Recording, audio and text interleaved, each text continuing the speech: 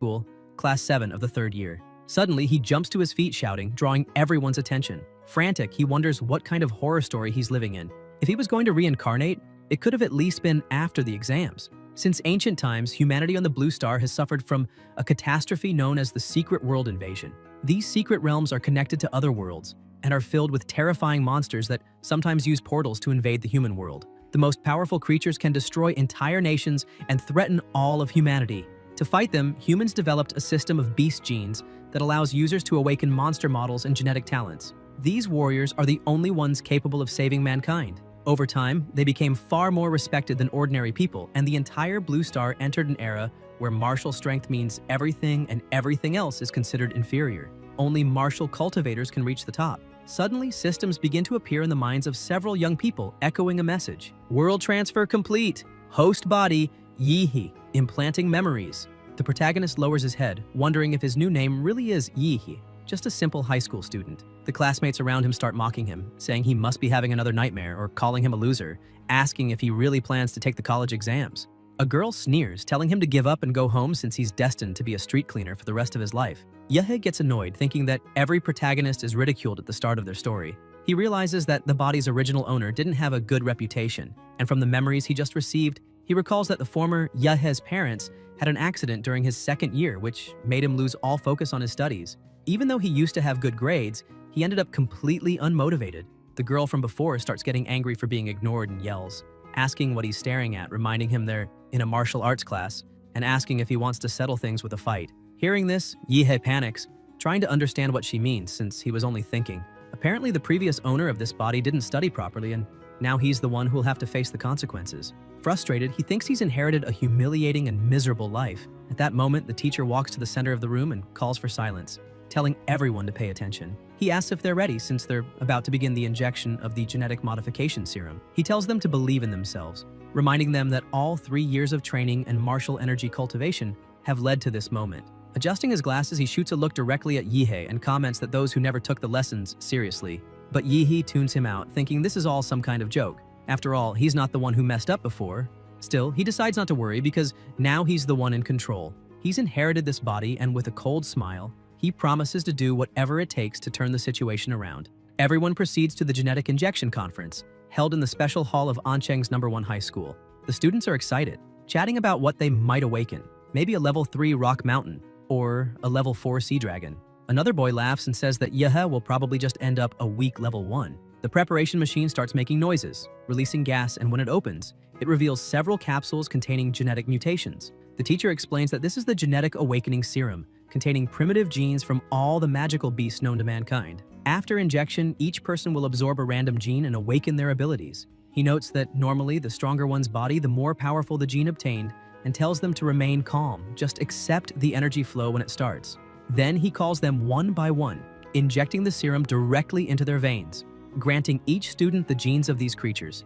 Immediately, a strange energy begins to radiate from their bodies, filling the hall with a powerful aura. Some start feeling sick, others faint, unable to withstand the pressure of the injection. Yehe watches in fear, thinking everyone's reacting strangely and that this won't be easy. Without hesitation, he injects the serum directly into the vein of his neck, saying that no matter what happens, he'll just get it over with. His eyes shine intensely, but nothing happens. The teacher approaches, remarking that apparently nothing much has changed. Yehe tries to play it off, saying maybe he got a faulty dose. The same girl mocks him again, laughing that he didn't awaken anything at all. She says a warrior without an awakening is like a bird without wings, doomed to crawl among the rest. She adds that it suits him perfectly and that now he can go sweep streets instead of trying to be a warrior. Yehe feels anger building up, remembering how she mocked him earlier in class. Suddenly, unbearable pain hits him, and he wonders what this feeling is.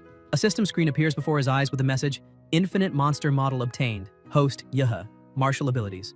Basic chi technique of the 9th student, palm block, iron body technique. Monster model extracted." Yehe writhes in agony while the girl watches disdainfully, asking what he's pretending to do, saying there's no reason to act if he didn't awaken anything. He shouts for everyone to back away immediately. She snaps back asking why, but Yehe, eyes glowing and a dense aura emanating from his body, warns that if they don't move now, it'll be too late. Then his energy erupts, transforming his aura into that of a colossal metallic monster. The pressure blasts the girl and everyone nearby away. The students scream that the shockwave was too strong, asking who could have awakened something so terrifying. Some complain that they can't stand the energy and start vomiting.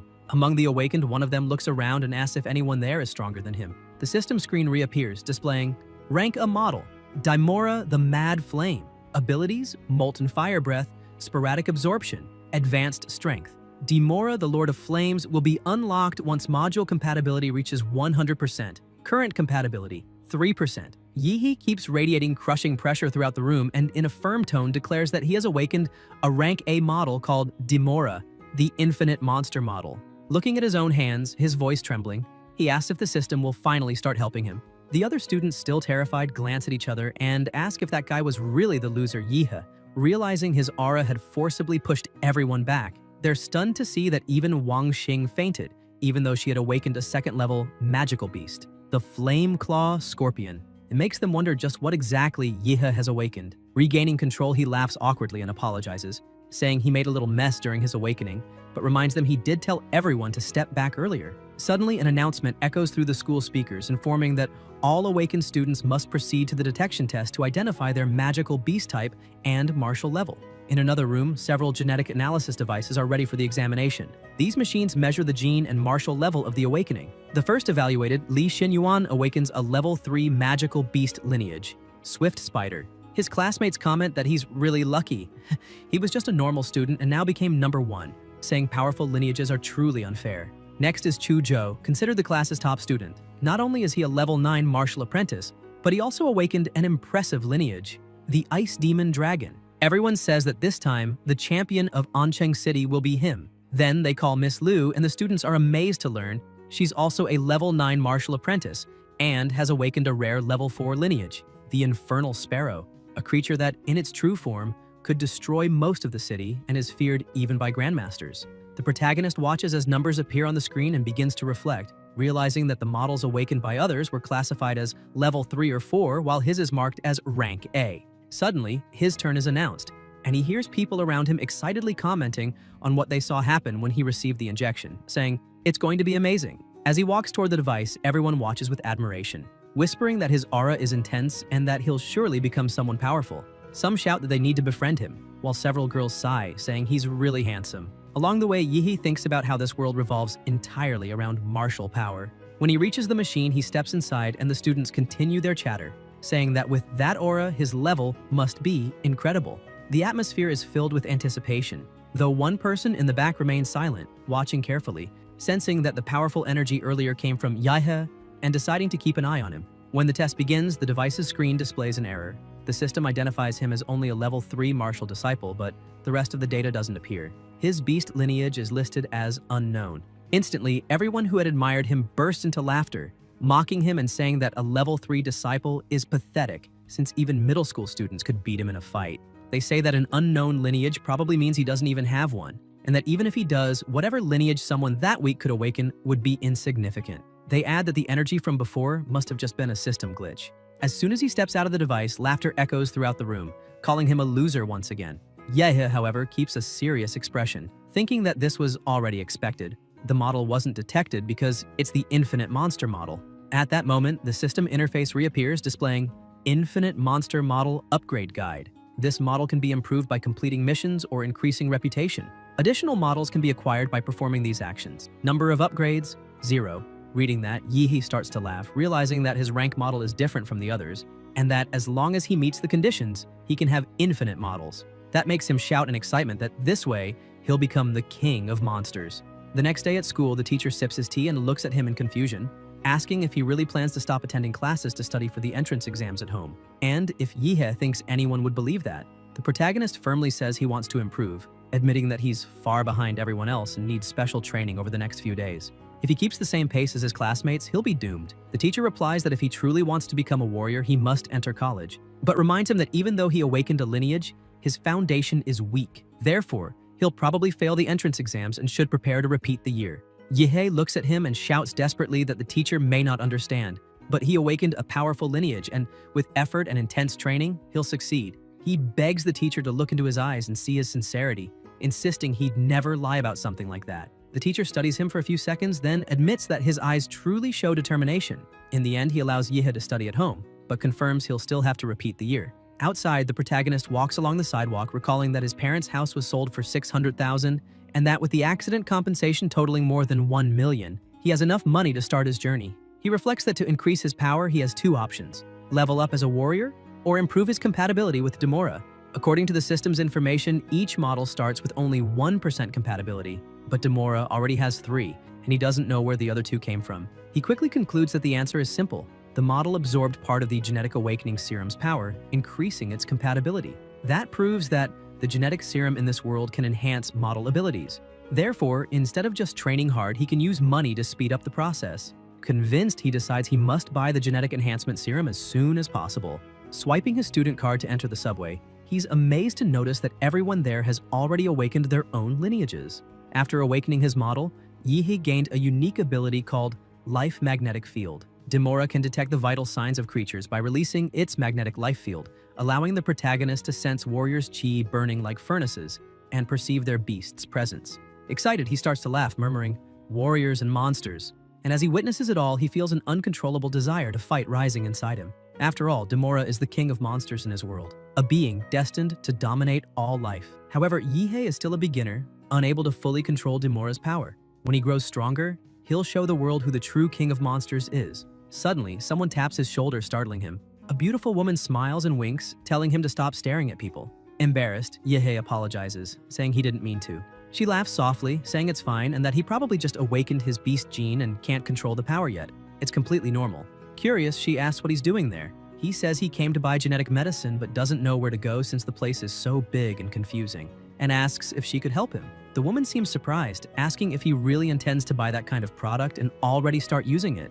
Confused by her reaction, Yihei asks if there's something wrong with that. She says no, but explains that genetic medicines are extremely expensive and that frequent use can cause resistance, reducing their effects over time. She advises that to maximize results, it's better to wait until his lineage reaches its peak. Yihei asks how much a genetic dose costs, and she explains that at his current level, he'll need a beginner's dose, priced at around 400,000. Hearing that, he feels discouraged, thinking it's too expensive. He couldn't even buy 5 doses with all the money he has. He asks if she knows anyone who could offer a discount. The woman hands him her business card, saying that with a recommendation from a veteran warrior, he might get a better price. Taking the card, Yihei thanks her sincerely and she smiles, saying that someday they'll meet again. Determined, he looks at the card and says it's time. Checking his balance, he sets out to buy, determined to invest in his growth. Later, in his apartment, under the light of the ship reflected through the window, a dense energy bursts from his body. The system screen appears, showing that the beast model, Demora, the Mad Flame, has increased its compatibility from 3 to 4%, and then to 7%. Yihei's body radiates more and more power, and the system also shows his stats rising from 10 to 15, while his weapon level reaches 7. Exhausted and drenched in sweat, he bends over, smiling with satisfaction, saying that this is how you level up. However, he notices that with each genetic dose, the progress becomes smaller, since as his body improves, further gains are harder to achieve. Still, he's satisfied, saying it wasn't bad at all as he achieved in a few minutes what others would take 3 years of training to reach. Thinking about it, he believes that if he can activate Demora's lineage power, he'll become #1 in the entrance exams. Looking at his hands and smiling, he reflects that if a loser can't surpass the ordinary, then he truly is worthless. With everything ready, he decides it's time to enter the secret realm. These portals are ranked from E to S, and the higher the rank, the stronger the beasts that dwell within. No human can defeat S-rank creatures. If they invaded the real world, they'd cause an apocalyptic disaster. After preparing, he heads to Ansheng's rank, E Secret Realm #3. Walking through the area, he notes there are fewer people than he expected, but realizes that's because the realm is old and most of its treasures have already been plundered, leaving only weak beasts, usually hunted by beginners. Approaching the receptionist, he informs her that he has a pass for Secret Realm #3. She asks him to sign the contract in front of her before entering. After filling out the form, he walks toward the portal, feeling his excitement grow. Gazing at the portal's light, he says, this is only the beginning of his journey to becoming the king of monsters, and without hesitation, he leaps inside. On the other side, he's awestruck by the sight of the Kanglan, Anhui, and Taijin stars shining in the sky, saying that even though he'd read about them in books, seeing them in person is completely different. Everything feels vast and magnificent. While still admiring the glow of the stars and the vastness of the place, a rabbit slowly approached.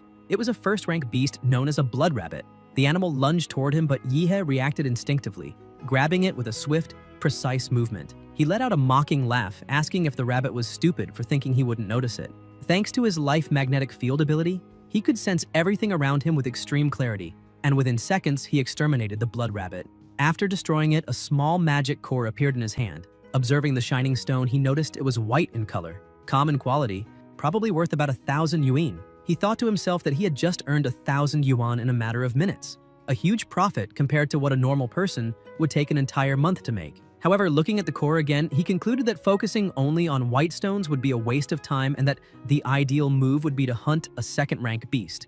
Just then, a roar echoed beside him. A grotesque creature emerged from the shadows, a second-rank demonic insect. Excited, Yi drew his dagger, ready to test his abilities. He charged forward and easily pierced his opponent, remembering what he'd read about that species in the monster encyclopedia. Compared to the steel-hard shell covering its back, the demonic insect's abdomen was much more vulnerable. The strike wounded it badly but also enraged it. The creature lunged at him and Yi dropped his weapon, channeling his energy and firing a beam of light resembling a kamehameha. The attack only made the insect angrier, and it counterattacked by spitting 2 poisonous projectiles. Startled, Yi barely dodged them and muttered in amazement, wondering if that monster's mandibles could really fire projectiles. Though he escaped, he grew furious at seeing his clothes damaged, shouting if the monster had any idea how much they cost. He soon realized that, at his current martial level, he couldn't defeat the creature without a powerful technique to back him up. Even with a deep dantian and above-average vitality, he could barely unleash half his strength. He blamed the body's former owner for being such a failure in studies and training. With no alternatives left, he thought there was no choice. He'd have to cheat. He focused and his eyes began to glow. A dense energy filled the surroundings as he shouted to Demora, enraged to activate the demon emperor lineage. His body transformed, arms covered in scales and bulging muscles like those of a real beast. His strength rose from 15 to 21 points. When the insect charged again, Yi leapt straight at it, diving into its mouth and tearing it apart from the inside, making its body explode outward. Gasping for air, he declared that, with his physique raised to 21 points, he had completely crushed the second-ranked demonic insect. Even after reversing the transformation, he had to release the excess heat built up inside his body. Thick smoke came from his hands, and he joked to himself that he was turning into a jet engine. Looking down, he noticed that his newly bought sword had been completely corroded by the monster's poison. A weapon worth 250,000 credits, destroyed by a mere second-rank beast. This had to be a scam, the quality control was terrible, and the review would definitely be negative. Soon after, his stomach growled loudly, and he realized that the energy consumption during the transformation must have been massive, since he was starving and hadn't brought any food. Suddenly, a delicious aroma filled the air, making his mouth water. The scent came from the green magic core the demonic insect had left behind. Without thinking much, he gave in to hunger and swallowed it. As soon as he did, a system window appeared before his eyes. Monster Model Demora, Enraged Demon Emperor. Compatibility increased from 7 to 7.3%. Yi widened his eyes, surprised to realize that compatibility increased by consuming cores. Smiling, he compared. He had spent hundreds of thousands on a genetic potion and gained only 1%. But a single green core raised it by 0.3. If he could get 3 or 4 of those, it would equal an entire potion. He also thought that the white core he'd picked up earlier would probably give at least 0.1%. Happy with the discovery but frustrated over the money he'd wasted, he laughed and cried at the same time, calling that world a true pay-to-win. Regaining focus, he placed 2 fingers on his forehead and murmured that he would turn all that frustration into motivation. He swore to himself that he'd hunt until he was completely satisfied. With a determined look, he activated his life field, expanding his senses to detect any demonic presence nearby. The following afternoon, the System tab appeared again, displaying Model Demora, Enraged Demon Emperor, Compatibility, 9% overall physique, 15.8. As he walked, Yi thought that after reaching 9% compatibility, consuming white cores no longer had any effect, so it was more worthwhile to sell them for money. When he arrived at the receptionist's desk, he poured them all onto the counter and stated that he had 20 white cores and 1 green. The clerk was stunned, asking if he was joking, since a mere high school student could never have gathered that much. After completing the sale, everyone in the area began staring at him curiously, but Yi ignored them, commenting that according to government rules, martial artists had to hand over part of their spoils. A green core was equivalent to 5 white ones. In total, he received 200,000 Xia Kingdom credits. Thinking about his next steps, he remembered that only 9 days remained until the college entrance exam and decided to head to Secret Realm D Class number 4. When he arrived, he noticed a group already gathered. The driver asked his captain, Lin, if they'd be able to complete the Jade Flower mission this time. Lin replied that during their last expedition, they had already found the area where it grows, but old Chen had been injured while fighting a monster and wouldn't be joining them. A woman commented that without him, only 5 people remained. Another warrior confirmed and reminded them that the rules required at least 6 participants to enter a D-class secret realm. Calmly, Lin said that wasn't a problem since he had contacted an agency that arranged a replacement. The captain, a level 2 martial artist named Lin He, approached Yi He and asked if he was the level 9 martial disciple known as Paisla.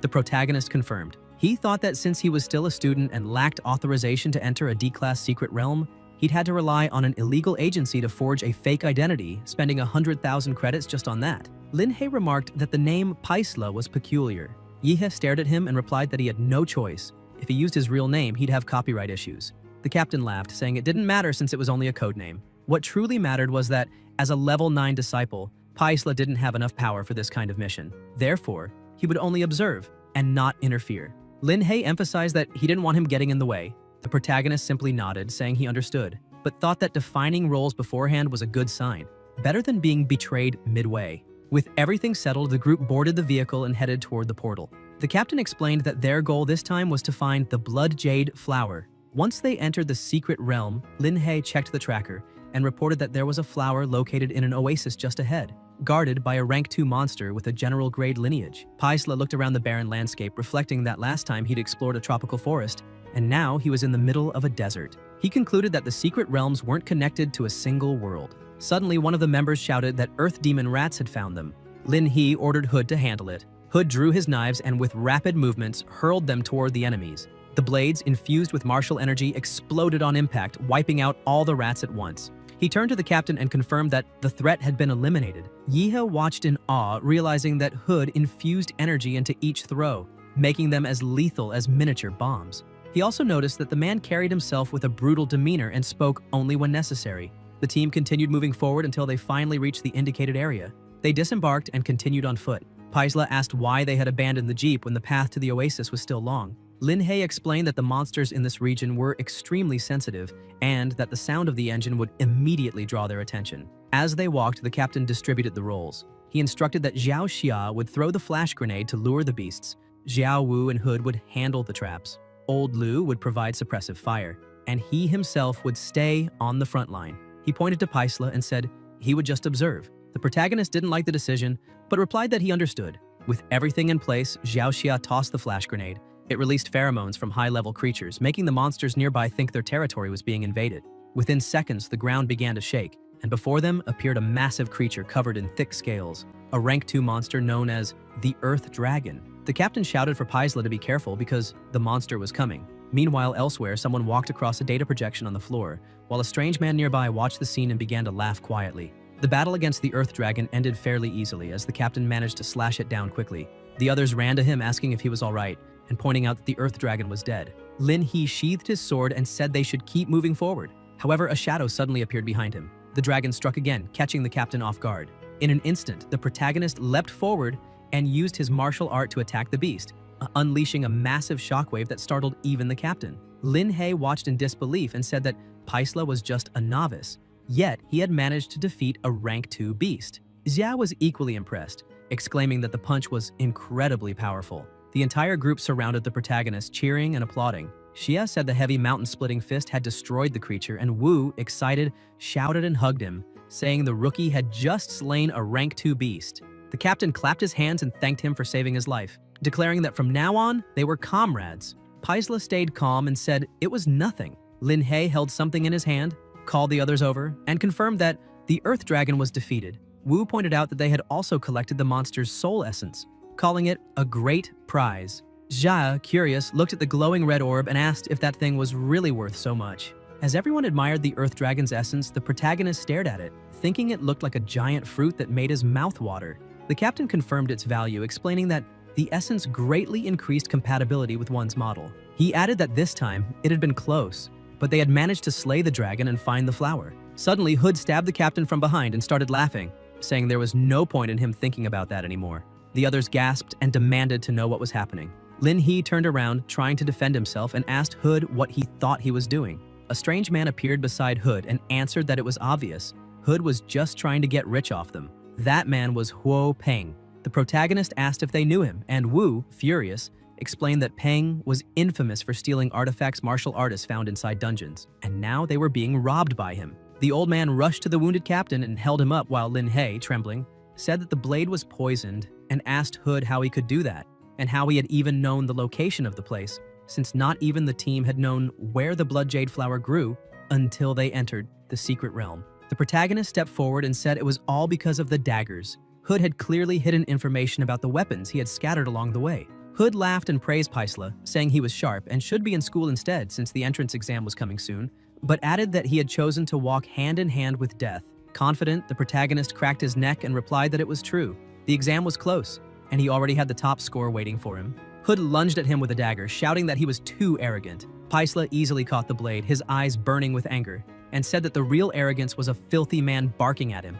He released a fierce aura and said all that noise was irritating, that it was time to take out the trash. Peng watched, laughing with excitement, saying the protagonist was fascinating and that he wanted his head. Hood, following his leader's order, charged with incredible speed, but all his strikes were nullified by a single roar from Paisla. The force of the impact sent sand flying across the desert, and Hood used the cover to attempt a sneak attack. He moved silently, trying to strike from above, but the rest of the group shouted that he was coming from overhead. Paisla had already noticed. Concentrating, he prepared his mountain-splitting martial technique, saying this was the perfect chance to test his new skill. With a single strike, the attack pierced straight through his enemy's body. Lin He trembled, stunned by what he saw, and exclaimed that Paisla had defeated Hood with just one blow, wondering if he was truly a novice. The protagonist remained calm as if nothing had happened, while Hood's body fell to the ground. Peng shouted, asking if that was a genetic technique, and which great family he came from. Paisla asked what he was talking about and replied mockingly that he was from the Demonra clan, then asked if Peng was about to beg for mercy. That infuriated Peng, who began releasing his power, saying that even if the protagonist had a genetic technique, he couldn't overcome the massive difference in martial strength between them. His body expanded, activating the Black Bear language and unleashing his full power. He charged using the Mountain Fist technique. Confident, Paisla ducked low and said he would start by breaking the bear's legs, striking with immense force and dodging the attack with ease. Peng used his momentum to leap into the air and try to hit him, but just before being struck, Paisla commented that second-class martial artists were indeed strong. His atomic breath hadn't even managed to shatter the man's ankle bone. Peng went for another attack, but the protagonist vanished and reappeared behind him, asking if he was done because now it was his turn. Paisla unleashed his mountain-crushing fist technique, delivering a devastating series of blows to Peng's body and defeating him effortlessly. Everyone in the group stood frozen, stunned by the overwhelming power before them. Lying on the ground, bleeding, Peng gasped that the protagonist's genetic technique released toxic gas and that such a thing was despicable. He said an evil martial artist like him would be cursed and punished. Paisla, eyes bloodshot and consumed by rage, prepared another strike and said the list of people who had cursed him just kept growing, asking who Peng thought he was to say such things. Sometime later in the central gymnasium of Ancheng, a great festival was about to begin. The place was packed, and the students who passed would receive scholarships. The commentator took the stage, greeted everyone, and announced that this year's selection for the martial arts universities was officially open, wishing all participants good luck. He explained that the exams followed a dual format. 2 candidates entered the arena, and whoever won advanced to the next round. The exam lasted 3 days. The first 2 were eliminations, and those who passed would move on to the third phase. Each student had to fight 3 times in the preliminaries, and the winners would continue until the champion was decided. The announcer concluded his speech by saying that they were the future of humanity and should fight not only for themselves, but for the entire human race. They must show their full strength in this exam. Then he officially declared the Ancheng City Martial Arts examination open. Battles in Arenas 1 and 4 began, but the commentator noticed an issue in Arena 6. One of the candidates hadn't shown up. He explained that the competitors for that arena were Xing and Yihe, both from Ancheng's first school. However, only Xing was present, and according to the rules, if the duel began and the other contestant didn't appear, they would be disqualified. Xing said that the humiliation at the genetic conference had been the worst moment of her life, and that she just wanted to use her fire scorpion to teach the protagonist a lesson. But it seemed that coward was too scared to show up. She called it a huge disappointment. The crowd began to murmur, saying it was pathetic, that he didn't even have the courage to appear for the exam. Someone added that he was probably hiding at home crying, and that people like him didn't deserve to be in high school. The referee blew the whistle, announcing that the time was up, and that Yihe of Ancheng's first school was therefore disqualified. Suddenly, a bright light burst across the sky, drawing everyone's attention. People wondered what it was, one remarking that the aura was unbelievably strong, questioning if it was even human, and what kind of power could let someone fly like that. The protagonist descended from the heavens like a meteor, crashing into the center of the arena and unleashing a crushing wave of pressure. Xing froze, confused, until she saw something appear before her. Yehe struck her directly in the face, sending her flying across the stage. He looked down at her and remarked that this time had been close, He almost would have had to wait for next year. Xing lay unconscious on the ground. The commentator announced that Yihei had won the first battle, emerging victorious. The crowd raised their hands, cheering wildly, shouting that he was unbelievably strong since he had defeated his opponent with a single blow and made a spectacular entrance. Excited voices in the stands said it must have been the legendary Heavenly Step technique. The system screen appeared showing that the host's total attributes had reached 225 and that the monster model Demora, Enraged Demon Emperor, had achieved 20% compatibility. Yihei was thrilled with the result, remembering that Captain Lin He had given him the Blood Jade Flower as thanks for everything he'd done. The fruit had greatly enhanced his body, though it had taken some time to take effect. Now he was fully ready. It was time to sit back and let the show begin. The first matches ended and the second round began. The commentator announced the next duel, Long Tao from Ancheng's 4th school versus Yihei. The fight didn't even last a minute before the protagonist won again. The 3rd school faced him next, but was defeated with a single blow, just like the others. The crowd went wild at his string of victories, exclaiming that he finished each battle with a single kick and moved straight to the next without wasting time. A true human super kick. The commentator raised his hand excitedly and declared that Yihei from the 1st school had won all 3 fights and advanced to the 3rd stage. When the round ended, the protagonist began walking through the area and many people rushed to him, inviting him to their universities and begging to add him as a friend. Even private universities were after him. Yihei could barely move as people surrounded him from all directions, each calling his name and trying to convince him to enroll in their institution. Then, a woman approached and asked if he already had a university in mind. He looked at her curiously and, apologizing to the others, replied that he intended to attend the capital university. The moment he said that, everyone began to step back, murmuring that he hadn't even reached the finals yet and was already full of himself, saying that once he lost, there would be no point in asking for help. The protagonist was surprised, asking if they were serious and if they truly didn't believe in him. Even so, he said he understood. After all, the capital university was the best martial arts school in the Xia kingdom, one of the top 5 in the world, the dream of any martial artist. He thought about how, in second-tier cities like Ancheng, only the very best had any chance of getting into such a sacred place. But in the end, martial artists prove their worth through strength. When he wins the tournament, he'll see what everyone has to say then. Suddenly, 2 men in suits approached, calling his name and showing him a document, asking him to cooperate for a reevaluation of his martial level. After the test, both were astonished to confirm that Yihei had become a level 9 martial artist. They remarked that only 15 days earlier, he hadn't been above level 3.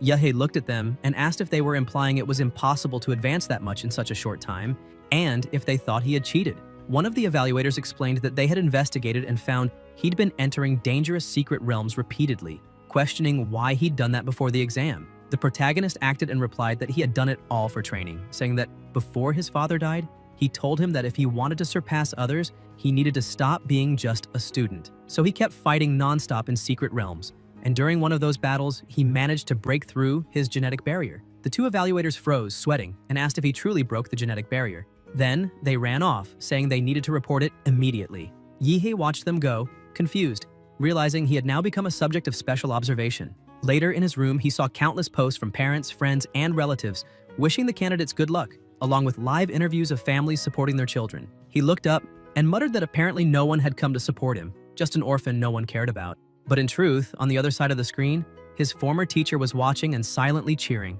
hoping he would fulfill everything he had promised. The next day, in the first round of the qualification stage, the protagonist from the 1st school was set to face Luo Zhuan from the 3rd school. People whispered that they remembered that name. Zhuan had been number 1 in the 3rd year, a level 8 martial artist who had awakened a rare magical beast lineage, and both his parents were martial artists too. They concluded that Yihei was doomed. The protagonist, however, ignored it all and simply asked if they could start already. That irritated Zhuan, who asked if Yihei really didn't know who he was. The protagonist replied that knowing or not didn't change the outcome of the fight. Zhuan laughed and released his power, saying it didn't matter. The result was already decided. He would be the winner. He activated the demonic Mark Awakening and, with his power amplified, charged forward, saying he hoped Yihei was lucky enough not to die on the spot. He then unleashed the Thunder Dance technique. Yihei calmly caught the attack with his bare hands, saying it wasn't bad, but still far weaker than that bald guy's strike. Zhuan screamed in pain as his hand burned and fell to his knees in despair. The protagonist raised his hand and struck, slamming him into the arena floor. Then he laughed, asking if there wasn't a single decent opponent in the entire tournament. The commentator announced that Yihei was once again the winner, pointing out that it was another clean hit and that he had just defeated one of the favorites. The crowd erupted, astonished at how easily he had won, commenting that Zhuan had looked so imposing and was suddenly sprawled on the ground. They remarked that Yihei's composure was that of a true master, and that his level was far beyond the other competitors. A truly absurd gap. Women in the audience screamed excitedly, saying, "Now that's a real man," and that they wanted to have his children. Even though he had only used his hand this time, the audience joked that it still counted as a single strike. The crowd kept roaring, fascinated by the protagonist's overwhelming display. As Juan was carried off on a stretcher, Joe approached Yihei and said that since he was the chosen one, he'd be the one to take him down in the finals. Meanwhile, in the Capital University's live broadcast room, one of the staff pointed at the screen and shouted for all information on Yihei to be pulled up immediately. In another battle area, the second bracket was on fire, the audience fully engaged as two dazzling twin girls fought. The match was between Kai Xiaoling, known as the queen of Ancheng's second school, and Liu Qingshu, the untouchable flower of the first school. Xiaoling taunted her, saying she couldn't stand her opponent's cold, emotionless face. Qingzhu simply stared at her in silence. The referee gave the signal to start, and Xiaoling dashed forward, laughing, and saying she wanted to see if Qingzhu would keep that arrogant look once she was lying on the ground. The girl from the first school activated her martial art, the Liu family's secret art, Beloved Sovereign. The two exchanged swift attacks, dodging and countering each other with precision. Xiaoling intensified her strikes, saying it was time to get serious, and activated her explosive fist technique. She found an opening and attacked without hesitation, but realized too late that she'd fallen into a trap. Her arm was caught by the airwaves Qingzhu had created, preventing her retreat. Qingzhu seized the moment and used the soul-reaping technique. The commentator was astonished, saying that such a high-level technique shouldn't even be possible for a high school student. He added that with that kind of talent, she wouldn't even need to take the exam. She could get a direct recommendation to a capital university. But at the last second, Xiaoling transformed, unleashing her full power. Her lineage awakened. Shadow Tiger. The commentator exclaimed in disbelief, saying she had managed to awaken a third-grade lineage. The strength of the Shadow Tiger was legendary, and controlling such power was nearly impossible. He said this girl had a brilliant future ahead of her. Xiaoling, in her complete transformation, revealed her lineage, the Phantom Shadow Bird. Qingzhu, still calm and cold, simply said it was fine. Xiaoling lunged, mocking and asking if she really thought she could win. Qingzhu fought back using her family's secret arts, her movements graceful and precise, almost like a dance. She blocked and dodged every strike with ease. Xiaoling grew more aggressive, activating the tiger's brutal kick technique. Qingzhu remained composed, focusing energy into her fingertip, the legendary, primordial Jade Finger. With a single touch, she halted the kick, triggering a massive burst of energy that engulfed the entire arena. The commentator exclaimed that the collision between their powers was absurd, filling the field with thick smoke, and wondered who would still be standing at the end. The audience held their breath, trying to see through the haze. Slowly, the smoke cleared, revealing Xiaoling still standing. The commentator noted that she remained on her feet, but moments later, she collapsed unconscious. Qingzhu stood unharmed, her serene expression unchanged. The commentator declared that she was unshaken and emphasized that, with just one martial technique, she had crushed a level 9 opponent with an awakened lineage, something worthy of a prodigy born once in 100 years. He officially announced Qingzhu's victory. The crowd went wild, calling her a monster and praising her overwhelming power. With the matches over, the quarterfinal draw began. The commentator announced that the next to draw would be the protagonist. Yihei reached into the container and pulled out a ball marked with the letter A.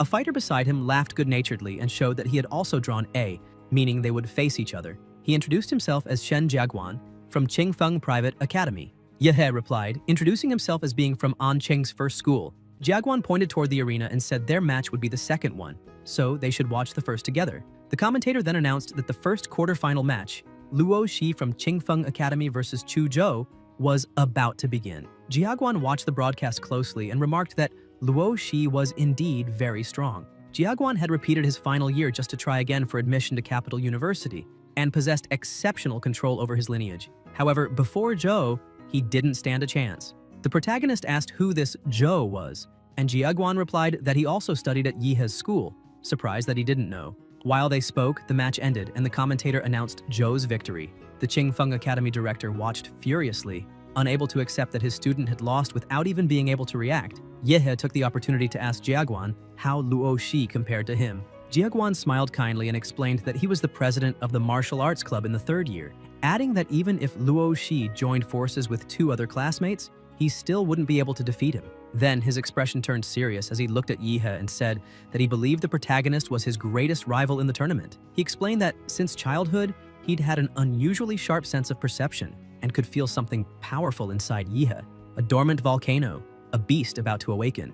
Then, smiling again, he said he hoped for a great match, because it was time for the two of them to face each other. They walked to the center of the arena, and the commentator announced the start of the second quarterfinal match. Shen Jiaguan from Qingfeng Academy versus Yihe from Ancheng First School.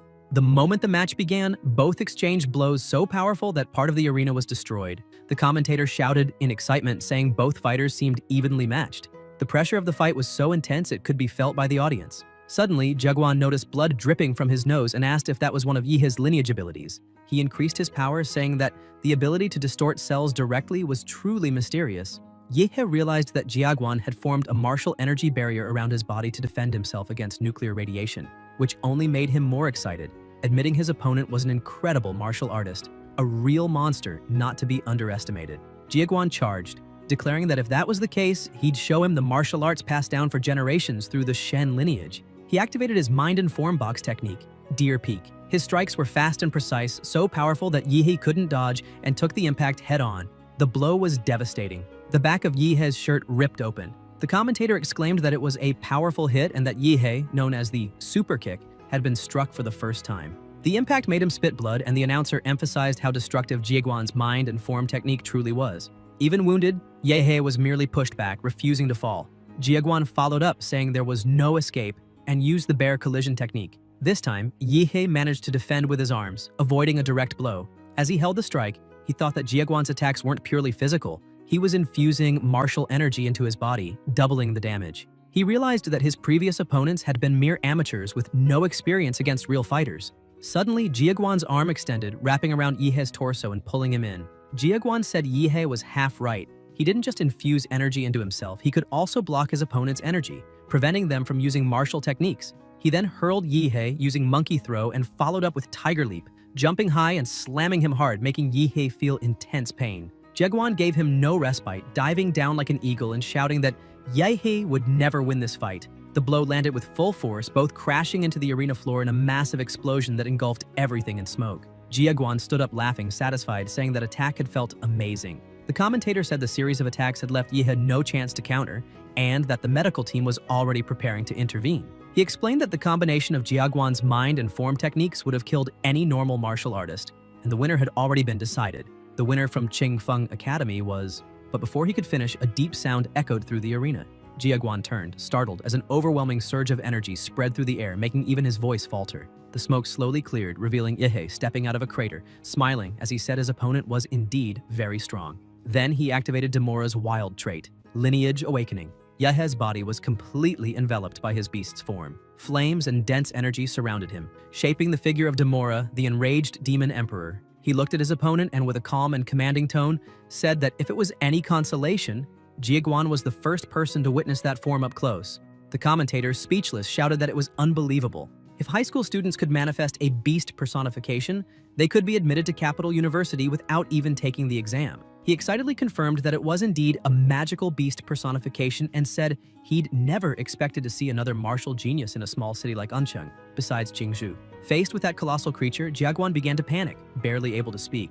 The protagonist walked slowly toward him, and Jiaguan, voice trembling, admitted he never imagined his opponent's awakening would involve such a high-level lineage. Meanwhile, one of the examiners monitoring the fight through his headset suddenly heard strange noises. They all use these devices to track battles precisely. He stood up, in shock, as an alert appeared on his interface.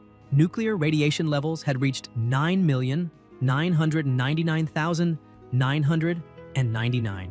The examiner shouted, asking what was happening, stating that the radiation had surpassed all safe limits. The commentator, noticing the evaluator's reactions, announced that after witnessing Yihe's beast personification, they had detected something abnormal and were sealing off the arena with martial energy to contain a possible nuclear leak. The audience was stunned, and people began asking if anyone knew what kind of beast he had awakened. Another student replied that he'd heard Yihe had awakened an unknown beast, but no one believed something that powerful could come from an unregistered species. The protagonist thought that apparently there was no other creature like Demora on Blue Star. That's why no one recognized it. Jiaguan noticed his nose bleeding again and realized his martial shield could no longer block Yihe's overwhelming energy. He concluded he couldn't prolong the fight any longer, and decided to risk everything, activating the Golden Star Demon Monkey Lineage Awakening. The commentator nearly screamed, exclaiming that it was another third-order royal lineage, and that this year's entrance exam was full of monstrously strong candidates.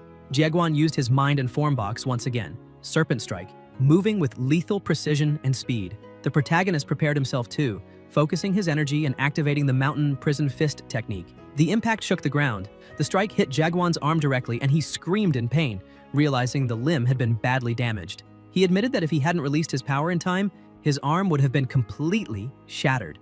Breathing heavily, he said that earlier he had talked too much, but now he was just getting beaten. Yihe approached him steadily, eyes firm, and said, Jiaguan was an incredible opponent, but the result wouldn't change. The commentator narrated with enthusiasm, explaining that in the second quarterfinal match for Capital University's entrance exam, two high-level lineages were clashing. On one side, a third-order royal lineage. On the other, an unknown magical beast lineage, something rarely seen. Jiaguan tried to analyze the situation but realized that since Yihe's awakening, his power had become immeasurable. He could no longer withstand the pressure and knew that if it continued, he would be crushed. He tried to retreat and counterattack, but Yihe gave him no time.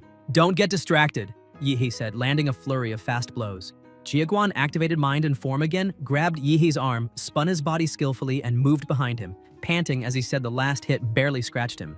This was his real move. He jumped high and unleashed the giant elephant paw strike, shaking the entire arena with the impact. But when he stepped back, he froze in disbelief. Yihe stood completely unscathed, arms crossed, watching him calmly.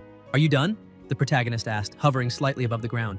Now it's my turn. He charged forward like a king ready to crush everything before him. But before the blow could land, Jiaguan dropped to his knees, exhausted, shouting that he surrendered. The protagonist stopped, confused, not understanding what had happened, then exploded in frustration. He shouted angrily, saying he'd waited so long for his turn and now the moment was ruined. Taking a deep breath, he calmed down, lowered his hand, and said he'd let it go. He released the built-up energy, returning to his normal form, and remarked that, according to the rules, once an opponent surrenders, the other can't continue the attack. The commentator announced that the match was over, and once again, victory belonged to Yihe. The crowd went wild, shouting about how incredible the protagonist was. Social media exploded. People began making memes of Jiaguan. Before the fight, confident and sure of victory.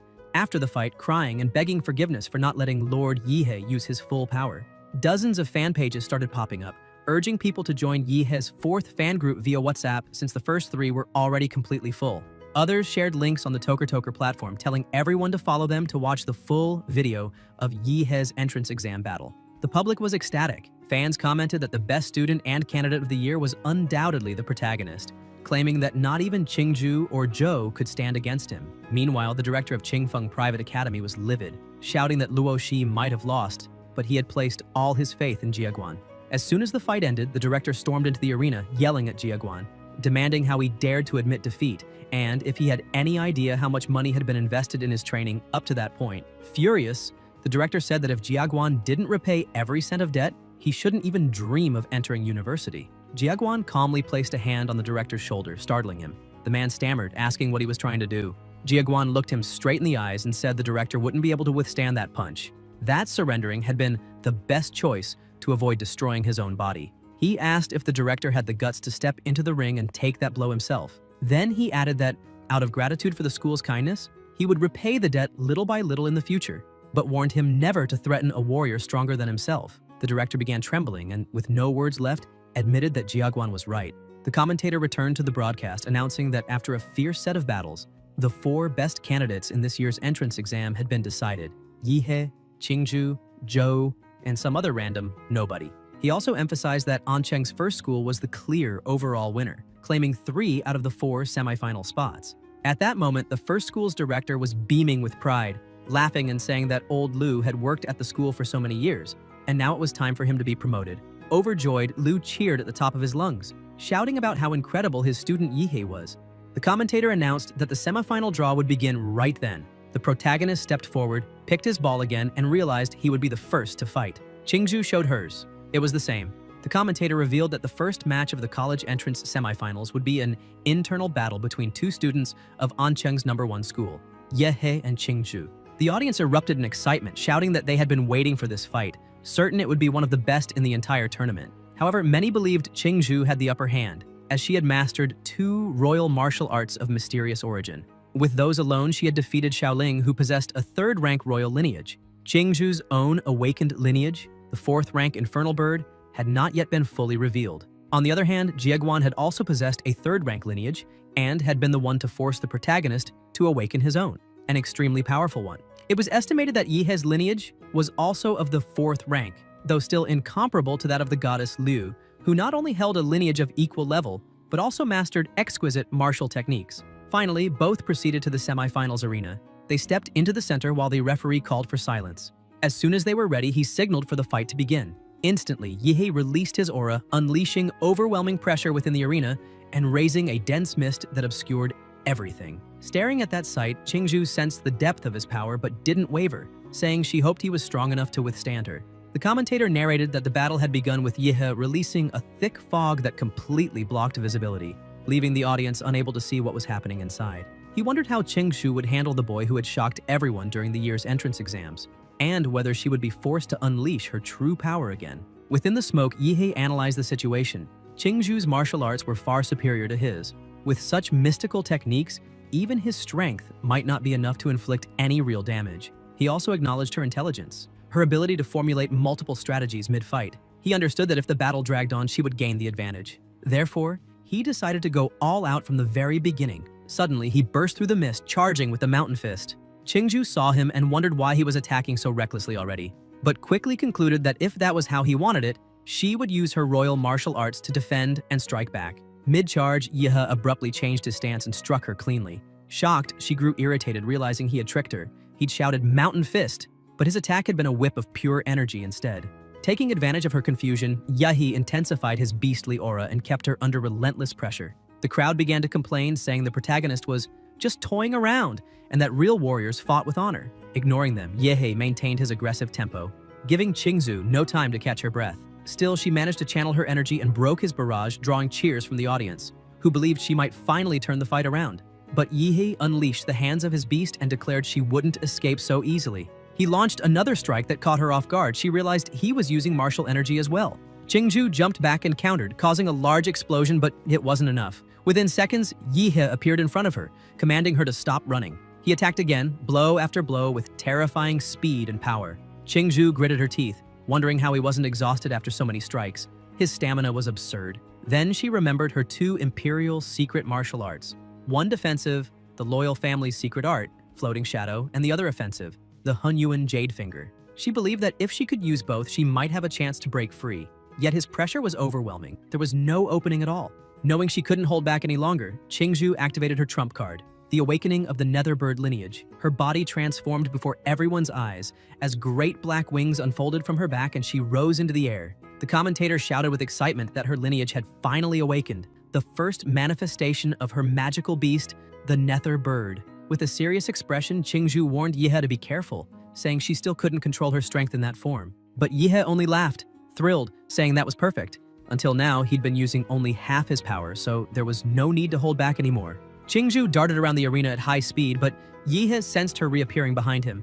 Without hesitation, she unleashed the imperial secret technique, Hunyuan Jade Finger. In the midst of the furious clash, Yihei grinned wildly and activated his atomic fist. The collision between their attacks generated a colossal surge of energy that filled the entire arena. The audience groaned, many feeling dizzy, complaining that the pressure was so immense it was hard to breathe or even keep their eyes open. Qingzhu was forced back several steps and, upon looking ahead, was stunned. Yihei's energy was overflowing, his body radiating the aura of a raging beast. The commentator reminded everyone that this was just the first semi-final match, yet the protagonist's unleashed power was already shaking the entire field, the roaring energy deafening. Qingzhu stared in disbelief, her voice trembling as she muttered that this level of energy couldn't be good. The commentator, equally shaken, tried to make sense of it, explaining that Yihei's beast form seemed to be absorbing energy instead of losing it. He described how the spines along Yihei's back were storing vast amounts of energy and converting it through his mouth. Then, in a flash, Yihei fired the atomic energy beam straight at her. Qingzhu tried to shield herself with her wings, but even with her latent awakening, she could tell the blast was far stronger than expected. She immediately used the feather deflection technique. The commentator cried out in panic. The energy beam had been reflected by Qingzhu's feathers and was now hurtling toward the audience. Chaos broke out in the stands, but before disaster struck, a barrier of energy materialized, blocking the scattered blasts. It had been conjured by the city's mayor, Huang Qing. He raised his voice, calling for everyone's attention and declaring that the strongest champion in Anqing's history would be born that day. The crowd erupted, cheering as the commentator praised the mayor for protecting them. Inside the arena, however, blood began dripping to the floor. Qingzhu was gravely injured, her wings torn to shreds. Trembling, she faced the protagonist and admitted in a weak voice that he had shattered her bird's defense with a single strike. Shaken, she began doubting herself, wondering if she could still defeat him. At that moment, her mind drifted back to childhood memories, voices telling her she was the Liu family's hope, that she must never lose. She remembered that her ancestors watched over her, and that disappointing them would be unforgivable. She thought of her mother, who had dedicated her life to training her so she could one day restore the Liu family's honor. For that reason, she felt she had to win, no matter the cost. In her mind, she saw herself as a frightened child, her mother kneeling beside her saying she must win not only that tournament but also in life itself. The pressure was suffocating. Qingzhu could barely breathe. Back in reality, she looked at Yehe, realizing how exhausted she was. She acknowledged his strength and, confused, smiled faintly, wondering if it was normal to feel okay with not being able to surpass someone so strong. Even so, she rushed forward again, asking him to look at the opening she was leaving and finish her off once and for all. But Yehe didn't move. He let her hit him directly as if it were nothing. Shocked, she asked why he hadn't dodged. With a cold, steady gaze, he asked if she had already lost her fighting spirit. Qingzhu froze at his words. Irritated, Yehe said she couldn't even meet his eyes, and, enraged, gathered a massive surge of energy, shouting that he would claim that damn title fair and square. Stunned, Qingzhu couldn't react as he struck again, slamming her to the ground. The protagonist stared down at her, demanding that she start taking it seriously. Then he charged forward at a high speed, asking if she still couldn't react and ordering her to move faster.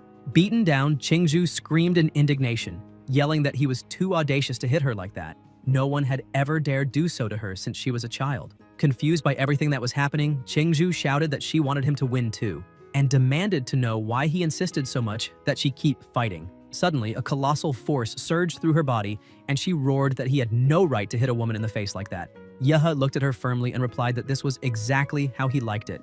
If she didn't want to be hit, then she should get up and fight. Qingzhu then activated the forbidden martial art blood combustion. New, immense wings unfolded behind her, shimmering with fiery brilliance, and her entire outfit transformed, reflecting the true form of her magical beast. Staring at the protagonist, she declared that she would now fight with all her strength and defeat him, just as he seemed to want. Yehe watched her transformation and burst into manic laughter, saying that she had finally revealed the true form of her beast. Now, things were finally getting interesting. He too transformed completely, declaring that if that was the case, he could no longer hold back. When his transformation was complete, his power flared violently as he activated the Qi Gong technique, a fusion of the Demora model with his internal energy flow, the nuclear combat body. The protagonist stepped forward and said he hoped they would have a good fight. Qingzhu glared back and unleashed her ability Razor Hurricane. Yet Yehe charged straight in without hesitation, plunging directly into the storm and activating Explosive Fist. At that same moment, Qingzhu gathered energy in her mouth and unleashed a devastating roar, the Atomic Breath. Their powers collided violently, sending shockwaves through the arena. This time, the protagonist was thrown back, though the blast wasn't strong enough to injure him. He smirked and asked if she thought she was the only one who could roar. He then focused energy into the spikes on his back. Qingzhu recognized the movement. It was the same attack as before, but she didn't intend to retreat this time. Closing her eyes briefly, she concentrated, opening small gaps in her defense to execute the Liu family's most powerful technique. Gathering every bit of energy she could, she shouted that now they would fight as equals. Yehe fired the atomic laser, while Qingzhu activated her lineage skill, the infernal blood spikes. The two attacks collided at the center of the arena. Seeing what was about to happen, the commentator warned that both attacks were extremely powerful and would create a catastrophic explosion. Neither of them would be able to control the outcome. Once again, the mayor intervened. Using his genetic technique, he conjured a massive wall called the Divine Energy Wall. The attack struck it, obliterating it instantly and sending a massive shockwave rippling through the entire arena. The crowd was in disbelief, wondering if that wall had truly been conjured by the mayor and if he had actually managed to contain the explosion. If he hadn't, everyone would have been doomed. Watching silently, the mayor thought to himself that the 3 divine walls he had erected were improvised and not as solid as they should have been. In the end, the 2 attacks had neutralized each other. He couldn't believe 2 candidates of such monstrous power existed in the same entrance exam. As the smoke slowly cleared, one of the figures appeared, her arm dripping with blood. Qingzhu was on her knees, her left arm badly injured. Struggling to breathe, she admitted that her true form's power had reached its limit, but she still insisted she could fight. From within the smoke, the protagonist emerged slowly, standing before her completely unharmed. Qingzhu looked at him in disbelief, unable to understand how her attacks had hit but done nothing. He told her that if she didn't purge the nuclear radiation within her body, she could suffer permanent damage and even lose the ability to fight in the future. Trembling, she began to cry, shouting that she wanted to fight him up to that point and asking why he had pushed her so hard to continue. Yehe crouched down in front of her, looked into her eyes, and asked whether she truly hadn't wanted to fight him, or if she was just being stubborn, refusing to admit her own competitive spirit. He told her that while she fought with everything she had, he could feel her desire to win, something he deeply admired in her. His words left her speechless. Qingzhu reflected and realized he was right. She truly had wanted to defeat him. That was why she had abandoned her defense and gone all out. The realization confused her. She had always hated fighting and just wanted to be done with it. Yet during this battle, she felt something different. The thrill of fighting not for others, but for herself. Yihei placed a hand on her shoulder, making her blush slightly. Then he began drawing out the radiation from her arm, healing her wounds instantly. He said she had been too distracted during the fight, and that was why she lost. Qingzhu looked at her arm, astonished. Both the radiation and her injuries were gone. The protagonist smiled, saying that despite everything, she was still the strongest opponent he had ever faced, and next time, he wanted a pure, unrestricted fight with her. Qingzhu looked at him with admiration, her eyes shining. For the first time, someone was seeing the person behind her power. As the smoke fully cleared, the commentator's voice echoed through the arena, announcing that Yihei was still standing at the center. The protagonist released her arm and smiled as the commentator declared the end of the first semifinal match, announcing that the representative of Ancheng's first school had claimed another victory. He then added that following Yihei's triumph, Zhou had also emerged victorious. As expected, now the greatest climax of the Ancheng entrance exam was about to begin, the final battle for the highest score between Yihei and Zhou. Viewership skyrocketed as the commentator shouted that the showdown was about to start. Zhou drew his sword and began to speak, but Yihei interrupted with the same confident smile as before, challenging him to come at him with everything he had. Zhou didn't hesitate. He dashed forward, activating the 7 stellar steps technique. His speed was astonishing, while the protagonist remained still, gathering his energy. Then Yihei struck the ground with atomic burst, sending shockwaves across the entire arena. Zhou retreated, realizing that Yihei had been too lazy to look for his real body and instead unleashed a massive attack that hit all of his clones at once. Even with his defensive ability, he knew he couldn't face that kind of power head-on. No warrior his age could. What he was witnessing was a true anomaly. Zhou took a deep breath and changed tactics. If he couldn't fight directly, he would wear him down from a distance. He then awakened his elemental ice dragon lineage and activated Freezing Pulse. The audience screamed in awe as the entire arena filled with ice. The attack engulfed Yihei, trapping him inside a gigantic block of frozen crystal. Many shouted, believing that Zhou had actually defeated the great demon Yihei. The commentator cried that the freezing pulse was so powerful, it had created a real iceberg, freezing the protagonist solid. But after the attack, Zhou felt the toll on his body. Channeling that much icy energy had drained him completely. Suddenly, the commentator urged everyone to look. The ice was melting. A ray of radiation sliced through the frozen wall, shooting straight toward Zhou, who froze in shock, unable to believe it. The protagonist shattered the ice prison effortlessly. Zhou tried to react, raising a wall of ice to defend himself, but the impact destroyed everything, though he barely managed to survive. Yihei stepped calmly from the wreckage, saying that Zhou's dragon of ice had never worked and never would. Apparently, he was the perfect counter to anything cold. Taking a deep breath, he said the gap between their strengths was immeasurable. Enraged, Zhou shouted for Yihei to take his final attack. His ultimate technique, originally meant for Qingzhu. Gathering the last of his power, he formed a colossal sword of pure ice, the soul-annihilating sword Intent. The mayor watched in astonishment, recognizing the technique and wondering how someone so young could wield such power. Zhou poured his entire soul into the strike and lunged, slashing at the protagonist. Blood splattered, but all he managed was a small scratch on Yihei's hand. The protagonist smirked, saying that when Zhou had a better sword, maybe he'd have a slim chance at victory. Desperate, Zhou watched his weapon shatter completely. Out of options, he looked at the protagonist and asked what his odds of winning truly were. Yihei laughed and replied that they were probably a little better than becoming successful livestock. Zhou finally understood the vast difference between them. Drained, he returned to normal, raised his hand, and surrendered. The commentator shouted with overwhelming excitement that the winner of Ancheng's college entrance final was Yihei. The crowd exploded into cheers, once again hailing the protagonist as an absolute legend. They said everyone had been right from the very beginning. Even though Zhou was incredibly strong, he was nowhere near Yihei's level.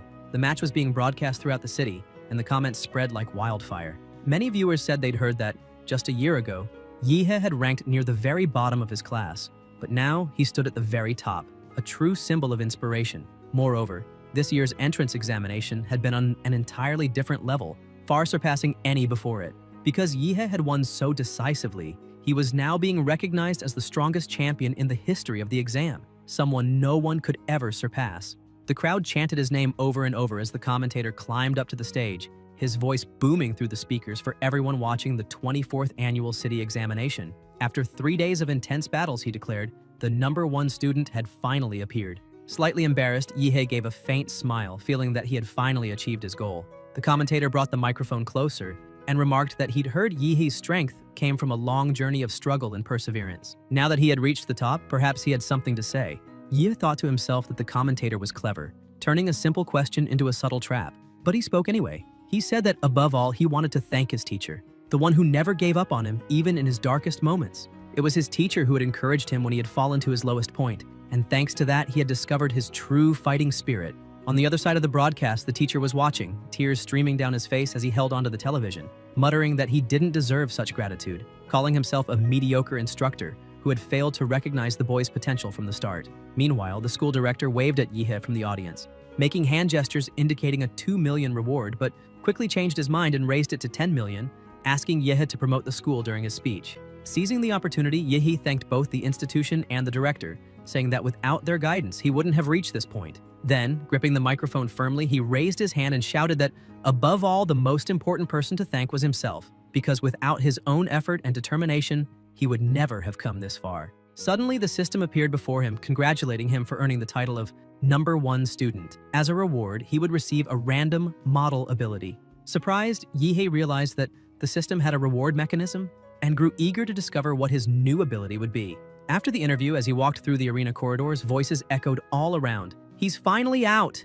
Dozens of people rushed toward him, trying to get another interview, bombarding him with questions about the university, the difficulties of the tournament, and his personal impressions. The protagonist ran to escape, begging them to stop following him, but one reporter caught up and asked an inappropriate question, making him run even faster, saying he didn't have time for that nonsense. After a long chase, Yihei finally reached the basketball gym, panting but relieved to have shaken off the crowd. What truly made him happy, however, was the realization that he wasn't limited to a single combat model. He could gain more abilities through the system. At that moment, a figure appeared beside him, congratulating him on his victory and for achieving first place. Startled, Yihei thought it was another reporter, but the man removed his hat and told him not to be mistaken. He wasn't a journalist, but someone from Huadu. The stranger looked him straight in the eyes and said it was time to discuss the matter of his genetic trait.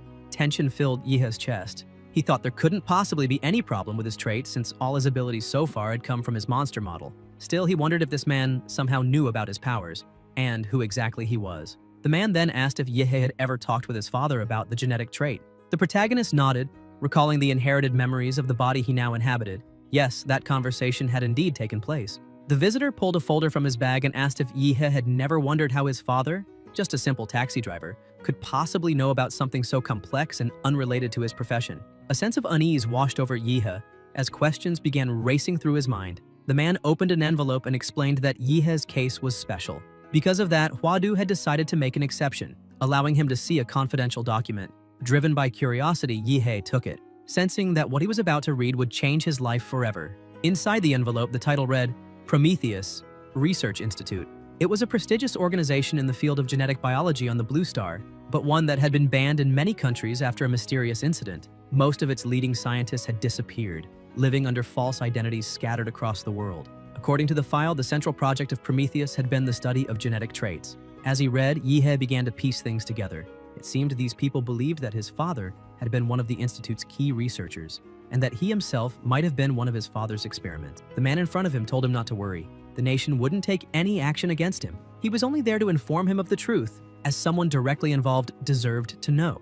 Yihei silently wondered if the man would be offended, if he said he wasn't even remotely concerned. The visitor went on, saying that Yihei had been an essential part of the project and that was why they wished to protect him. Feeling a mix of pride and irony, Yihei replied that it might be troublesome for them since famous people tend to attract problems and attention. But society adapts quickly to that sort of thing. The man simply smiled and said he would take his leave for now.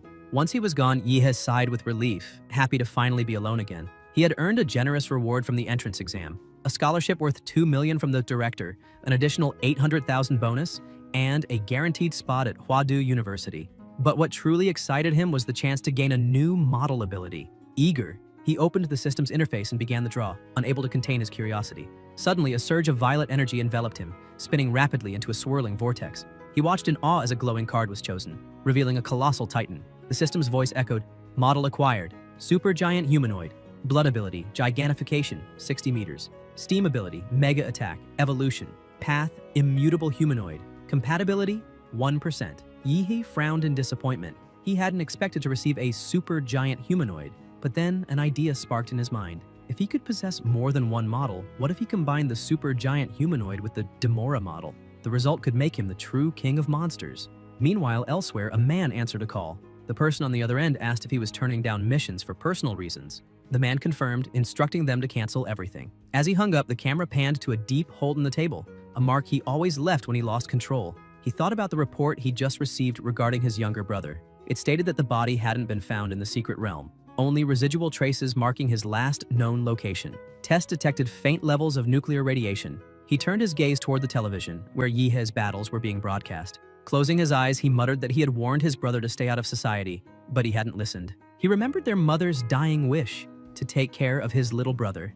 As the news anchor announced that Yihe had won the city's final exam, the man stepped closer to the screen, trembling with laughter, saying that the boy must be a genius, that Hwadu University would surely try to recruit him. But then his tone shifted, turning cold. "What a pity," he said.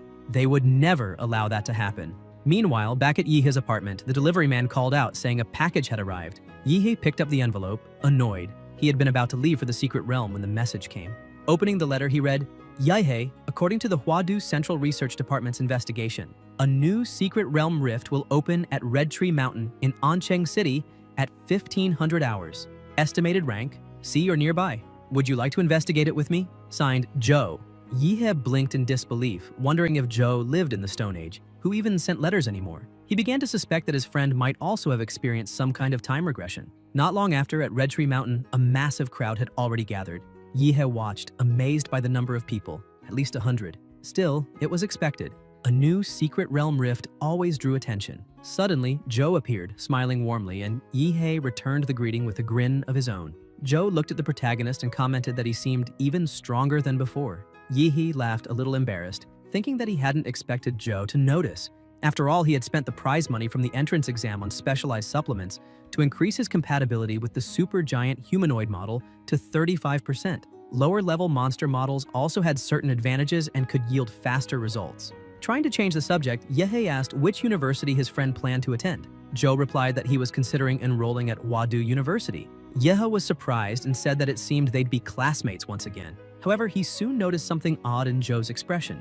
At that moment, shouts echoed across the clearing. The rift was opening. As the tear in space began to widen, a monstrous creature crawled out from within. The warriors nearby tensed, and one shouted that the passage had finally been opened, ordering everyone to attack and defeat the beast so they could enter the secret realm rift. The fighters rushed forward, weapons blazing, and Yihe quickly realized how dangerous it was to stay exposed outside. He warned Joe that it was too risky. They needed to move. After slaying the beast that guarded the entrance, the group managed to pass through the portal and entered the secret realm of Red Tree Mountain. Inside, Yihe and Joe followed the band of warriors until the protagonist caught a metallic scent in the air. Blood. Suddenly, someone shouted that a whole army of beasts was waiting for them. Chaos erupted as an intense battle broke out. Warriors charged forward, cutting down monsters left and right.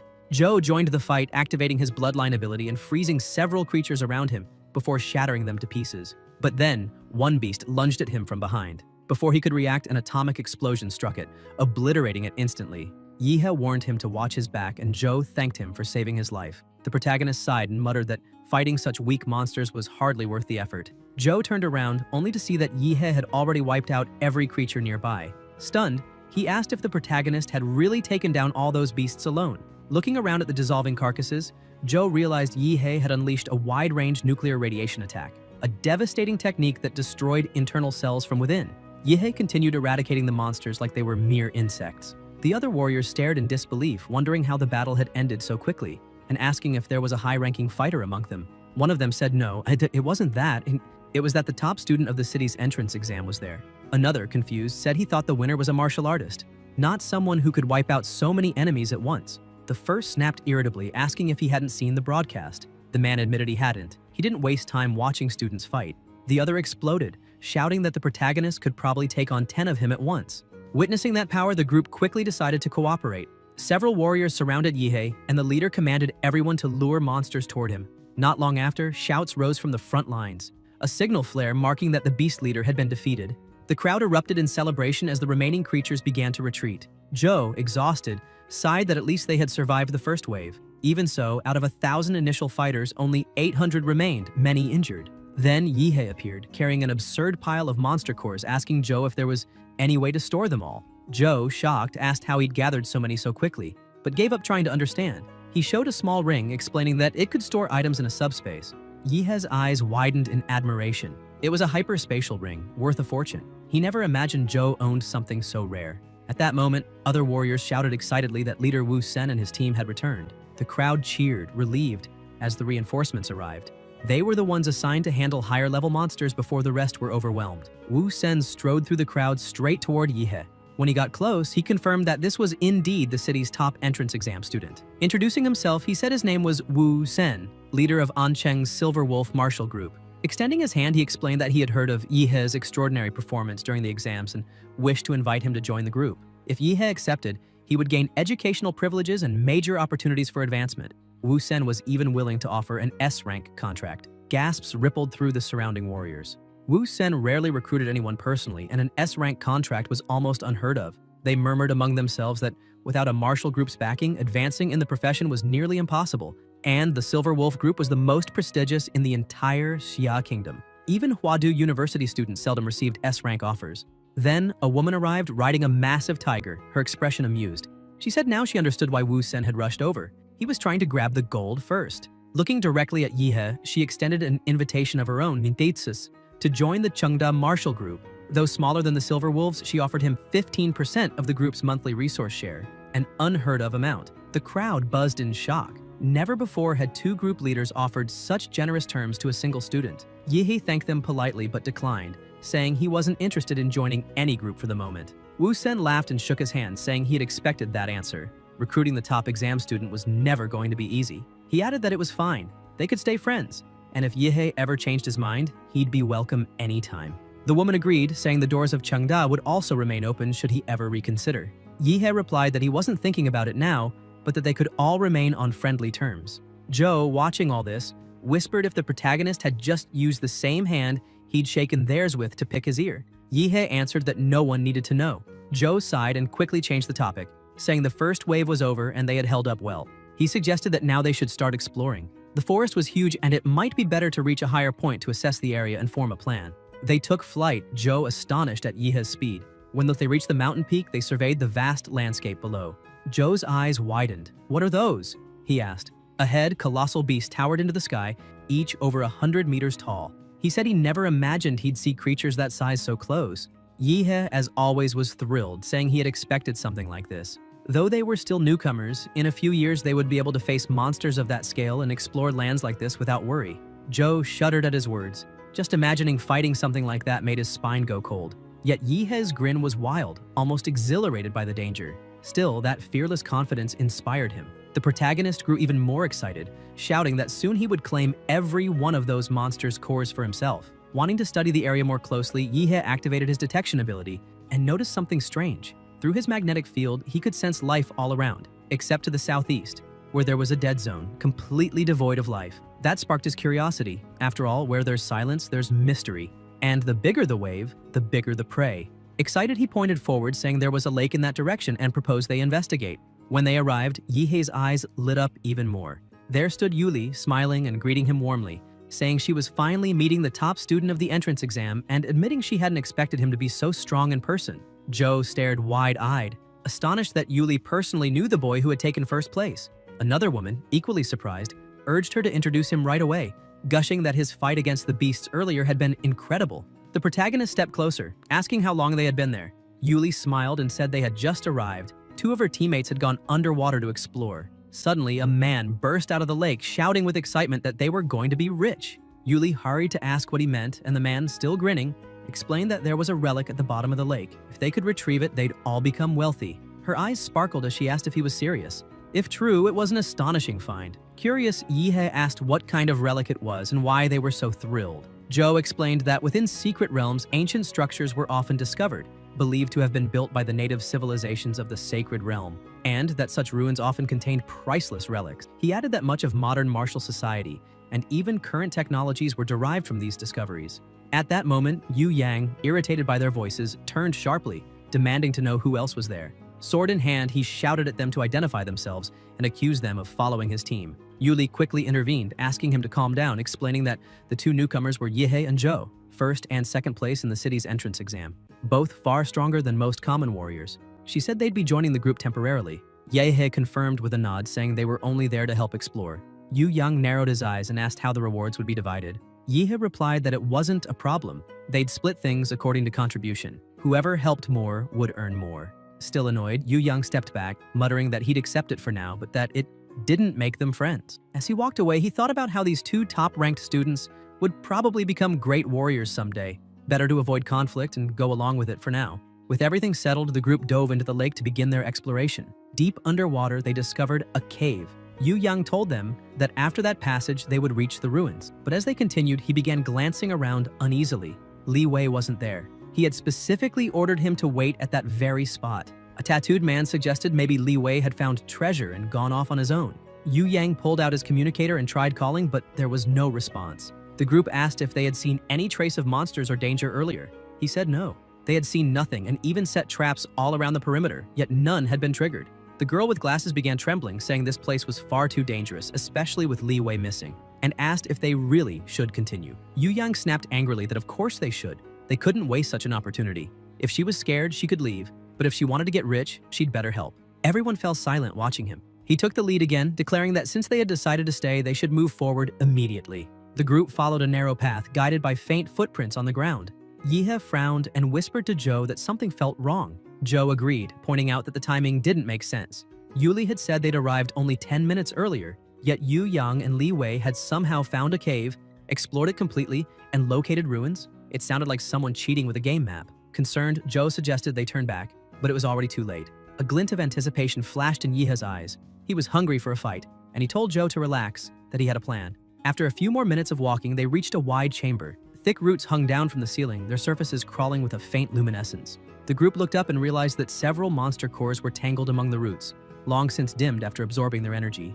They now understood why no beasts had appeared earlier. They had all been devoured. Yuli asked Yu Yang where the relic he'd mentioned was. The girl with glasses began shaking uncontrollably, her voice trembling as she pointed upward, saying that that was Li Wei. His body hung lifeless, completely consumed by the parasitic roots. The two women screamed in horror. Yu Yang fell to his knees, trembling, shouting in disbelief. Where was the relic? Why wasn't anything there? Where had it gone? He kept shouting that nothing made sense, clutching his head as veins bulged beneath his skin. Something was wrong, and his skull began to swell, and he cried out that they had to leave immediately. Suddenly, roots burst from his head. The monster had possessed him, but Yihei reacted instantly, obliterating him with a single atomic blast. The protagonist muttered that he hadn't expected to find such an intelligent creature here. Looking up, he realized they had walked straight into its trap. In an instant, the roots sealed off the entrance, trapping everyone inside. Zhou's eyes widened as he recalled something from an old book. If he remembered correctly, this creature was called the Demonic Branch Phantom, a high-level monster. Yuli trembled, saying that such creatures were not like ordinary beasts. With their current power, they didn't stand a chance. Yihei's eyes gleamed coldly as he released his aura and declared that no matter what level it was, he'd crush it all the same. Suddenly, the blocked passage exploded open, and from the smoke emerged a man radiating immense power. He called out Yihei's name, saying he had come only to kill him. The entire group froze. The energy emanating from him was clearly that of a superior level warrior. The protagonist turned, his expression darkening, tired of constantly being targeted. The man glared at him, saying he had heard rumors of someone using nuclear radiation within the Red Tree Mountain's secret realm, and he knew it could only be Yihei. He explained that he had tracked the protagonist by the radiation trail left behind, following him silently to avoid detection, stopping his heartbeat, suppressing his breath, erasing every trace of life. But even then, Yihei had found him and sealed the cave. That, he said, proved Yihei's strength was great enough to have killed his brother from the Huo family. Yihei, confused, asked who this guy even was, saying he'd just appeared out of nowhere talking nonsense. Did they even know each other?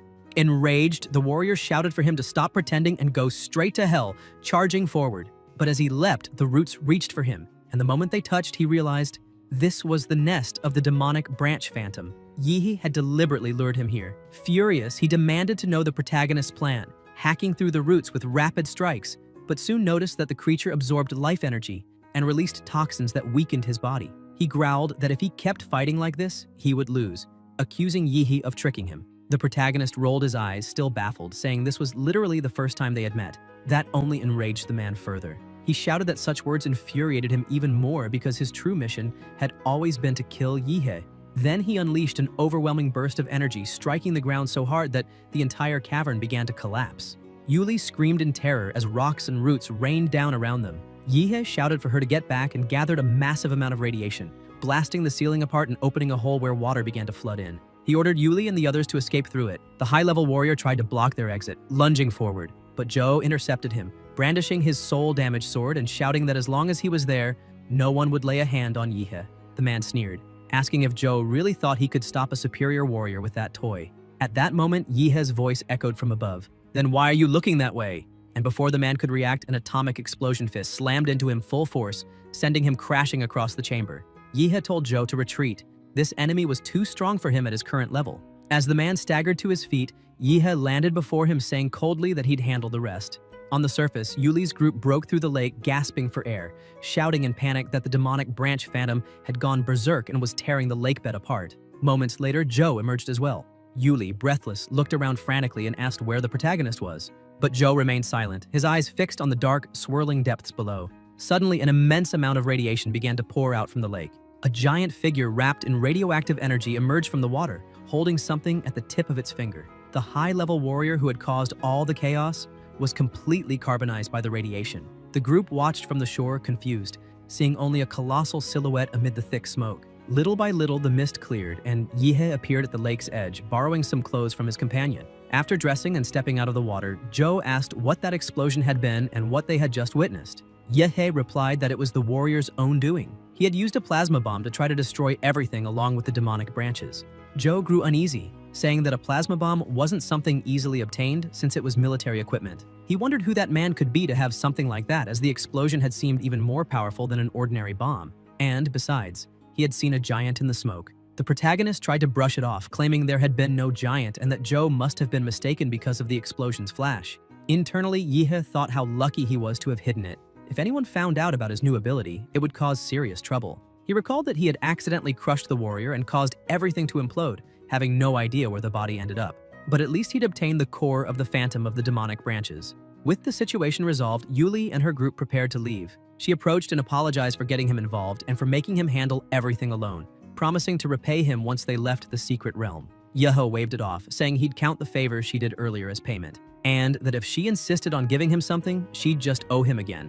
After the group departed, the protagonist looked at Zhou and they both laughed, saying it was time to hunt more monsters. 3 days later, at the entrance to the secret realm of the Red Tree Mountain, the two emerged, and were stunned. In just a few days, the area had turned into a city, complete with metal structures and even cargo planes flying overhead. They were amazed by Zia's infrastructure capabilities, calling it insane. Yehe then took out a huge sack of cores and dropped it on the counter. The impact was so strong that the receptionist scolded him, saying he could have broken the table. The protagonist laughed and apologized, explaining that he had too many items and that if they didn't hurry, the process would take too long. She told him not to worry, they were professionals and would handle it quickly.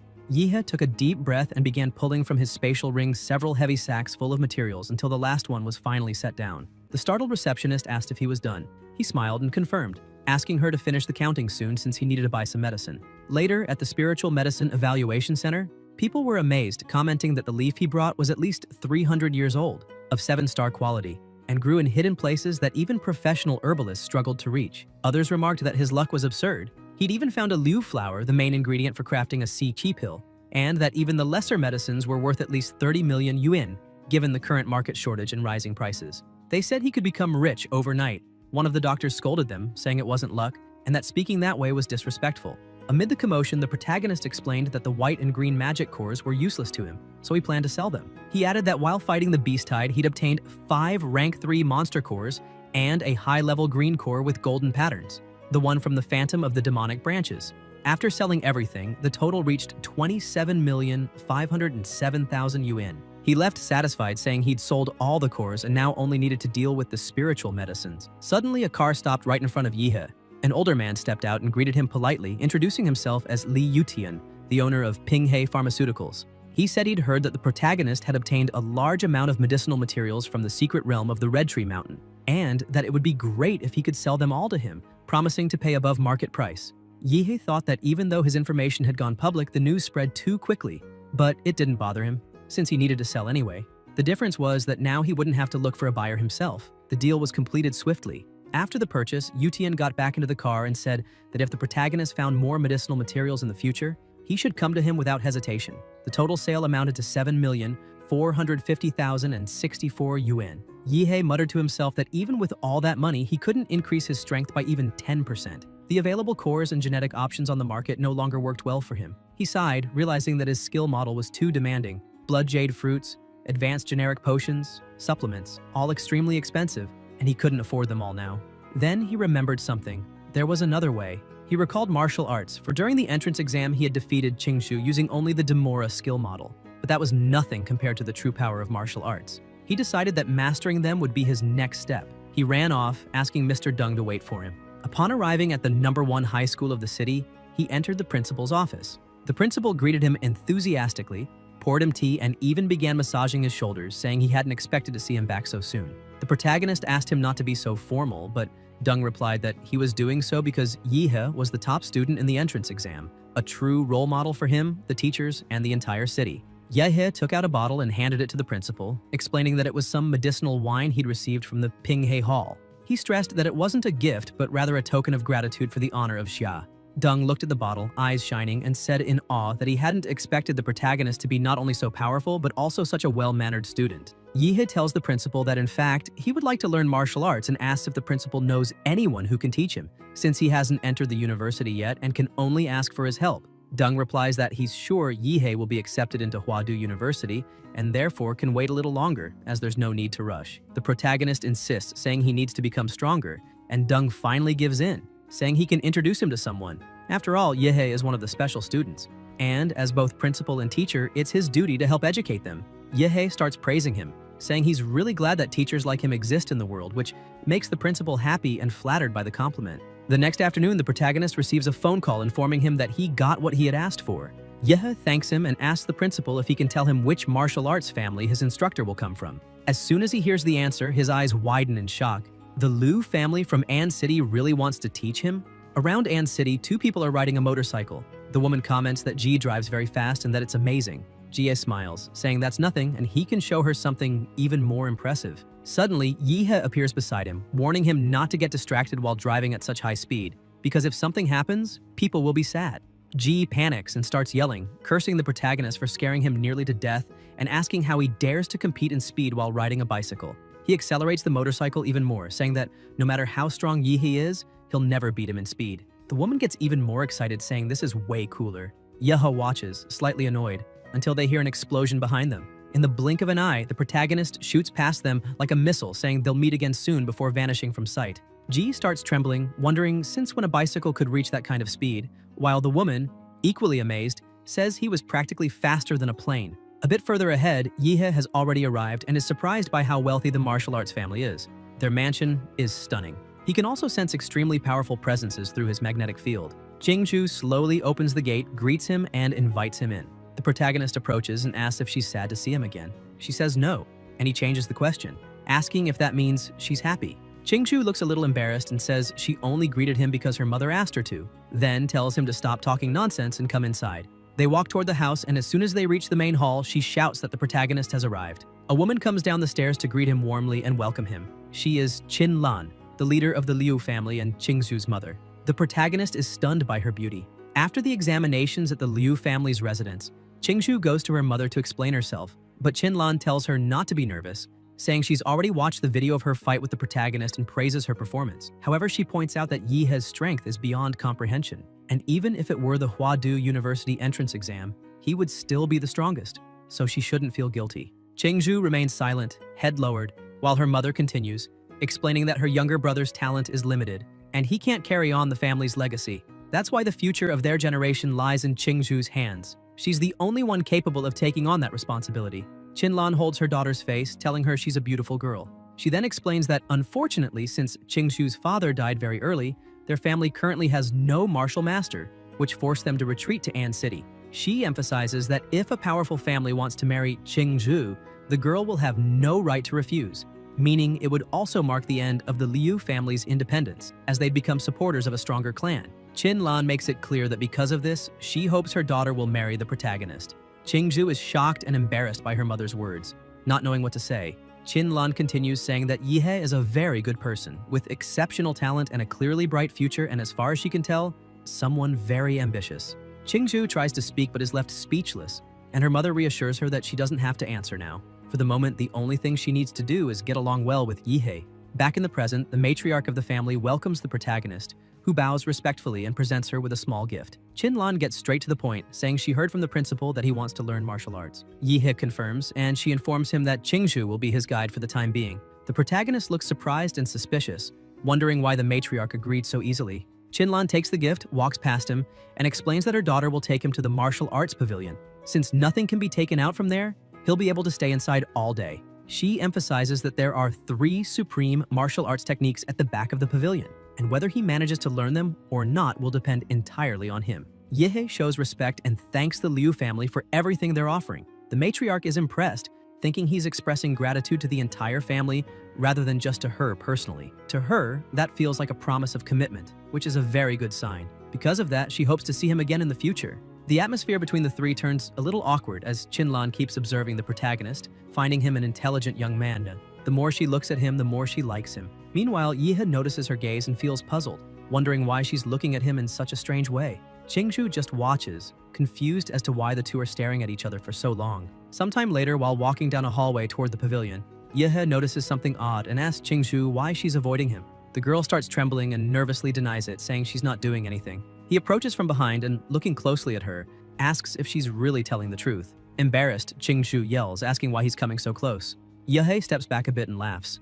After a short walk, they reach the end of the corridor, where Qingzhu explains that the wall ahead is made of huali stone, a special material from the secret realm that can dissolve almost any attack without breaking. Yihe studies it for a moment and asks if he can punch the wall. Confused, Qingzhu tells him he can try, but quickly starts thinking his brain must work in a really strange way. Who in their right mind would punch a wall just to test it? He gathers energy in his hand, and when she realizes it, she turns her face away, saying he's using the same shining punch technique from last time, which brings back some unpleasant memories. Yihe then strikes the wall with full force, but nothing happens. He looks at his hand, confused, and says it felt very strange, as if he had punched into a sea of mud, while 90% of his strength was absorbed. Qingzhu starts laughing and tells him to stop fooling around, saying she wants to show him the martial arts already, thinking to herself that even the prodigy of the city loses sometimes. The two continue to the storage area and she opens the door, revealing everything inside. Qingzhu explains that all martial arts are divided into categories like body movements, defense, training,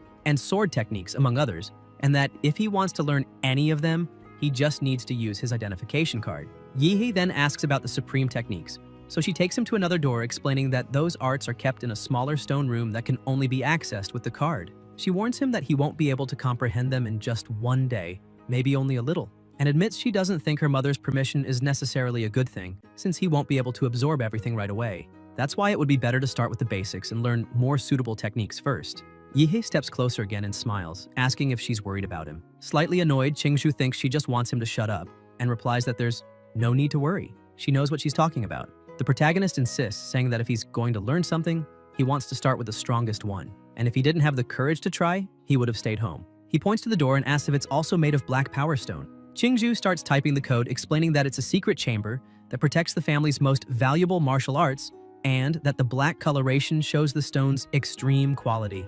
As the door opens, she continues explaining that the Liu family has been collecting these high-level stones since her great-grandfather's time, specifically to build walls as secure as this one. Suddenly, the lights turn on, revealing several vaults. Qingzhu continues the tour, explaining that these aren't martial arts one can learn just by looking. They must be felt through the mark left by their creator. If he can't sense that mark, or if it conflicts with his own emotions, he won't be able to learn anything, because these techniques are alive. It's not the user who chooses them, but they who must choose the user. Yihe starts getting excited again and smiles, saying that this is perfect because there's a martial art called Bone-Cutting Evil Strike that he wants to learn. When he opens the vault, he freezes in surprise and with a trembling voice says that it's not a martial arts manual but a completely strange statue.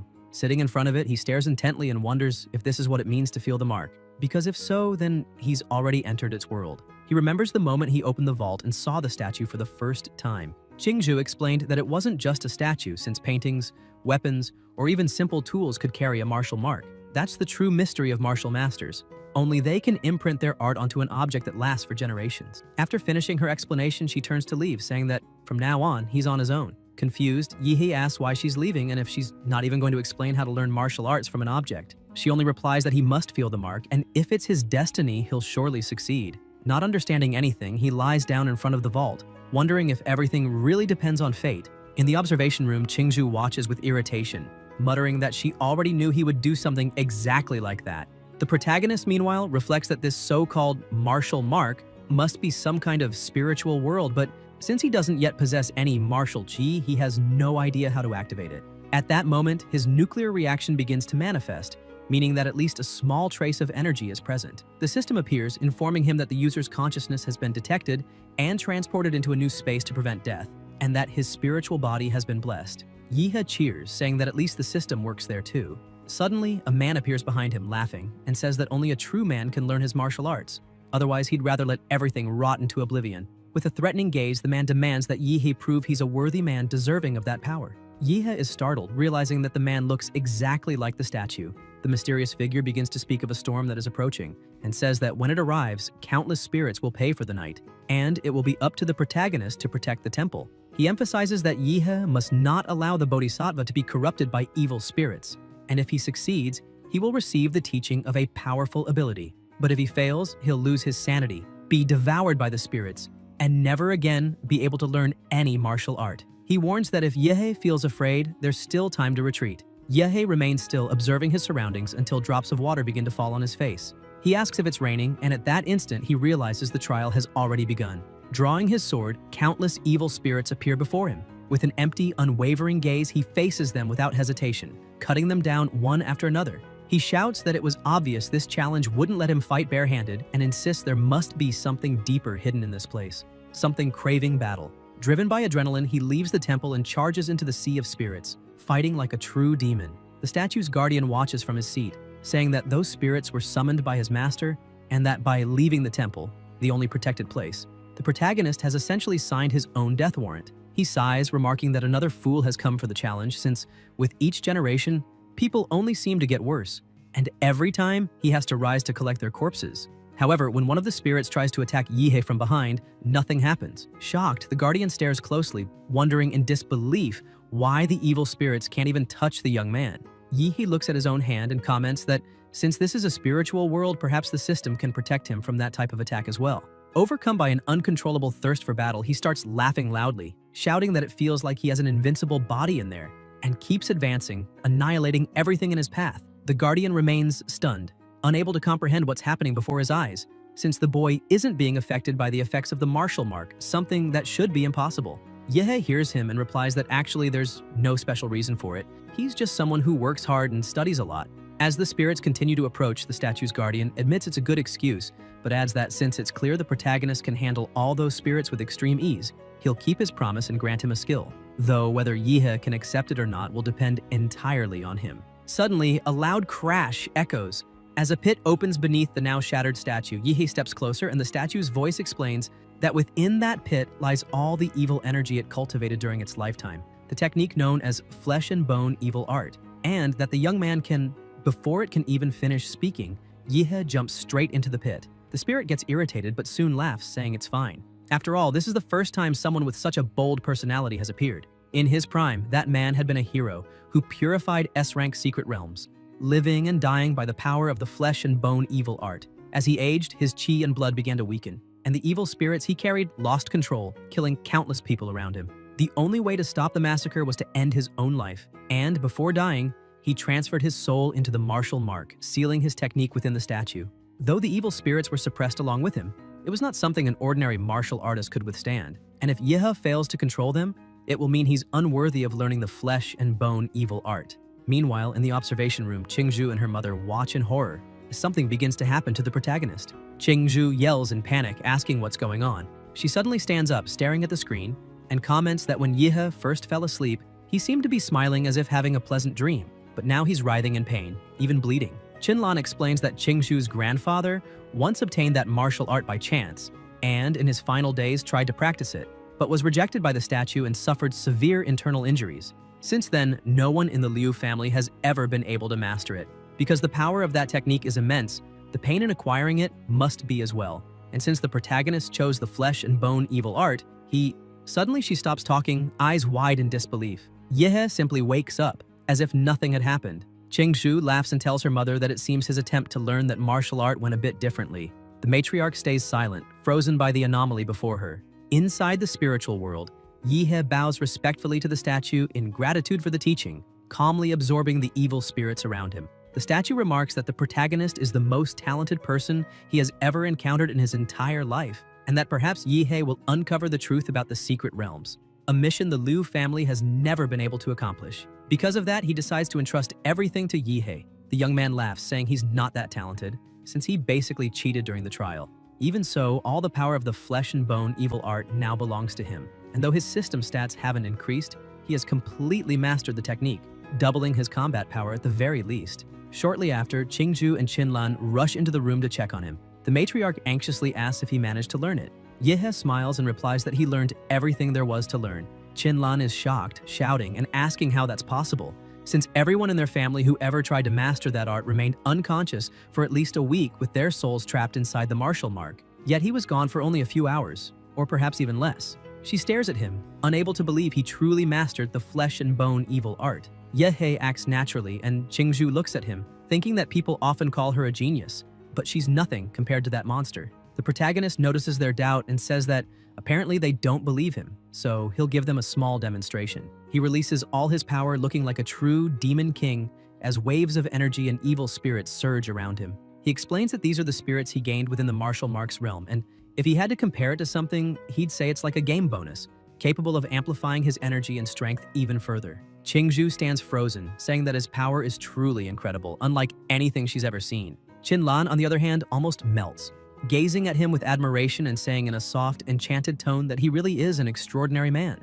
Yehe feels a bit awkward, thinking that the lady should probably be more discreet, especially with her daughter standing right there, and that he doesn't want to end up being compared to a prime minister. Excited by his progress, Qingzhu asks if he would like to learn other supreme martial arts since there's still plenty of time left. Qinlan brings a hand to her face, thinking her daughter must be pretending to be stupid. After all, not long ago she said she didn't want to marry the protagonist, and now she's practically offering him all of the family's greatest treasures for free. Although the matriarch is already betting everything on Yehe and even considering accepting him as a son-in-law, she knows they can't just hand everything over to him at once. The protagonist, however, politely declines, saying there's no need, as the flesh and bone evil art is more than enough for now. He adds that he needs to rest since he has things to take care of at home and is exhausted. Qinlan, still clearly interested in him, replies that it's fine and he can leave whenever he wants. But she recalls the maid mentioning that he arrived by bicycle and asks if he knows how to drive, offering one of the family's cars for him to use. Yehe thinks for a moment and says that a motorcycle like that idiot's seems way cooler, then asks if they have one to lend him. The matriarch laughs, confirming that they do, and asks if he really prefers a motorcycle, noting that his tastes are surprisingly similar to her younger son's, before offering him one from the boys' collection. Meanwhile, outside, Jie is walking across the property, commenting that he heard his mother brought in some incredibly strong guy to train there, and that he's eager to meet him personally. He says his sister is talented and beautiful, a rare twin born only once every few hundred years, and that she shouldn't get involved with just anyone. At the same time, he grows irritated remembering that strange guy on the bicycle who sped past him earlier, scared off the girl he was flirting with, and hopes he never runs into him again. But suddenly, the protagonist roars past him on one of the family's motorcycles. Ji turns around, nearly in tears, shouting in outrage, asking if that isn't the exact same guy from before, and why on earth he's riding one of his bikes. By nightfall inside his house, Yehe is preparing his meal and mutters that the monster core he ate last time didn't taste very pleasant. So this time he'll pour some sauce over it and start with the blue one. The system appears and reports, User Yehe, current physical percentage 23.8, model Demora Wild Trace, compatibility 21%, model Super Humanoid Giant, compatibility 85%, available points.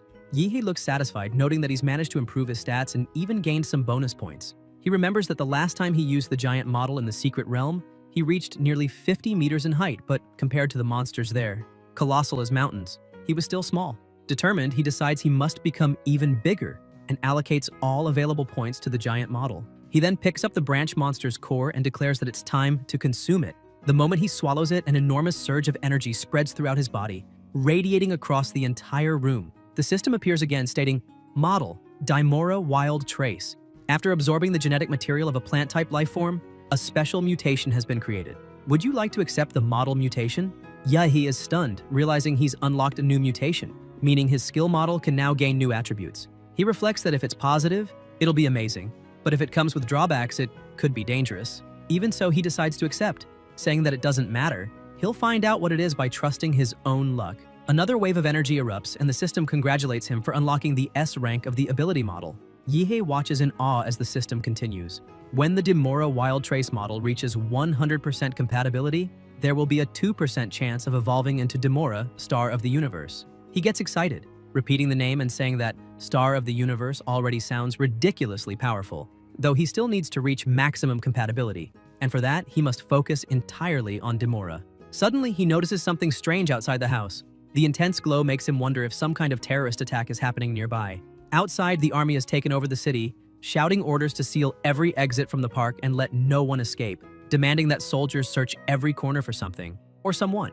Inside, Yihei remains seated calmly, watching all the commotion outside and remarking that the owner of the house is an antisocial type, so no one would visit him at this hour. Besides, he hasn't ordered anything or expected anyone, which makes him wonder who could possibly be out there. He turns around and asks the woman if she knows who it is, seeing her standing by the window with a teasing smile. She comments that, judging by the situation, he really isn't an ordinary martial artist. Her plan was to slip in quietly, leave something behind, and perform a bit of mind manipulation on him. However, since she's been discovered, she warns that he'll have to suffer a little, advising him not to try running away. Yihei merely lowers his head and calmly replies that it doesn't really matter. He's already saved enough money and can just buy another house. The woman frowns, confused, asking what he's talking about. Slowly standing up, the protagonist tells her she's completely misunderstood, because it's not him who's trapped in there with her. It's her who's trapped with him. Outside, chaos erupts as an intense battle unfolds. Guards shout that they've found the target and must capture it immediately. A severely injured man, Zhou Yi, yells to Yimei that she must take the golden gene away, declaring that he'll stay behind to cover her escape. Laughing, he unleashes his power, saying that sacrificing his life is his best choice. As he activates the secret technique Burning Blood, suddenly a colossal wave of energy bursts through Yihei's house window, as if a Kamehameha had just been fired. Something crashes down near the guards, triggering a devastating shockwave. They back off in fear, asking if there's another enemy in the area. Zhou Yi, burned all over, looks at Yimei and asks why her white battlesuit now looks charred. He reminds her that he's risking his life to help, and demands to know why she's just lying there. Yimei replies that she managed to plant the item in the right place and that they must retreat immediately. She throws a smoke bomb and the two vanish into the sewers. Sometime later, in an abandoned and remote place, they regroup. Yimei looks around and sighs in relief, saying they finally managed to shake off the guards. Zhou Yi, impressed, comments that her nanotech armor's performance is remarkable since it repaired itself so quickly. Suddenly, Yihei's voice echoes through the room. He appears before them, calling Yimei Kitty, and asking why she broke into his house. With a wild gleam in his eyes, hungry for a fight, he tells them they probably haven't realized their mistake yet. They chose to invade a random house, but it just so happened to be his. That means they'll have some fun tonight. Zhou Yi panics, shouting in disbelief and demanding to know how he found them. Yihei explains that he tracked the nuclear energy radiating from Yimei's body, but says he doesn't feel like talking, and rushes forward with a savage grin, saying it's the perfect time to test his new ability. Zhou Yi realizes he can't dodge and raises his defense, but the attack is so powerful that one of Yihei's evil spirits pierces straight through his body, making him spit blood. Not satisfied, Yihei lands another brutal punch that slams him against the wall. Yimei watches in awe, remarking that his strength is unbelievable and asking where he learned such martial arts. Yihei replies that he's a disciple of Emperor Guangla. Yimei frowns, confused, never having heard that name before, thinking she'd never imagined someone this strong living in such a small city. Zhou Yi, enraged, shouts at Yihei not to get cocky and unleashes his full power, revealing that he's also a rank 6 martial artist, not someone a mere disciple could defeat. Charging forward, he prepares to fight while the protagonist, consumed by the thrill of battle, grins even wider, saying that now things are getting interesting. Yimei silently moves in from behind, confident that Yihei has no idea her nanotech armor has an almost perfect stealth mode. Certain that he's distracted fighting Zhou Yi, she prepares for a sneak attack, but before she can even move closer, Yihei raises a single finger without looking back, and a devastating wave of energy explodes outward, striking her directly and hurling her against the wall. In a cold tone, he simply tells her not to get in the way. Furious, Zhou Yi curses his partner, calling her useless for failing even a surprise attack, and declares that he'll have to finish this himself. He charges with everything he has, while Yihei keeps laughing, taunting him to try. When their attacks collide, a shockwave shakes the ground, but to Yihei's surprise, his opponent withstands the blow without backing off. He frowns and asks how Zhou Yi's defense suddenly became so high. Zhou Yi smirks arrogantly and reveals that his true form has extremely tough skin and a rhino horn, mocking Yihei and asking if he really thinks he can still win. He explains that not only has his defense skyrocketed, but his offensive power has also greatly increased. With a feral roar, he lunges forward, unleashing a devastating strike. But before the impact can land, a colossal explosion engulfs the entire field. Even surrounded by fire and destruction, Zhou Yi keeps charging ahead, screaming furiously for the protagonist to die. After the attack, silence takes over the place. Zhou Yi watches the cloud of dust ahead and says that no matter how confident the protagonist is, he still can't defeat him. However, when the dust begins to settle, Zhou Yi realizes that his opponent has vanished. He turns around startled and sees a humanoid giant standing beside him. Terror fills him as he wonders whether that thing is a demonic beast or if the protagonist has transformed. Before he can figure it out, Yihei launches his attack. Zhou Yi dodges the first blow, but the protagonist keeps advancing relentlessly. At that moment, his giant anthropomorphic form has an average physical attribute between 238 and 294. Yimei watches as her companion takes the hits and, terrified, admits she was an idiot for messing with that man. Realizing that if things continue like this, Zhou Yi will be beaten to death. Unable to flee, she decides to fight. She quickly climbs one of the buildings and with a leap throws a wire that wraps around the giant's head, shouting that it's a molecular line made with her nanotech equipment, strong enough to cut through stone itself. Even transformed into a giant, he would still have the same human weaknesses. Using all her strength, Yimei pulls the wire and decapitates the giant. The head falls beside her and she sighs in relief, asking if it finally worked. Suddenly, Yihei starts gathering energy in his mouth, and Yimei trembles in fear, saying that Guy is a real monster. A devastating blast tears through everything ahead, crossing the sky, and the last thing Yimei sees is an endless blue light. Back in human form, the protagonist emerges from within the giant's head and walks toward Zhou Yi, who is wounded and leaning against the wall.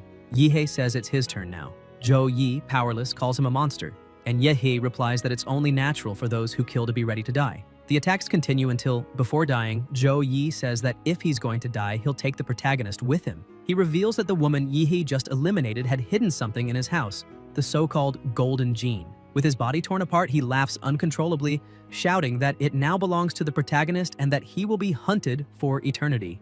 Zhou Yi provokes him further, saying he'll be waiting in hell before being finished off by Yihei, who declares he runs from nothing and no one and tells him to shut up. Looking around, the protagonist notices the destruction and remarks that the police are probably already on their way and that he needs to clean up the mess. Seeing the massive hole he blew through the building, he admits he went overboard.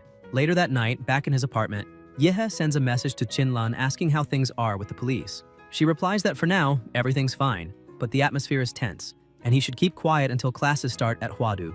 Yihei tells her not to worry, reminding her that he knows how to take care of himself. He tosses his phone onto the bed and mutters to himself that it was good he talked to Qinlan before the police arrived, because with the nuclear energy he left at the scene, they wouldn't have let the case slide easily. Holding a vial in his hand, he wonders if this is the golden gene his enemies mentioned. He recognizes the symbol on the vial, the same one he saw in the Prometheus file received from someone in Huadu. It was the logo of Laserbird, a biotech company. Apparently those two people had stolen the vial and were on the run, but in that idiot's final words, they ended up dumping the problem onto him. Yihei looks at the hole in the wall and decides it's better to spend the night in a hotel before figuring out what to do.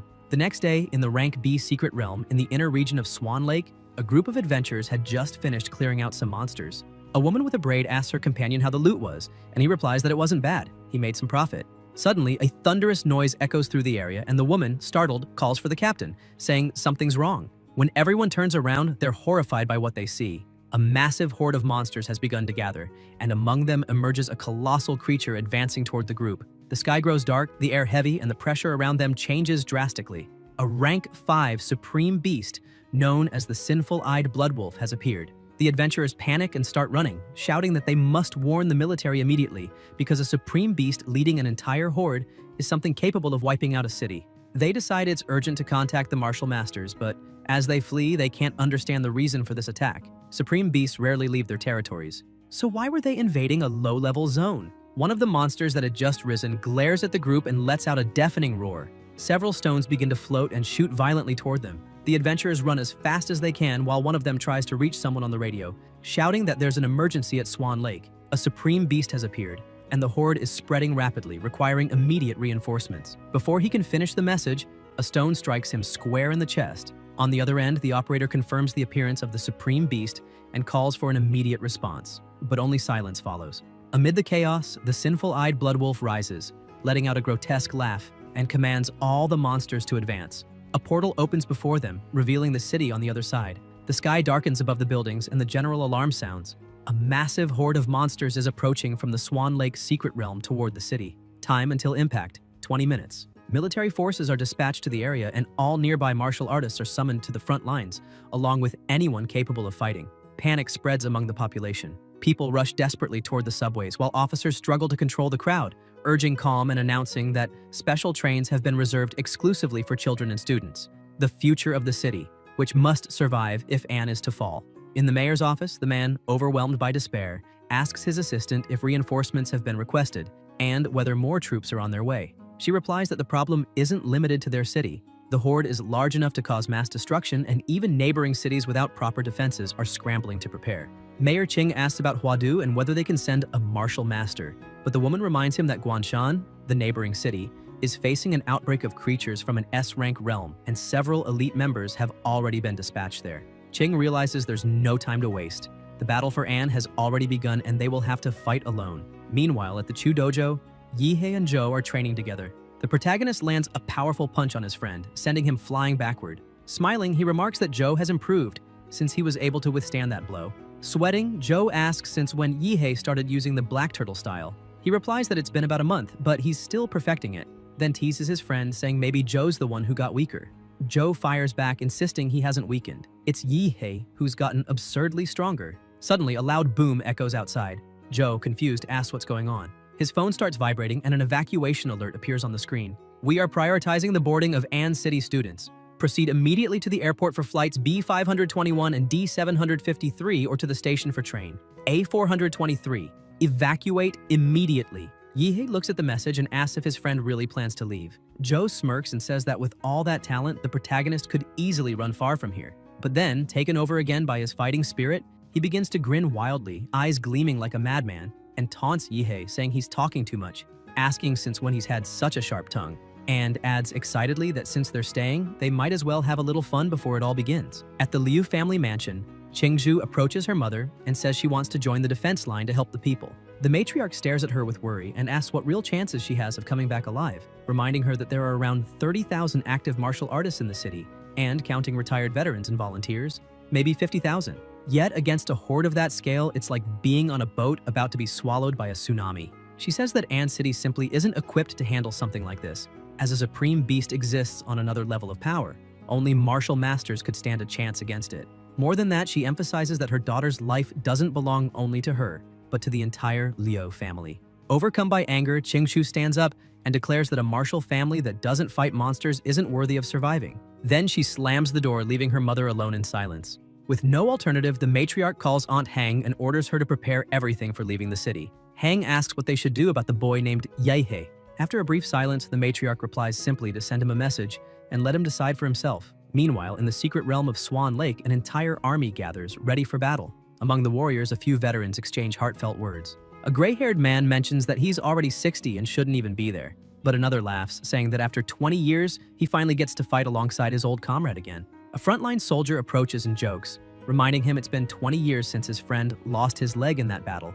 He asks old Zhang if when all this is over, he plans to live with his son and retire in a fancy neighborhood. But Zhang laughs and replies that he won't. He'll stay right there, sitting in the square and playing chess, because he was born in that city and that's where he'll die. The young generation and the old veterans march side by side, showing the strength and pride of Ann City.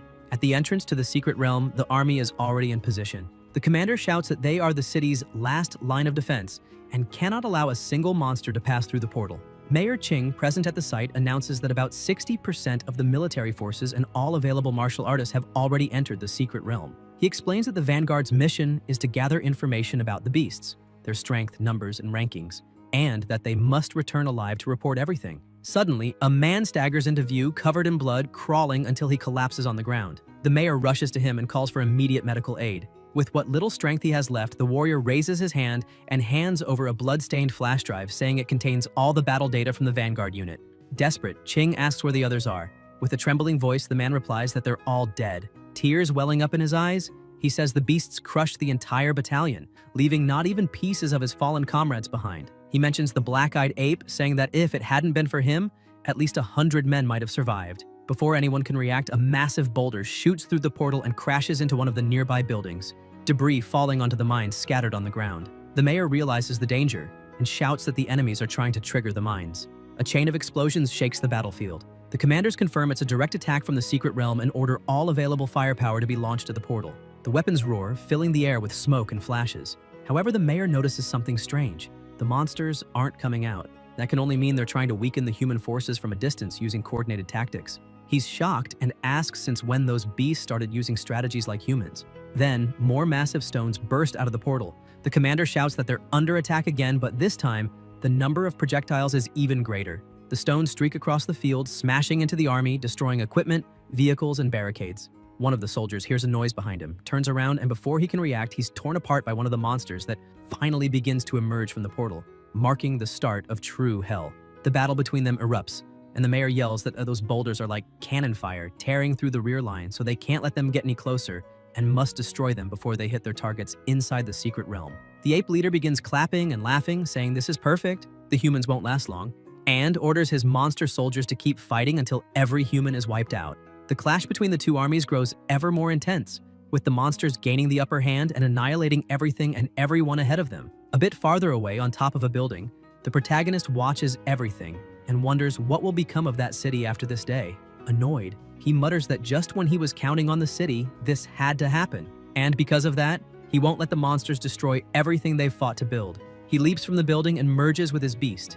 Meanwhile, Jinyuan looks at Zhuan in awe, saying he never disappoints, since he's already taken down 5 monsters on his own. Xiaoling starts boasting, saying they're getting too cocky for defeating low-ranked beasts, and asks Zhuan if he's seen the city's #1, calling him a joke. Zhou approaches, and everyone is shocked to see a blue core in his hand, asking if he really took down a rank 3 monster alone.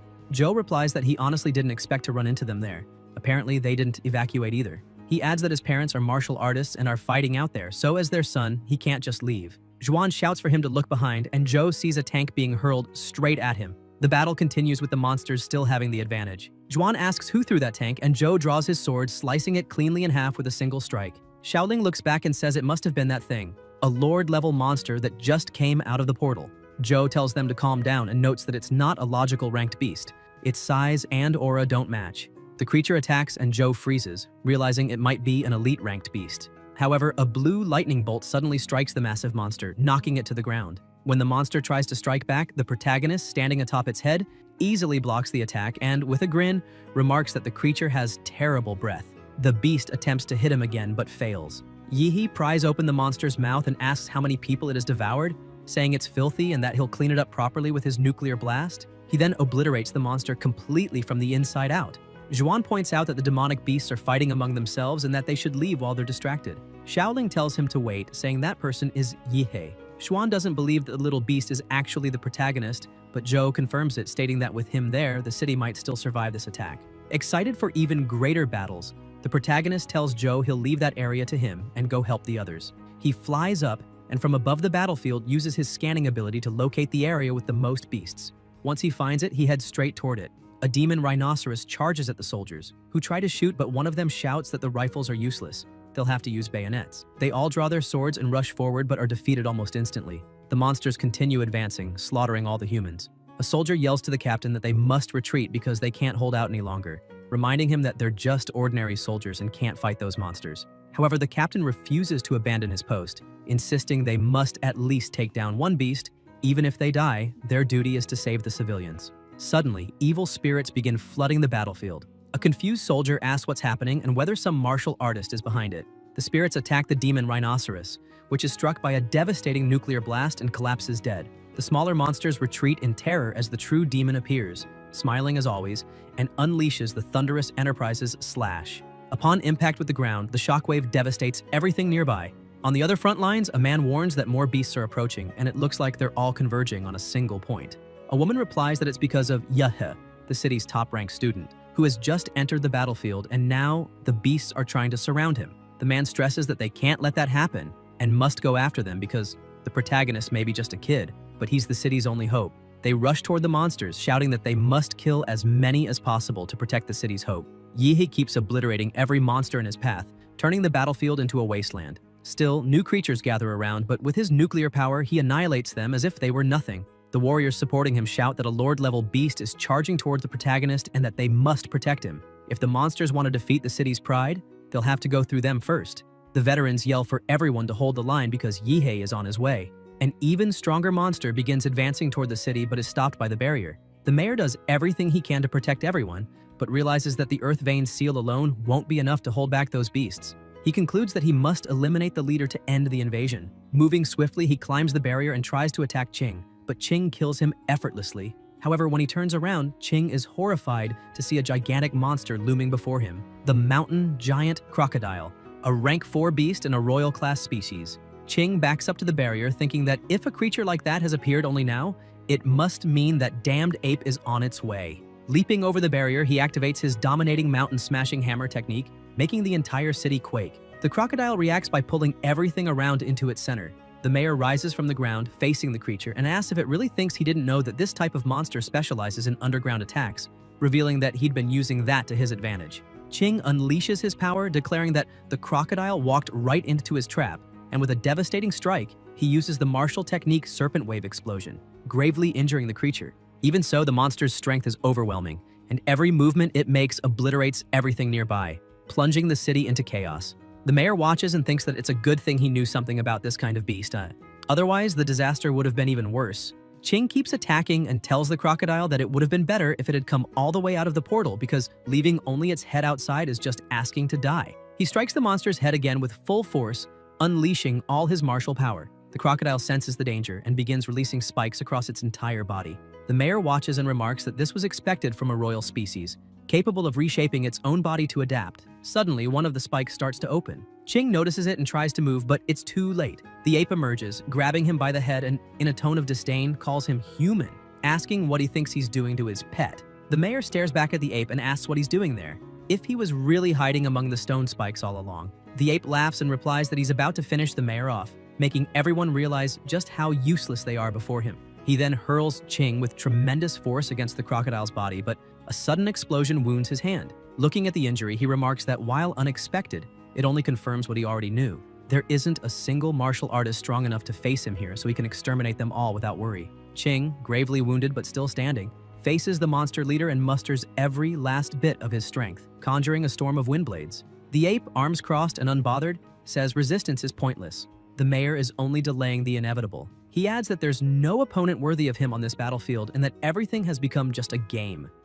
to toy with humanity, spreading fear and destruction. With a cruel smile, he says he enjoys watching the despair written on human faces. Qing ignores his taunts and unleashes his attack with all his might. The blades strike the ape, but he doesn't even flinch. He descends slowly, mocking that it was fast but far too weak. The next moment, he freezes midair, releases his aura, and with blinding speed, tears through the city's ruins, appearing right in front of the mayor. Ordering him to kneel, he declares that an insect like him doesn't deserve to look him in the eyes.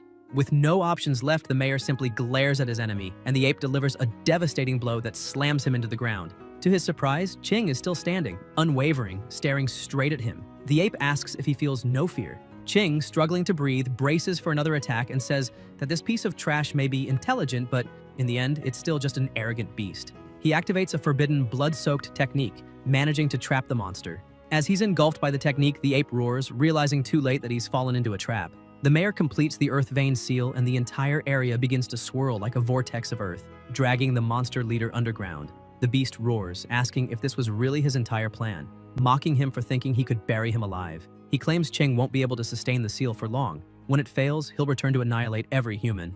Qing smiles weakly and replies that it's not as if that was his only plan. He opens his clothing, revealing a star-shaped scar on his chest, and explains that it's a symbol of humanity, a mark of courage. The ape, confused, asks what he's doing as the mayor drives his hand into the scar, wounding himself. On the brink of death, Qing reveals that before the war began, he had planted a nuclear warhead beneath this site, connected to an activation chip in his heart. If it stops beating, the bomb will detonate. The Supreme Beast, furious, says it's a bluff, that no human would be insane enough to gamble his own life that way, and insists he won't fall for it. Qing, his vision fading and voice weakening, admits he truly didn't want to wager his life, but reminds the monster who he is. Huang Qing, the mayor of An City. He recalls that when he was elected, he promised to dedicate his body and soul to the people, and with one final breath says this is all he can do. His eyes close, and in the same instant, a colossal explosion engulfs the area. The ape screams as it's consumed by the light. The blast is so intense it can be seen for miles. A massive mushroom cloud rises into the sky, reaching the clouds above. The extermination warhead had detonated. One of the young warriors clutches his phone with trembling hands, tears streaming down his face as he reads the last message received. "Dad, do you remember when you told me I could be whoever I wanted? Well, it looks like I finally did it. Thank you for believing in me that day." The boy keeps trembling, crying uncontrollably in anguish. The soldiers, tears in their eyes, salute in silence, and even the martial artists bow their heads in respect. Everyone watches the enormous explosion from afar, a pillar of smoke rising like a colossal grave, the eternal symbol of a sacrifice that would never be forgotten. It was a farewell worthy of a legend. When the smoke finally clears, the place is completely destroyed. A deep crater opens as if hell itself had touched the earth. At its center lie only the charred bones of the ape that caused all of the devastation. But then, a strange sound begins to echo through the scorched remains. A glowing core, pulsing with immense energy, rises from the bones and lifts them into the air. Slowly, the ape's body reconstructs itself and it returns to life, snarling in disbelief that it was nearly killed by a mere human. Consumed by rage, the monster roars that it will wipe out every surviving human, promising a massacre so brutal no one could imagine it. It declares that it must return to the domain of sin, the beast's homeland, but swears that once it recovers, it will come back and turn this place to ashes. As it limps away, a firm voice cuts through the air asking where it thinks it's going. The ape turns and freezes. Standing before it is the protagonist, Yehe, alive and towering. Terror flashes in the beast's eyes as it recognizes the man as the true threat to innovation, a prodigy beyond compare. With a cold, hate-filled gaze, Yehe says he's finally found it, even if it's too late, and charges forward, striking with an explosive punch of radiant energy. A small blast ripples through the air, but something feels off. The ape suddenly appears in front of him, mocking the human's foolishness for exposing himself so easily. It tries to counterattack, thinking it has the upper hand, but Yehe simply smirks and says it talks too much for something that nearly died to a nuclear warhead, and that apparently it's begging for another. The ape barely has time to react before Yehe begins transforming. His body expands into the colossal form of the armored titan, gathering nuclear energy so dense that the sky lights up. The explosion that follows is even more devastating than the last. The ground trembles. People far away stare in horror, wondering if another warhead had been detonated, if the mayor had planned this too. When the dust settles, the ape is still alive, but barely, trembling and calling Yehe a monster. It can't believe what it's seeing, muttering that no true beast has an aura that terrifying. It says Yehe must be the real king of monsters. The protagonist glares coldly and replies that he's not a monster like it, smashing the creature into the ground with a brutal blow that sends it flying. He warns that there's no point in trying to escape now, and gathers power for the devastating strike of the mountains. The ape, cornered and desperate, roars that it won't be underestimated again. Their attacks collide, and the explosion of energy is cataclysmic. Yehe's arm is left mangled, but he recognizes his foe's strength, a lord-level beast, still formidable even when wounded and at half power. Yet, in his armored form, which boosts all attributes by 30 points, Yehe endures. In seconds, his arm regenerates completely, instant and total recovery. The ape, crushed and broken on the ground, admits it used everything it had, but it wasn't enough. Realizing there's no hope left, it turns to flee, screaming in panic that it's going to die. Yehe prepares his next strike, saying that worthless creature wasn't worth the mayor's sacrifice, then fires his attack, hitting the ape dead on. But once again, the monster manages to escape. Furious, the protagonist growls that the coward hid underground, pretending to be dead, proving how terrified it really is. And now, gravely injured, it's the perfect time to finish it off. He tries to locate it using his sensor, but doesn't know that beasts of this level can completely mask their presence and vital signs. Suddenly, Yehe realizes that if he had arrived sooner, the mayor might still be alive. He focuses on the ground, scanning the area, muttering to himself that this isn't the time to dwell on it, and even if he has to go to hell itself, he'll find the one responsible for destroying his city and killing the mayor. Finally, he detects the ape's presence and launches a precise strike, sending it flying upward. The ape glances back and mutters that it was almost at the exit, that if not for that damned mayor, it might have succeeded. Yehe wastes no time, smashing it back down with a powerful blow and declaring that this is the price for forcing the mayor's sacrifice. Now, it will beg for mercy. The ape rises once more, clutching its core in its hands, saying the protagonist is pushing his luck too far, vowing to use all its remaining strength to drag them both to hell. Energy surges through its body, regenerating its arm, and with the last of its power, it leaps, roaring that it's time to end this. The two collide, and this time, both the ape's arm and Yehe's are completely vaporized. Yehe begins to laugh, asking if that beast also intends to sacrifice itself, and readies his final strike, knowing there's nowhere left for his enemy to run. Suddenly, voices start echoing in his head, and he wonders if it's some kind of psychic attack. Looking around, he sees no other beasts, only a sea of hands rising from every direction. The hands begin to drag the ape's body away, and Yi shouts that it's not going to escape, but new hands sprout across his own body, growing from his joints and locking him in place. Enraged, he roars, asking if the ape really thinks that's enough to stop him. Then he releases all the radiation within himself, 200 degrees, 400, 600, 800, up to 1,000, incinerating everything nearby. The fire and radiation consume his entire body, burning away every hand that clings to him. He screams that he'll make the ape burn in flames, hotter than hell itself, activating the flames of sacrifice. The ape, meanwhile, looks toward the portal and realizes it's almost at the exit until it spots a demon coming its way.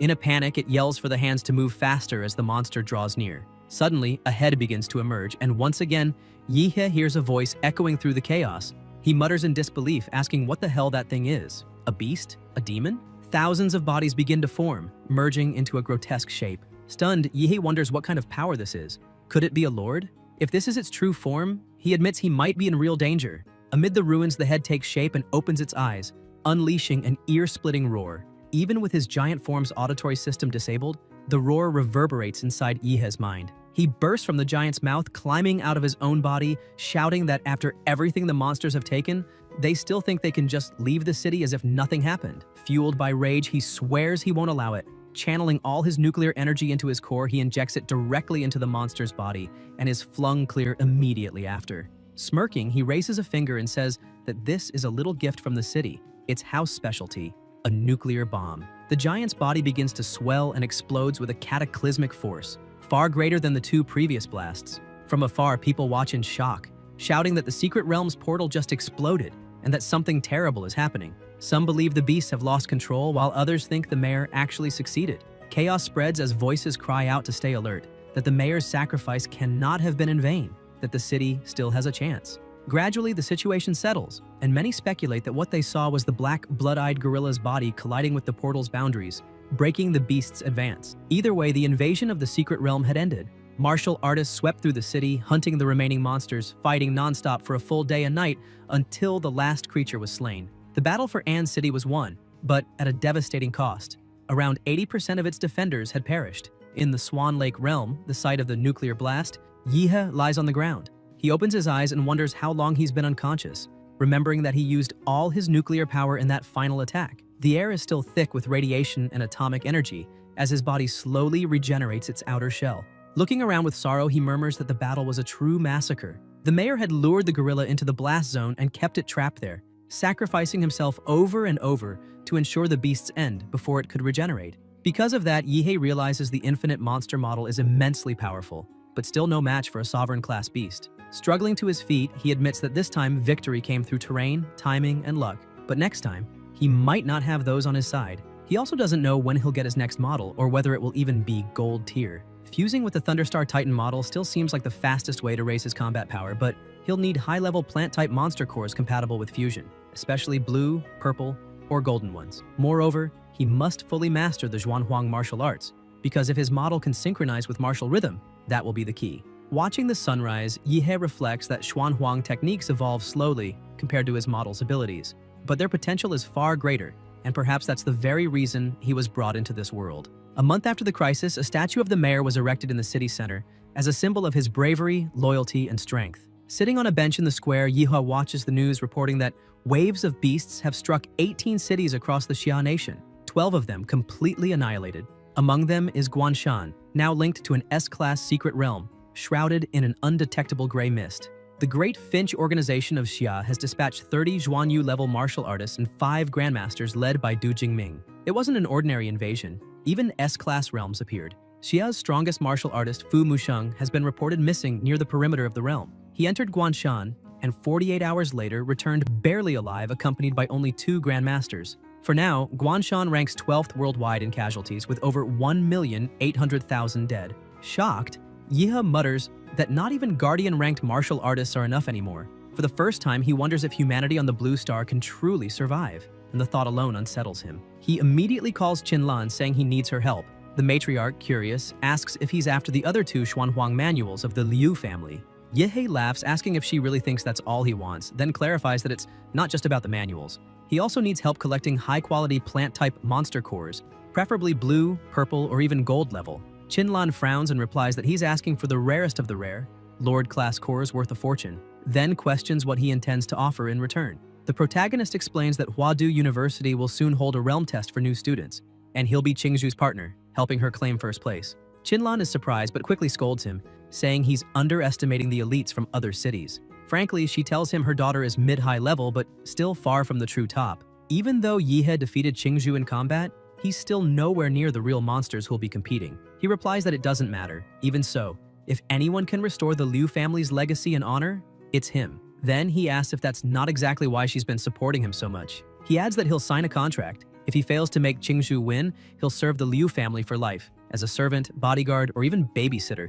Surprised and delighted, Qinlan jumps out of bed with a grin and confirms, asking if it's really for life. When he says yes, she happily agrees to help him without hesitation. Later, at a hospital in the city center, people begin crowding around the protagonist. Some women claim to be his fans, asking for autographs and offering gifts, while others say he's the obvious candidate for the highest martial score since everyone else left battered, while he remained unscathed. They also mention that he defeated several monsters during the invasion. Yihe, embarrassed, hadn't imagined he'd become this popular. After managing to escape the crowd, he heads into the hospital carrying a pile of gifts. Seeing his friend, he bursts out laughing, saying that this is the most handsome man in the city, Zhou, and asks if he's feeling okay. Wrapped in bandages, Zhou replies that he knew Yihe would come visit but asks what he's carrying. The protagonist explains that they're gifts from his fans. Xuan, lying in the next bed, sits up and greets Yihe, but the protagonist looks confused and asks who he is. Xuan introduces himself, reminding him that he was Yihe's first opponent in the tournament, and asks if he's already forgotten. Yihe realizes who he is and looks surprised. Xuan tells him not to look at him like that, saying his leg isn't gone yet, and jokes that in the worst case, he'll get a regeneration surgery or maybe a combat prosthetic, since Laserbird just released a new model. Watching him, Yihe thinks that losing a leg so young while defending the city shows Xuan is a man of true worth and deserving of respect. Suddenly his phone starts ringing, but he hangs up, saying those spam calls never stop and are super annoying. A few seconds later, the device starts yelling at him to pick up, startling him. It's Director Deng, scolding him for blocking a big shot from Huadu and ordering him to unblock the number immediately. Yihe apologizes and says he understands. Moments later, the call comes through again. The man introduces himself as Wang Tao from the Huadu University admissions office and informs him that the semester will begin soon, adding that a train will be sent to pick him up in a few days. He also asked if Yihe had any special requests. Zhou, too, received a call from Professor Liu from the admissions department, and the protagonist said he would follow the university's instructions. Zhou replied that he understood as well, confirming he'd be there at the scheduled time and thanking the professor. Xuan watched them and thought that in the same hospital room, there were 3 people, and he was the only one who wasn't a top student. So maybe the best thing to do was to forget the bed and hide under it. The protagonist mentioned that before enrollment, there was something he needed to take care of. A few days later, at the crater of Swan Lake, a mushroom-shaped cloud caused by the nuclear explosion had released hundreds of tons of ash into the atmosphere, blanketing the entire region in a black haze like an eternal night. Yihe went to the center, fused with his beast, and began to focus. A mist surrounded his body and his eyes started to glow. The system appeared, displaying Infinite Monster Model, Host Yihe, Base Physique 27.4, Model Damanra, Wild Trait Variation, Synchronization 38.9%, Titan Form, Synchronization 90%. He stood and noted that his fight with the blood-eyed gorilla had raised his Demonra synchronization by 1.5%, a great improvement. 3 more days of training raised it by another 6%, proving that this place was truly worth it. The progress was amazing, but it was time to move on. He prepared himself and shot off like lightning. Sometime later at the train station, an announcement echoed. The G6666 train to Western Huadu would depart in 5 minutes, and all passengers should board. Zhou, waiting alone at the platform, sensed something and looked to his side, noticing the protagonist approaching. A flash streaked across the sky and Yihe landed beside him, saying he'd arrived just in time. People around gasped, asking if that really was the famous student, because the pressure he emitted and the energy swirling around his body felt like that of a high-level beast. That wasn't a mere blood flame aura. It surpassed elite warriors. He was the city's pride. Zhou smiled and said Yihe had grown even stronger. The protagonist gazed at the city and said he was finally leaving it behind. His first stop, Huadu. As the train approached, he said his goodbyes. "Farewell, An City, I'm on my way." The train sped off as soon as he boarded. Standing, Yihe looked around at the other passengers, but his friend warned him not to make the atmosphere tense. Yihe asked if everyone there was really that strong. Zhou explained that it wasn't just about strength. The train was built with next-generation alloys capable of withstanding tons of impact, and there were at least 5 Xuanwu-level martial artists aboard to protect the students. Some were disguised among the passengers, others served as guards. And there might even be a grandmaster on board. After all, the train carried the top freshmen of the entire Xia nation. Yihe chuckled to himself, thinking that after scanning the train with his life sense, there were indeed powerful figures on board, but only about 5 could withstand 3 of his attacks. Suddenly, a level 1 alert sounded. The university train was under attack from unknown forces. The instructions were clear. Teachers and staff were to contain the threat, and students were to evacuate immediately without trying to fight. Chaos erupted throughout the carriages. Some students questioned if it was real, thinking it must be a test for newcomers, but others argued it might be something far worse. The Xia nation was at its weakest point. Its national class martial artists were wounded and recovering, and one of the 3 Grand Masters, Du Jingming, had disappeared. Several masters and Xuanwu-level warriors had died in the recent waves of beasts in Guanshan and other cities. It made sense that old enemies or foreign forces would take advantage of the chaos to attack. The confusion grew. Some wanted to fight, others wanted to flee. Zhou asked what Yihe thought. The protagonist grew irritated, saying it had to be a joke. He'd spent days training without rest and only took a short nap to recover energy. But if the enemy wanted to fight, then he wouldn't back down. The 2 of them ran to the front of the train. When they opened the door, they found a student gravely injured. Yihe's expression hardened as he shouted, demanding to know what was happening ahead. The freshman Zhou Jingxian, injured and gasping for breath, explains that the first 3 cars have already been evacuated. The enemy is using some kind of dimensional field, pulling people into isolated spaces where battles happen separately.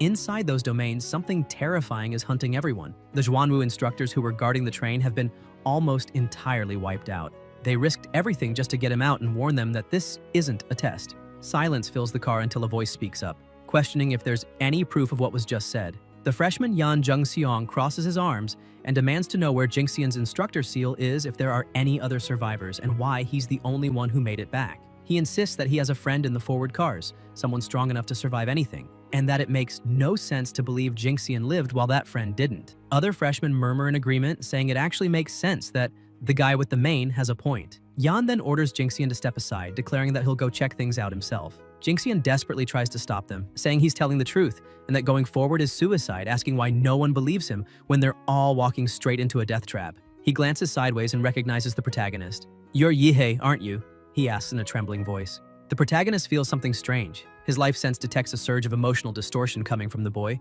and replies, "Yes," asking how he knew.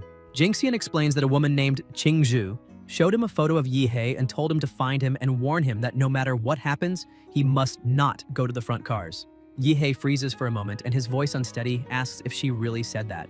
Jingxian confirms, saying Qingzhu threw herself in front of a strike, taking a blade meant for him, and was gravely wounded. The boy starts crying, saying maybe everyone's already doomed, but he'll still fulfill her last wish, to keep Yihe alive. The protagonist lightly taps his head, annoyed, saying Qingzhu isn't dead and he should stop spouting nonsense. Zhou asks if he really plans to go to the front cars, and Yihe replies that he does. He promised something to her family and intends to keep it. Jingxian steps in front of them, declaring he won't let them pass.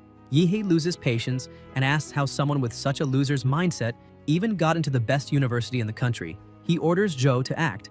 Zhou charges forward and attacks, but Jingxian blocks firmly, saying he's trying to save their lives and asking why Yihe is so stubborn, always charging headfirst into every fight that appears. He remarks that Qingzhu is graceful and refined and says he can't understand how someone like her would ever care about someone like Yihe. Enraged, the protagonist snaps and knocks Jingxian out with a single punch, saying he's out of patience for talking. The freshman collapses, trembling, barely believing the power he just felt, strength far beyond his level.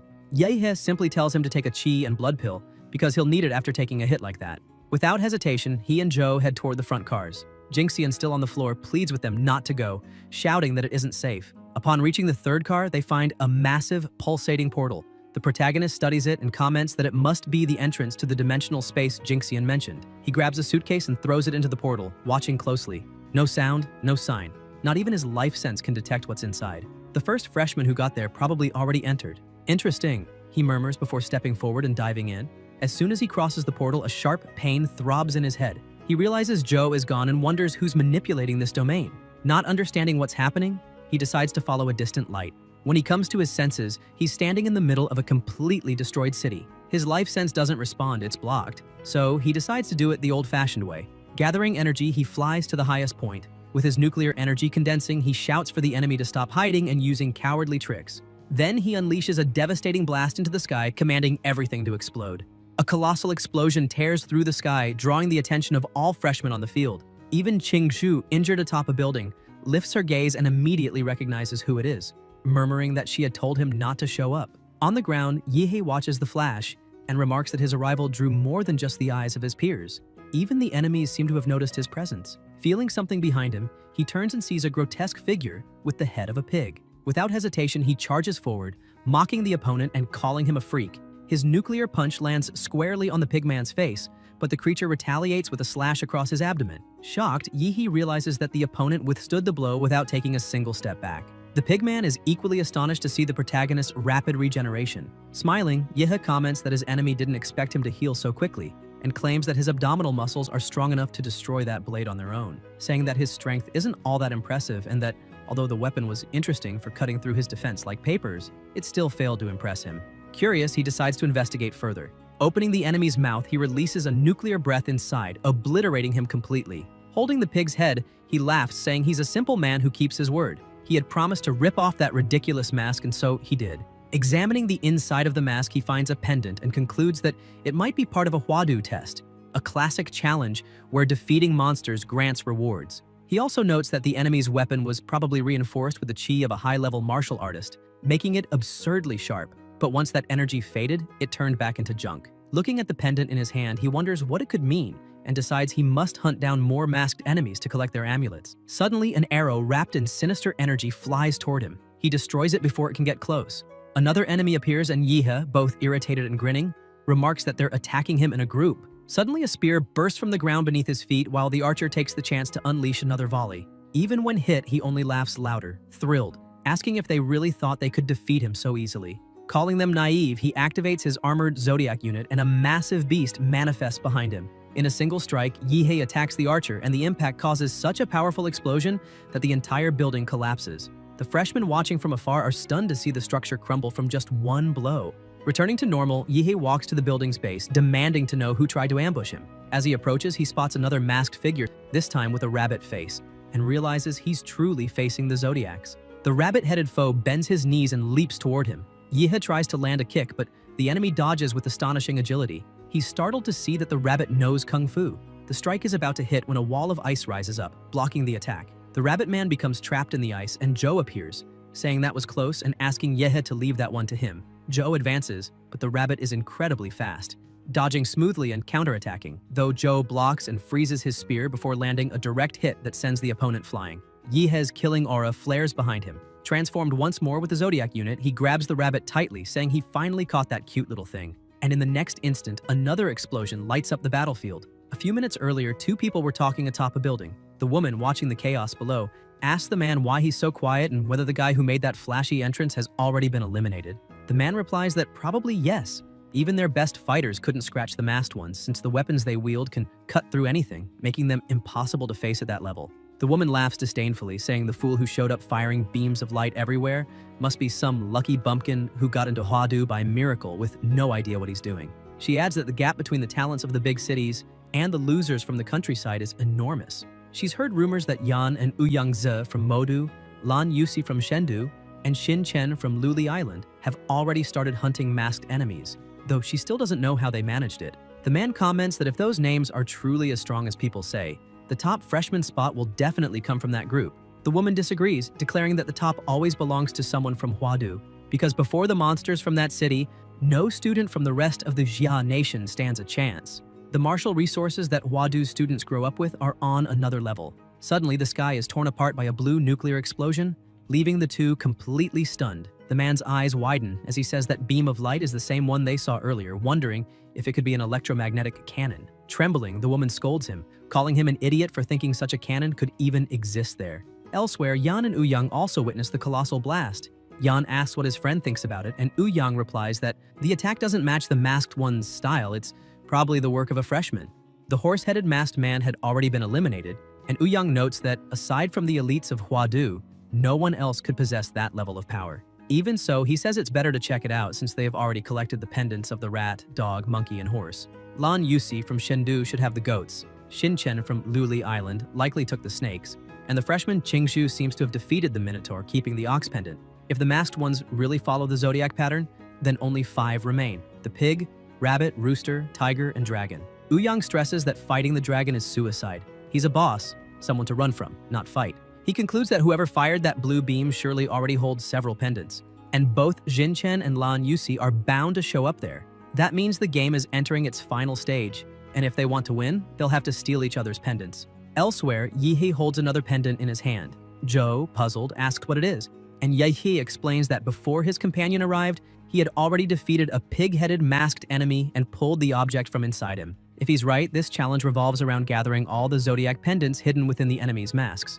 Joe asks if that means they'll start actively hunting the masked ones. Yihei confirms, saying that someone attacked him from behind on the rooftop, but he managed to escape during this confusion. However, the enemy's arrow grazed him, which now allows him to easily track the archer. Shortly after, they arrive at another area and notice the ground covered in battle marks. The burn marks are still warm, a sign that someone was there just minutes ago. Suddenly, Joe freezes, sensing an extremely dangerous presence beside him. He tries to react, but a woman retreats, wounded and surprised, asking how her optical stealth mode was detected. Joe comments again that apparently the girl had been hiding and plotting something. It was the freshman Lan Yusi. Her partner tells her to step aside and, using the genetic art Flaming Demon Body, unleashes intense heat from his palm, melting the ice coming their way. The freshman Shin Chen says they managed to catch her and remarks that Yusi's stealth mode is quite weak. Yihei approaches, asking if the two were planning an ambush. Yusi tells him not to get the wrong idea, explaining that they had just smashed the face of a rooster-masked enemy and were hiding to lure out others. She lights a cigarette, trying to divert the protagonist's attention, but he stays focused and asks if what they say is true because, if it is, he wants them to explain that. Suddenly, he grabs a clone of Yusi by the neck. Shocked, she admits that even her decoy was detected, and realizes that those two must have some special ability. Chen comments that he already expected that. A sneak attack succeeding too easily would have been boring. He drops the cigarette on the ground and says he'll show them how it's done. Inhaling deeply before exhaling a thick cloud of smoke, Yihei and Joe back away, but Yusi laughs, saying they don't even need to bother running, using her wind ascension technique to propel the smoke rapidly toward them. Chen conjures a fireball in his hand and says he's not done yet. Now it's time to really heat things up. He launches the fire into the smoke, laughing and taunting the two, wanting to see if they'll still be smiling after this. However, Yihei simply claps his hands, dispersing the entire attack around him. Chen is terrified to see that the protagonist erased everything with a single motion and realizes that kind of power is abnormal, questioning what kind of insane physique he has. In an instant, Yihei strikes with the mountain-blocking fist, landing a direct hit to Chen's face and sending him flying several meters away. Yusi feels Yihei's murderous intent and crushing pressure, trembling in fear. She thinks that none of them have yet broken through the barrier to become true martial artists, that they are all still mere disciples with bodies limited by an invisible wall. Even Huadu's freshmen have only a slight edge at this stage, but Yihei seems to be on another level. His body is far beyond what a novice should possess. Suddenly, she's frozen solid, realizing she'd been so terrified by the protagonist's overwhelming power that she completely forgot about the ice user. Yihei keeps advancing like a demon, his monstrous aura dominating the area as his thirst for battle grows. He closes in, and Yusi panics, thinking that even if she and Chen fought together, they wouldn't stand a chance against those two monsters. She tries to escape using her fan, realizing it's pointless to drag this out. She needs to flee as fast as possible. But before she can, Yihei grabs her leg, pulls her down, and slams her to the ground, saying she should stay there so they can have a little chat. He prepares to strike, but she uses the martial art Xuan Huang, Step of the Empty Chaos, to try to run. Obsessed, Yihei acts like a predator chasing its prey, unleashing his evil spirits through the demonic flesh. Binding art, Shadow of the Demon Realm. Yusi's clones are restrained by the spirits, and she screams that her body can't move, demanding to know what those things holding her are. Yihei laughs at the scene, saying it looks like his little prey can neither fight nor flee anymore, so it's time to surrender. Yusi gives up instantly, saying he can have all her pendants. The protagonist collects the two pendants, praises her attitude, and asks her to tell him everything she knows. Yusi begins explaining that to pass this trial, one must gather all 12 zodiac pendants and that they've now reached the final stage. There's no point hunting anyone else, since the survivors will end up fighting each other anyway. She mentions that the real monsters that year are Yan and Ouyang, both from Modu. Laughing, she asks if the protagonist wants her to lead him to them, saying she has nothing left to lose, and that since she can't win the competition, she'd rather pour gasoline on the fire and let the big shots kill each other. Yihei laughs and replies that she doesn't need to bother with that, though he admits she's braver than he expected. Meanwhile, Yan and Ouyang are moving quickly. Ouyang comments that Yusi and Chen are probably already hunting them, but says he doesn't care who wins. In the end, they'll just steal from both, since those two are merely holding onto the prize for now. Suddenly, Yan is shocked and tells Ouyang to look at the body split in half on the ground. It's Chen. Just minutes earlier, he had been completely defeated and tossed aside like trash. Barely breathing, Chen mutters in confusion that the protagonist is definitely not human and that Yusi has probably already been hunted down too. He believes Yihei must have marked him somehow and is sure that monster will find him soon. With no options left, he decides to join Ouyang and Yan, but then hears footsteps behind him. Startled, he turns and asks who's there. What he sees terrifies him. The dragon appears before him, and in the blink of an eye, he's eliminated. Yan stares at the body, saying there's no doubt Chen is dead, and that such a brutal, precise cut could only have been made by one person. Young cuts in, confirming that only the dragon could deliver such a surgical, merciless strike that kills instantly. Yan finds it strange. The dragon was supposed to be sealed in the underground parking lot. Last time, over 20 people were sent to hunt it, and only 2 came back alive. He says he can't believe what he's seeing. This was supposed to be just a trial, not a massacre. But all that blood is far too real. Young starts to panic. Yan calls his name, asking what they should do since Chen's pendant has also vanished. Young replies that if the dragon is loose, then some condition must have been triggered, probably the one requiring all other zodiac masks to be defeated. And now the final boss is free. Just as the masked ones automatically hunt freshmen, the dragon must now be hunting whoever carries the zodiac pendants. Young awakens his bloodline, stating that facing the dragon would be suicide and their only chance is to gather the remaining pendants before it takes them. Sprouting wings from his back, he takes flight, saying they need to send a signal to lure the other holders and settle everything in a single battle. Meanwhile, in the dead city amid the ruins, Qingzhu is injured, leaning against a wall. She laments that it was supposed to be just a train ride to Huadu, but they ended up trapped in that cursed place where so many freshmen have already been slaughtered by the maniac in the dragon mask. She recalls that the professor found her, but only one of them could escape, and she couldn't bring herself to leave, and not like that. Looking at a photo of her and Yihei on her phone, she says she needs to warn that idiot not to get involved. Exhausted and sad, she wonders if the one who escaped managed to find him, and admits she doesn't have the strength to go after him herself. Still, she believes that with Yihei's absurd power, he'll easily survive, as long as he doesn't cross paths with the dragon. Suddenly, she feels a presence approaching and panics, realizing she's already been found. With her weakened body, she knows she can't run. They must have tracked her energy, and now they're coming for her pendant. In truth, Qingzhu didn't care about the pendant itself, but something deep in her heart told her the protagonist would need them. She knew she stood no chance of facing them head-on, so there was only one option left: lead them straight to him. At that moment, Young finds her. He remarks that he noticed her during the entrance exam and remembers she awakened the phantom bird bloodline, a legendary and extremely rare creature, and that she carries the ox pendant, something he says fits perfectly into his plans. Watching her, he realizes she's heading somewhere specific and deduces she's likely trying to lure him to the dragon's lair beneath the parking structure. Laughing, he calls it naive, knowing the dragon has already escaped and that place is now empty. Determined to act, Young rushes forward, telling Yan to wait for him. He's just going to pick up a little something and will be right back. He speeds down the building floors until reaching the lower level where he faces Qingzhu and declares that she won't get away. But before he can capture her, a voice echoes through the darkness. Young freezes. In front of him, a murderous aura flares so intense it steals the air from his lungs. Trembling, he asks if that could be the dragon, but quickly dismisses the idea, believing the dragon should be hunting other pendant holders.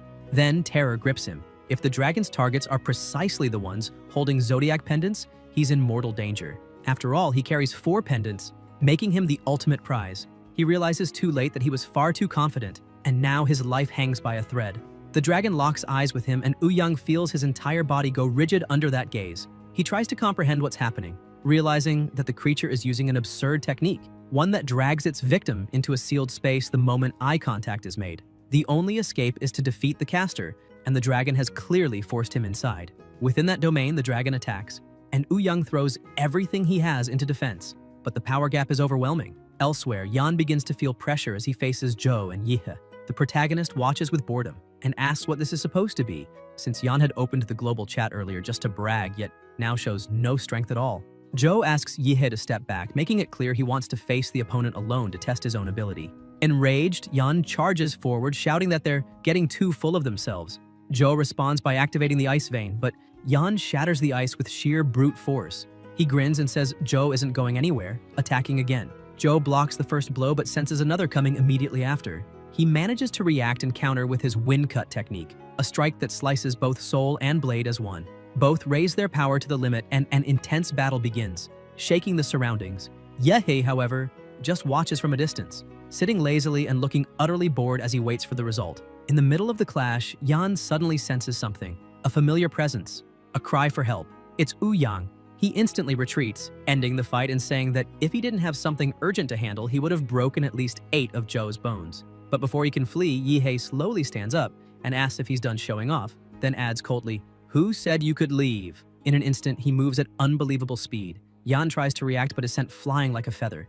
even though he manages to block, the impact leaves him battered on the ground. Dazed, he asks what that was, if the blow came from a demonic beast. The protagonist calmly replies that it didn't. It came from him, and adds with the disdain that Yan's annoying yelling was getting on his nerves, so he ended up hitting harder than intended. Still stunned and unable to process what just happened, Yan asks if he was ambushed. Yehei sighs and answers casually that no, the problem is simply that Yan couldn't keep up. The punch was so fast that his brain didn't even have time to process it. Humiliated, Yan screams that the protagonist is too arrogant and that he'll be the one eliminated. 3 minutes later, he's completely destroyed.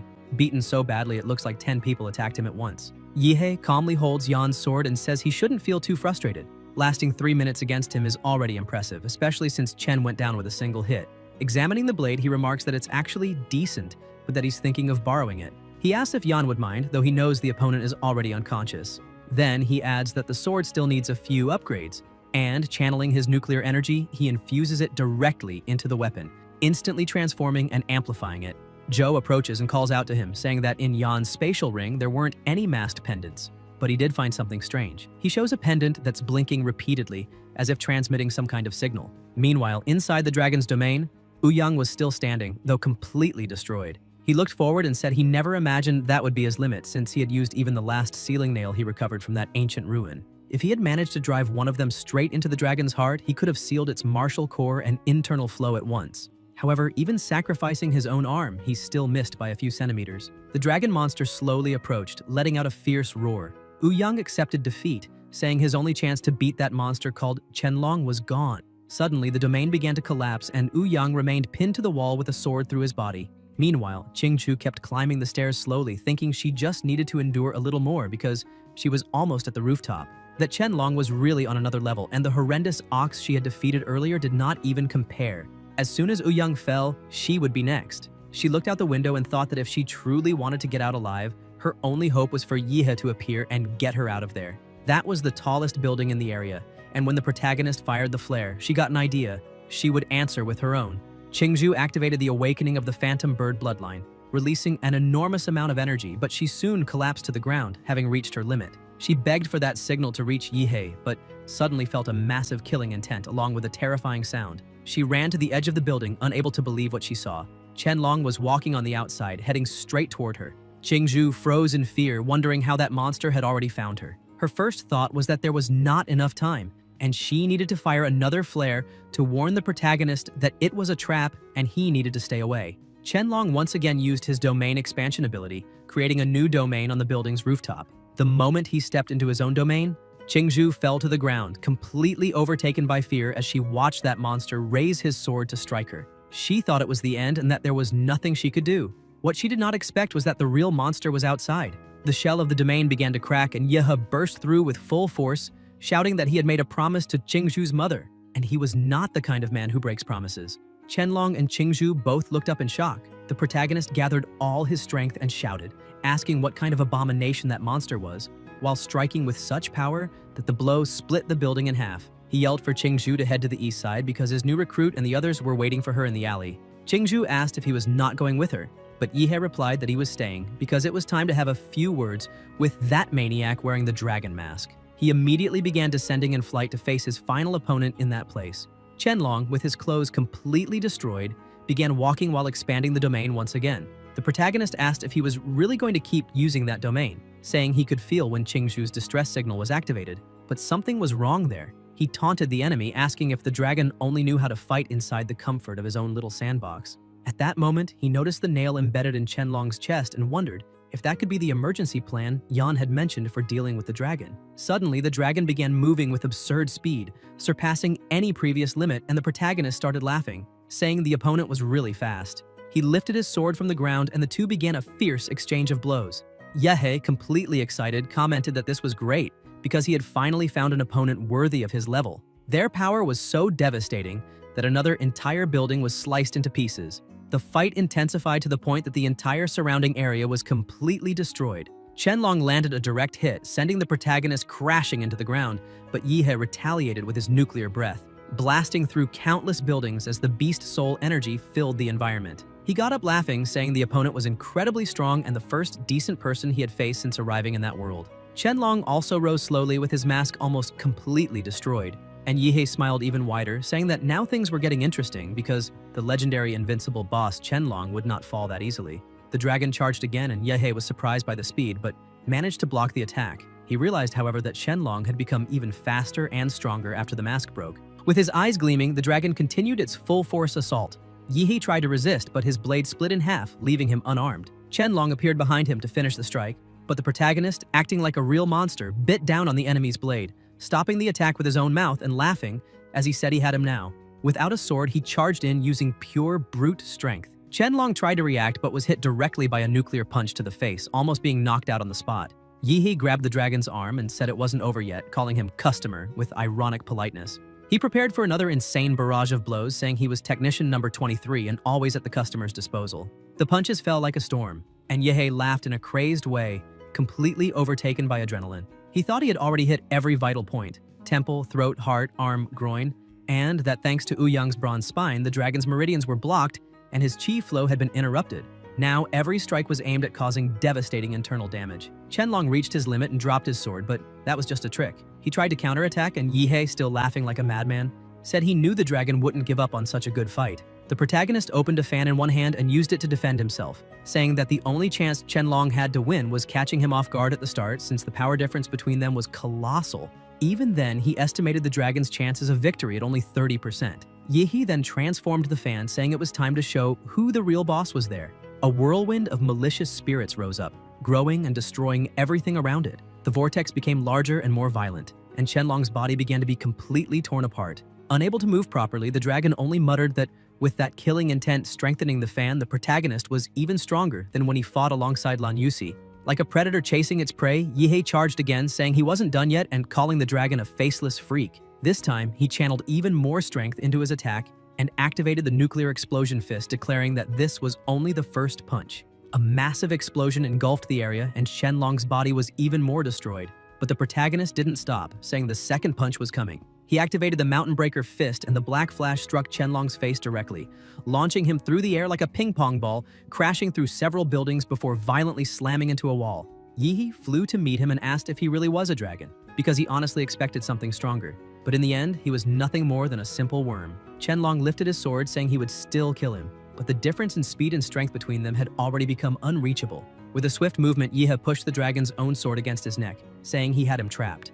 The blade cut deep, and Qianlong's head began to fall. The protagonist watched the enemy's body collapse and then picked up the dragon pendant, saying it was finally time to end that game. Shortly afterward, Yan sensed the power Yihei had released and was completely terrified. The protagonist returned to meet the survivors, and Yan simply knelt, unable to say a word. Still worried, Qingzhu shouted that Yihei shouldn't have faced that masked man alone, but Zhou replied that anyone other than him would only have gotten in the way. Qingzhu lowered her gaze, realizing he was right, because she was so injured she could barely use her martial abilities. If she had tried to help, Yihei would have had to protect her, and that would have put him at risk. She thought that if she were just a little stronger, she wouldn't have been a burden to him. The protagonist approached and casually interrupted her thoughts, asking what kind of face she was making. Qingzhu jolted and asked what he was doing. Yihei extended his hand and said he wanted the ox pendant, or if she preferred, he could take it by force. Qingzhu sighed and handed the pendant over without complaining. Zhou commented that they needed to arrange the pendants in the order of the zodiac from rat to pig, but as soon as Yihei aligned them, nothing happened. Zhou was confused, thinking he had messed up the sequence, and the protagonist didn't understand either, simply staring at the pendants in silence. Yan then approached and explained that the dragon pendant was different. It wasn't created just to represent a masked enemy, but to act as a hunter, a weapon specifically made to eliminate pendant bearers. That meant they didn't need the dragon pendant to complete the sequence. As soon as they removed the dragon pendant, the entire place began to shake. Qingzhu jumped in fear and asked if it worked, while Yan, equally confused, wondered if they had activated some kind of mechanism. Suddenly, a colossal energy began gathering in the sky and descended toward the ground. The protagonist noticed it and told everyone to look up, asking what that thing was. A massive eye appeared among the clouds, watching the group. Yihei stared back, asking what the hell that was.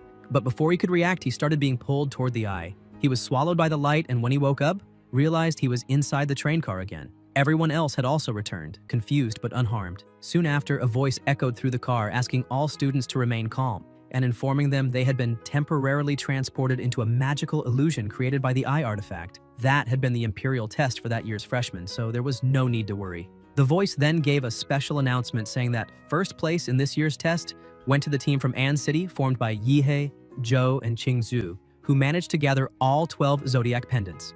Among them, Yihe's exceptional performance earned him the grand prize, which would be delivered at enrollment. The students were confused. One of them asked who that guy in first place was, since he had been eliminated early on and didn't see what happened afterward, wondering if Ouyang hadn't been the winner. Other students who didn't even know An City were surprised that kids from an unknown place managed to surpass those from the capital, who had incredible support and structure. Many were impressed to learn they collected all the pendants, which was insane, since most couldn't even defeat a single masked enemy. While rumors spread, the protagonist didn't care about any of it, only staring at the system with sparkling eyes, thinking he had finally completed the requirements for a draw. The system congratulated him, saying the host had surpassed all freshmen in the Imperial Eye Test and earned a model draw.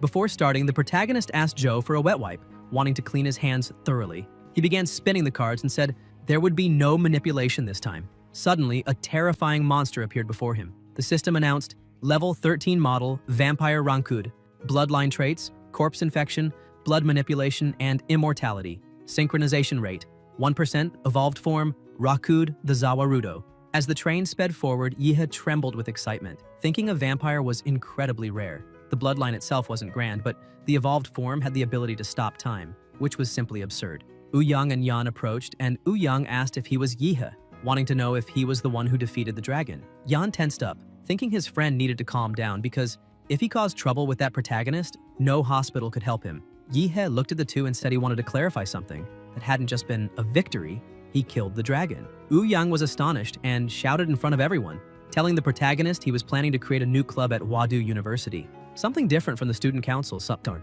and wanted him to join, offering him the position of president. The students were stunned, and Ouyang continued explaining that every year the best freshmen and the council president were always local Wadu students. Smiling, he extended his hand to Yihe and said the strength he displayed made him believe he could break that tradition, asking again for him to join the club. The students became even more excited, commenting that the arrogant Ouyang was personally inviting Yihe, and another pointed out he even offered the presidency. A girl shouted enthusiastically, saying this could be the start of a legendary organization in Wadu, and they were witnessing a historic moment. But the protagonist simply apologized, saying he wasn't interested in fighting the council or leading a club, because he preferred to work alone. The girl reacted in shock, saying he really refused and that it was a historic rejection. Others commented that even Ouyang had been turned down and that it was a waste. Ouyang only smiled and said it was fine, handing Yihe a card and saying he would still look forward to working together someday. A short time later, at the end of the day, Joe looked to the side and said they had arrived. When the protagonist looked as well, he was completely stunned by the buildings and lights of the city.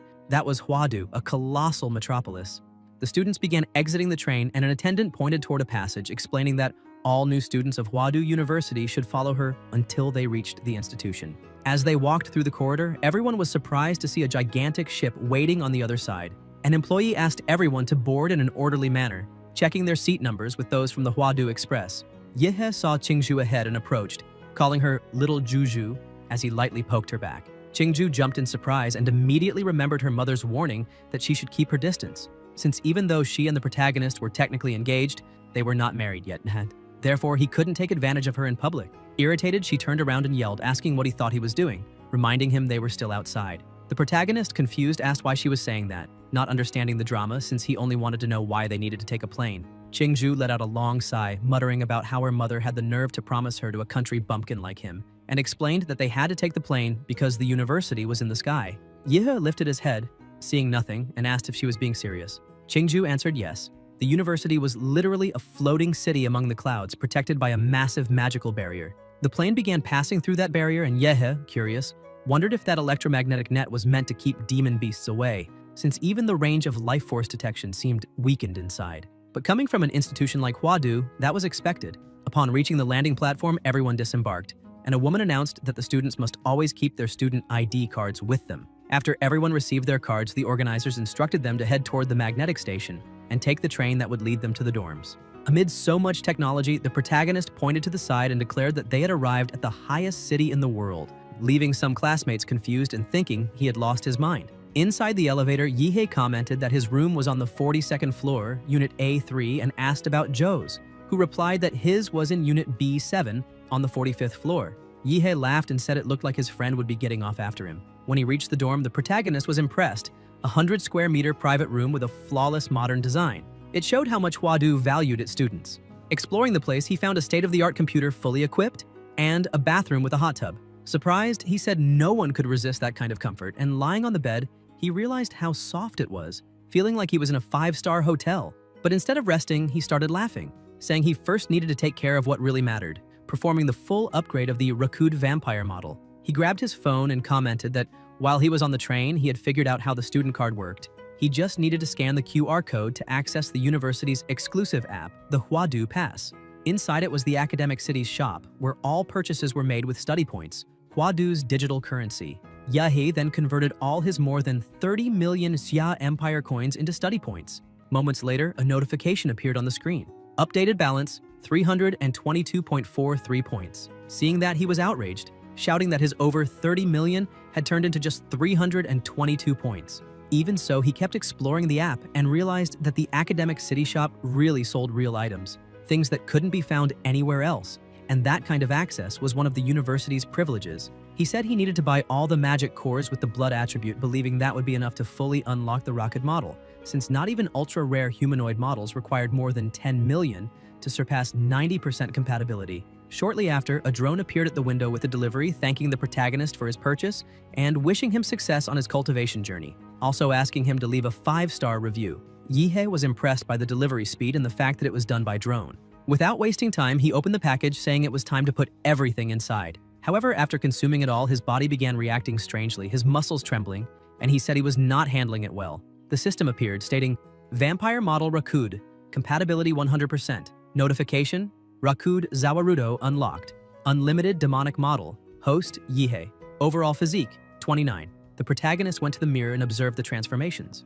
He said the effect was insane, even his teeth had become sharper, and now there was literally a blood bar on his back. If he bit someone, drinking their blood would be as easy as drinking milk tea. Looking at his own hands, he saw his nails had become claws, and with a smile, he said he had just thought of a bold idea. Without hesitation, he attacked himself, causing massive bleeding. He began losing strength and balance, his throat and mouth filling with blood, but the liquid disappeared shortly after, and the wound closed completely. He thought his regeneration was much faster than before, proving that vampiric healing wasn't bad at all, though the physical changes weren't the most important part. The real highlight was his new power, Zawarudo. Going to a separate area of the room, he found that there was a private training chamber and commented that this was expected from a world that worshipped strength, where even dorms came equipped for combat. He focused and released all his energy. When he opened his eyes, Rakud appeared before him. Yihe told him to attack with everything he had. The monster gathered energy and its body transformed, breaking its own shell before charging in a devastating strike. The protagonist tried to defend himself, but the impact was so powerful that his bones shattered, throwing him against the wall. Even with his body completely destroyed, he stood up smiling, saying that it had been incredible and wild. But now he wanted to test the time stop ability. Activating Zawarudo's instant pause, the world around him froze. He began counting, and at the 5th second, the barrier started to crack, but time stayed frozen until 5.5 when everything returned to normal. Trembling and covered in injuries, he said that this had been expected. The original host's limit was 5 seconds, but his definitely went beyond that. The next morning, Yihe and Joe walked through the city, and the protagonist commented that the sunlight was too aggressive. Joe found it strange, asking what he was talking about and if he was serious. Yihe confirmed, saying that ever since he fused with the vampire model, he had grown to hate sunlight. Not enough to burn, but enough to be irritating. Joe then asked if he had seen the university's academic reform plan, but Yihe said no, explaining that he had spent the whole night playing with Zawarudo and didn't pay attention to anything else. That year, Joe said there would be small group mentorships, where each student would follow a main mentor throughout the year and could have assistant mentors if they wanted. Yihe replied that in that case they could find a mentor, but his friend said no, because the only one who needed a mentor there was Joe. The protagonist, not understanding, asked why he didn't need a mentor. Joe grabbed his phone and told him to look at the freshman group chat and pay attention to the message the administration had sent the night before. The board had announced that because Yihe gathered all the zodiac pendants, the university was granting him the privilege of freely choosing any mentor, and the chosen mentor would be obligated to accept. Joe said they thought it was excessive since it had been announced publicly. When they entered the gym, Yihe noticed it was packed, and Joe explained it seemed to be 3 people per round in the test, where mentors lit up the lights to choose their candidates. The protagonist just turned around and started leaving, telling his friend to go ahead because he was going for a walk. Since he could choose any mentor he wanted, it didn't matter when he entered. As he walked, he thought choosing a mentor was tedious, but suddenly he smelled something strange. With his new abilities, he instantly recognized it as the smell of blood. He began running toward the source, thinking that if it were normal blood, he wouldn't care, but that one was different, hidden yet intense. restless like a deadly current beneath a calm surface, filled with killing intent and forbidden sin. The scent awakened his killing instinct, and he needed to find its origin. After running for a while, he reached the place where the smell came from, a somewhat isolated area.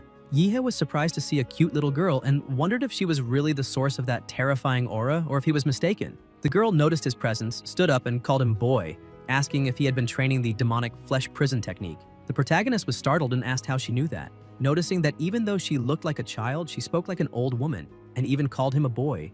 The woman said she knew because she was the one who helped Huzinho perfect that technique. Yihe was shocked to realize she was referring to Liu Chenghu. The girl began bragging, saying he had been her disciple about 90 years ago. The protagonist asked if she was messing with him, because he knew martial artists lived longer than normal and that a master could stay young into their 80s or 90s, but he couldn't understand why she looked like a child. He thought that although some practitioners could compress their bodies until they seemed smaller, the purity in that girl's eyes and her innocence were impossible to fake. Not even an award-winning actress could imitate something like that. The girl stared at him and asked if he really didn't believe her. Yihe mocked her, saying he might believe her, but if she claimed to be Emperor Qin Shi Huang, then he would believe her 50%. Suddenly, he felt as if a guillotine had chopped off his head in the blink of an eye, but he immediately returned to reality, startled and confused, wondering if it had been just an illusion, because the bloodlust was so intense that it made him hallucinate being decapitated. Still shaken, Yihe began activating his power, but the girl simply put a lollipop into his mouth and told him to take a strawberry one, since it was her favorite flavor. With an innocent look, she apologized for calling him boy again, saying that maybe she went too far and asked if he wasn't going to accompany her to school, explaining that she only got 1 or 2 hours a week to go out and that her life was pretty sad. Yihe observed her suspiciously and asked who she really was. The girl then introduced herself as Gongke, an extremely powerful master, saying that she once even made the university president, Shi Jingwen, cry when he was little. The protagonist dropped to his knees before her, overwhelmed by a mixture of shock and hope. He thought that if she really was the one who perfected the Xuanhuang technique, she might be able to help him advance in his cultivation, since she was a killing-type master, which suited him perfectly. Without hesitation, he shouted that he had searched the entire program for a real master and found no one worthy, but that now things would change. He declared he wanted to become her disciple and begged her to accept him. Gongke was surprised, not really understanding what was happening. Meanwhile, in the gym, the students were in an uproar, saying they couldn't believe the 5 university directors would be mentoring freshmen that year, because if anyone could become a disciple of one of them, their future would be guaranteed. Another student, however, deflated their excitement by saying it was just a dream, since the 5 directors would never waste their time on ordinary students. The discussion continued until someone asked why everyone was there, whether it was some kind of visit or sightseeing, and the first student answered that they were there because of the freshman Yihe, the boy who completed the Zodiac Challenge.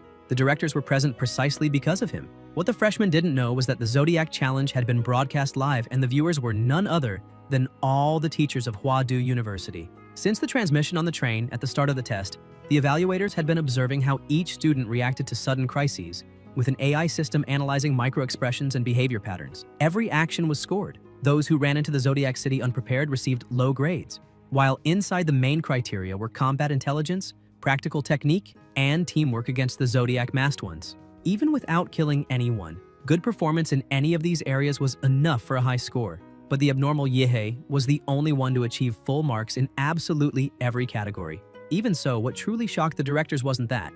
It was the fact that he defeated a boss he wasn't even supposed to face, the Dragon of Certain Death. One of the directors commented that Yihe himself might not even know who that dragon was, since it was a battle model created by the National Superintelligence Nuwa based on data left behind by Fu Hongsheng, a national-level martial artist who studied at the same university.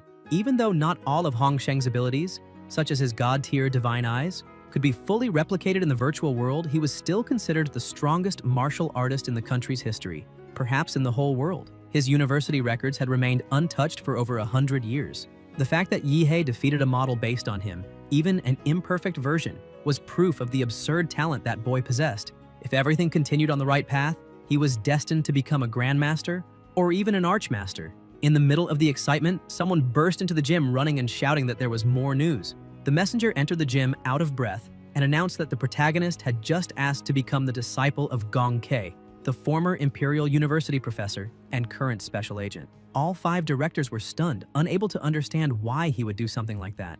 Outside, Yihe was still holding the little woman while she, confused, tried to pull away and asked if he really wanted her to be his master. He confirmed without hesitation, saying he had already made his decision. In his thoughts, he considered that technically that woman must have been over 100 years old, and that if not for that, kneeling before a lowly in broad daylight would definitely get him thrown straight into jail.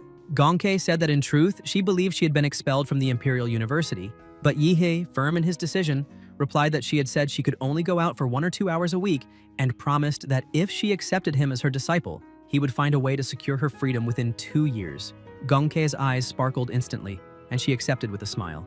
Yihei celebrated, saying he finally did it. But before he could relax, an immense pressure of energy approached. The 5 directors arrived flying almost at the same time, shouting for him to stop. Gongke huffed irritably, saying the meddlers had shown up. The stern-faced director glared at her and said they had agreed she couldn't have contact with the students while outside, especially in her current mental state, which was not suitable for guiding anyone. The mustached director agreed and ordered her to return home. Gongke sighed and asked if she really had to go back, then turned to Yihei and asked his name. He bowed respectfully and answered, "My name is Yihei, master." She smiled and said all right, telling him to come with her. At the Huadu Research Institute, Gongke walked excitedly beside her new disciple. They entered the elevator and Yihei asked if she really lived there. She confirmed, saying she had spent a few decades with certain issues and that sometimes she accidentally hurt others, so the people at Huadu installed her in the institute's underground. With a carefree tone, she said that luckily she had learned to control herself in recent years and now they let her go out occasionally to stretch her legs. Yihei then asked if that meant he was her first student after all that time. Gongke was surprised and said he thought in a strange way because he should be afraid. He made a face and asked if he should be afraid of being bitten or cut into pieces. At that moment, the elevator stopped on floor -666 and the doors opened. The protagonist looked at the narrow hallway and asked why it was so cramped in such a large institution. His master explained that it had been built specifically for her. Yihei noticed a digital number blinking on the door and asked what that timer was for. But Gongke suddenly panicked, started running, and shouted that there was no time to lose, that they needed to get inside immediately. Still confused, Yihei insisted on knowing what the counter meant, and she answered desperately that every time she went out, the clock started counting, and if she didn't return before it reached 0, the alarm would go off in the Huadu leader's office, causing the entire university to begin hunting her down. Yihei dove through the door seconds before it closed. As soon as they passed through, the door locked and a luminous barrier formed. Gongke took a deep breath and said they made it in time. Yihei noticed some kind of magnetic field in the air since his martial energy wouldn't properly gather outside his body, which meant any technique used there would be drastically weakened. Gongke explained that the place was her containment cell, built to prevent her escape. She said Shi Jingwen himself and his team designed that 3-story underground house, equipped with absolutely everything: training rooms, leisure areas, plenty of comfort, and several layers of magnetic suppression capable of distorting all martial energy. All of it was made to keep her from getting bored and trying to run away. Yihei looked around impressed, thinking that his master called it a cell, but it looked more like a luxury suite, spacious, well-lit, and full of resources, more like an altar prepared specifically for her. Meanwhile, in the main building of Huadu University, President Shi Jingwen was at his desk when the phone rang. On the other end, one of the directors warned in a desperate tone that Yihei had just become the disciple of Gongke. Jingwen only sighed and said they should let him do as he wished, because Huadu's goal wasn't to produce dozens of mediocre talents, but to prepare a single individual capable of carrying the future of Sha and perhaps humanity itself. When a true genius appears, he said, the university's duty is to give them full support and freedom to grow.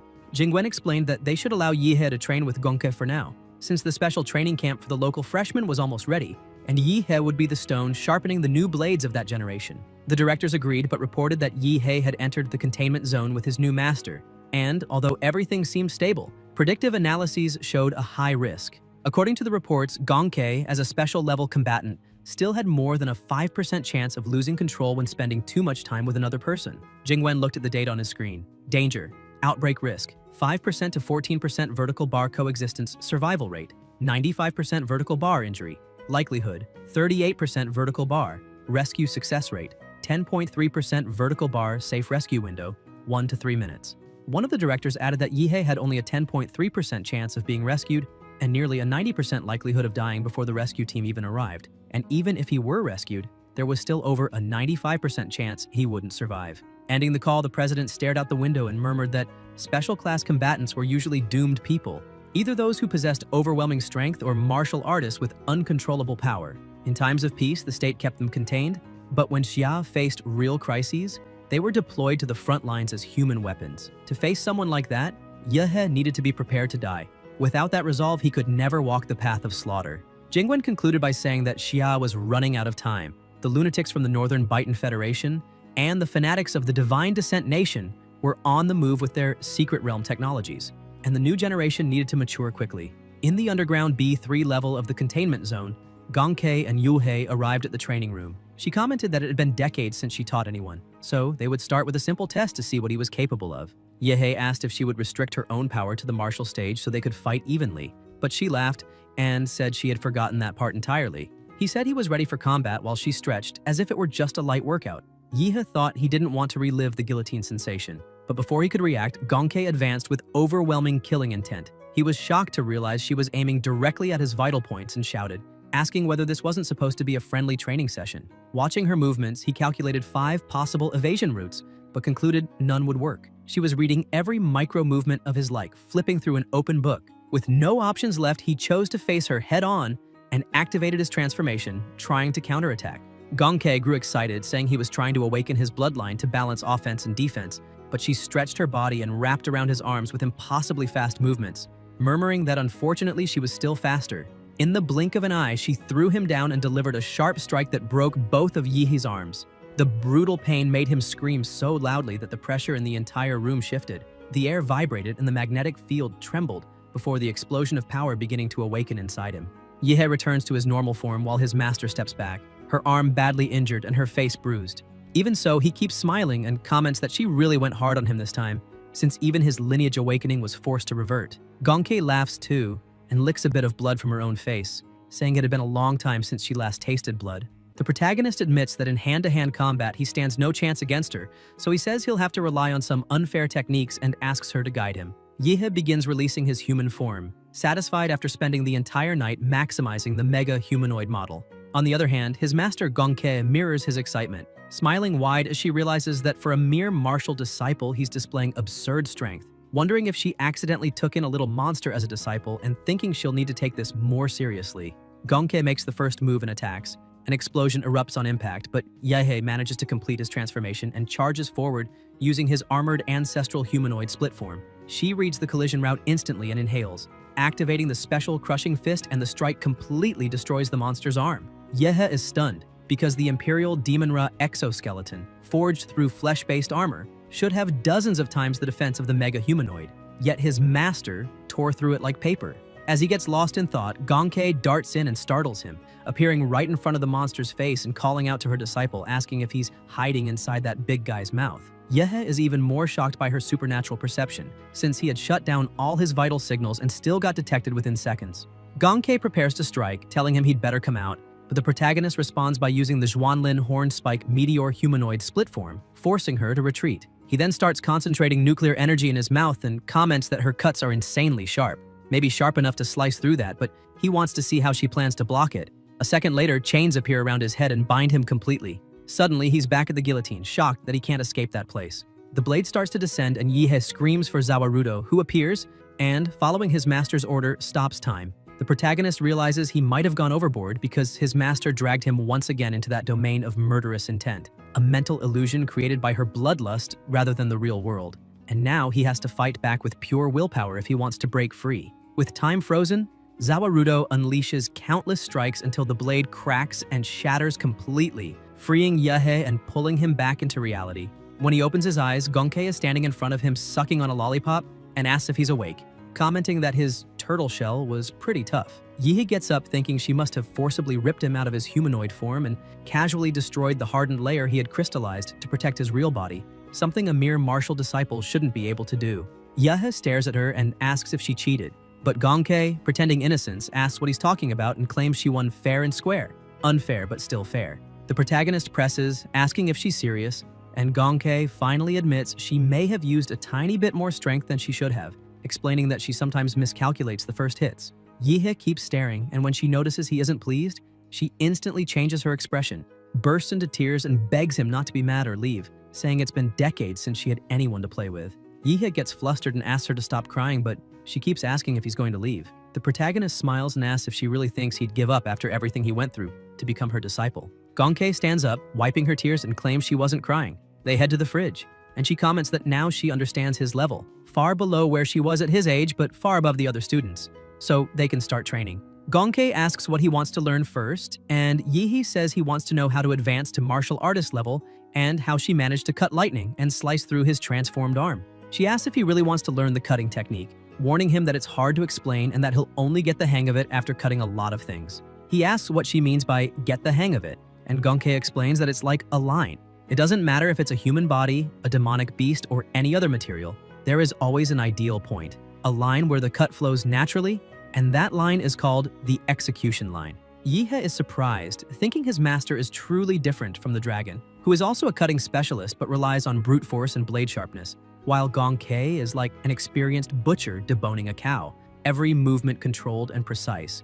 Sitting on the bench, she continues explaining that mastering this won't be easy, and recommends that he first become a true martial artist, because if his cultivation doesn't evolve, there's no point in trying to learn most of her techniques. Gonke asks if he knows the difference between a martial apprentice and a martial artist. Yihe says he doesn't, so she explains that it's not just the body that improves, but also the mind. Martial artists have an ability apprentices don't have: internal visualization. Through it, they move from crude training to refined cultivation, can see their own meridians, acupoint paths and internal organs, and then use martial energy to strengthen everything, pushing the body beyond its limits. In other words, a strong mind comes first, then a strong body. Yihe gets excited, impressed at how good his master still is at teaching, finally understanding why she remains one of the top figures at the Imperial University, even if she's a bit unhinged. Hearing about mental strength, he realizes that since merging with the vampire model and awakening Zawarudo, he has felt a huge increase in his mental attributes, which should help a lot when he tries to advance. He asks whether there are different kinds of techniques for that, and Gonke says yes. Martial arts and advancement techniques are divided into 4 grades: Heaven, Earth, Yellow, and Mystic, plus the ungraded ones that represent the university evolution of an ordinary student. In ordinary or low-prestige universities, when a martial apprentice tries to advance to martial artist, the school can only provide ungraded techniques, the so-called ungraded university student. They are simple practices, easy to use, and make advancement easier as long as one has enough vitality and martial energy. More than 80% of martial artists use that type. But at Huadu University, students already begin with Yellow Mystic grade techniques. Curious, the protagonist then asks about the Heaven and Earth grade techniques. Gonke explains that Heaven grade techniques are practically unique relics belonging to secret realms and ancient ruins. There might be only about 10 in the whole world, and the Imperial University owns one of them, but she adds that he has neither the strength nor the permission to go anywhere near it, although he can learn an Earth grade technique without any issue. Yihe is surprised, and his master continues, saying that the Bodhi Killer Heart Sutra, the technique she masters, was the inspiration for the demonic, flesh-imprisoning arts of Huzinho, which only reinforces its power. Hearing that, the protagonist gets pumped and shouts that he really wants to learn it. Gonke throws the can into the trash and says that if that's the case, then fine, telling him to feel the killing intent she prepared just for him. Suddenly, Yihe is dragged once again into her domain. He screams that he doesn't want to go through that again, but it's already too late. His master laughs, saying she loves watching blood splatter. Later, after classes, Joe walks down the street when he spots the protagonist and asks how his first day went, saying he heard he became the disciple of. Before he can finish, he senses an extremely powerful and terrifying killing aura coming from Yihe. He prepares to fight, but the protagonist instantly stops and apologizes, saying he went a bit overboard. Even so, Joe remains terrified, saying he feels an aura so threatening that a single wrong move seems enough to get him killed. A few hours earlier, inside the illusory realm, Yihe was fighting several zombies rushing toward him. He remembers he can't use techniques or abilities, only blades or his bare hands, and complains that there are too many enemies to fight with that cheap blade he was given. Confused, he asks why, and his master explains that the purpose of the blade is to make him get used to the sensation of cutting flesh and bone so his body can build muscle memory capable of instantly identifying the execution line and hitting the enemy's weak point as fast as possible. After hearing the explanation, he gets excited and focuses completely, saying it makes sense now and that he's going to start practicing. Quickly, he begins attacking all the monsters around him with precise cuts, showing an impressive learning speed. Gonke is startled, thinking that training an Earth-grade technique inside an illusory realm is extremely dangerous, something an ordinary martial apprentice should never attempt. If not for Yihe's absurdly high mental attributes, he would have already been consumed by the killing intent and lost control completely. Yihe observes her focus, control, and determination, and realizes Gonke truly believes he might be Shi Jingweng's hope, maybe even the hope of the entire Huadu University, and she can't wait to see how far he will go. Back in the present, inside his room, Yihe relaxes in his bathtub, muttering that this was only the first day of training and he was already completely exhausted.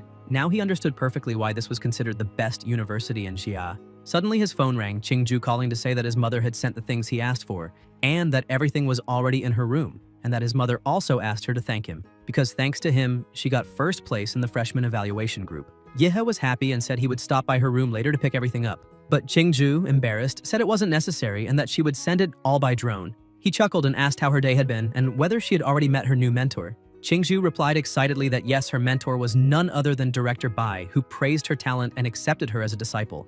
Yehe was happy for her and said that was great news.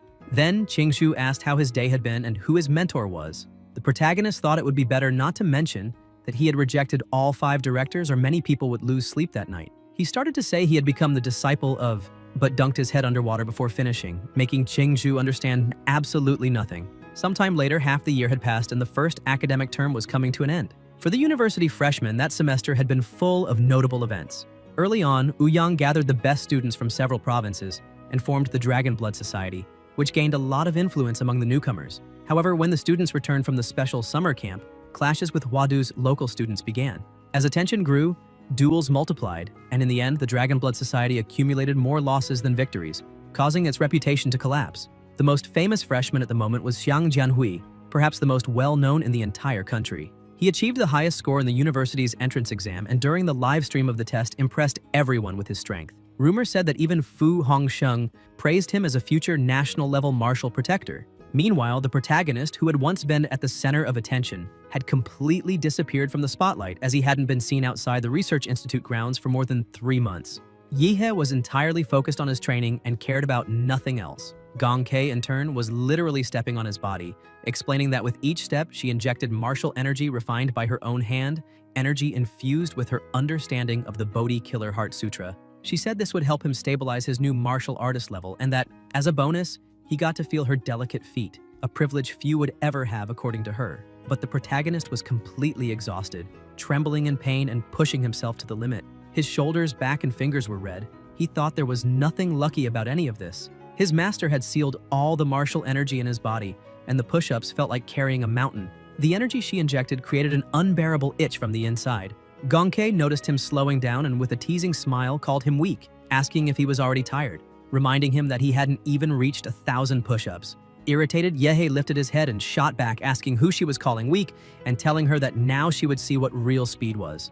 The two of them looked like battle-addicted lunatics who couldn't accept any kind of defeat. When she realized he was challenging her, Gongkei lunged forward with impressive speed, shouting that this was what she liked to see and demanding he be faster and stronger. Yehe, determined not to lose, unleashed all his power, and with the combined effort of both, a massive explosion erupted. As the smoke cleared, Yehe felt a strange sensation throughout his body, his worn-out muscles torn apart and replaced by new ones, filled with martial energy.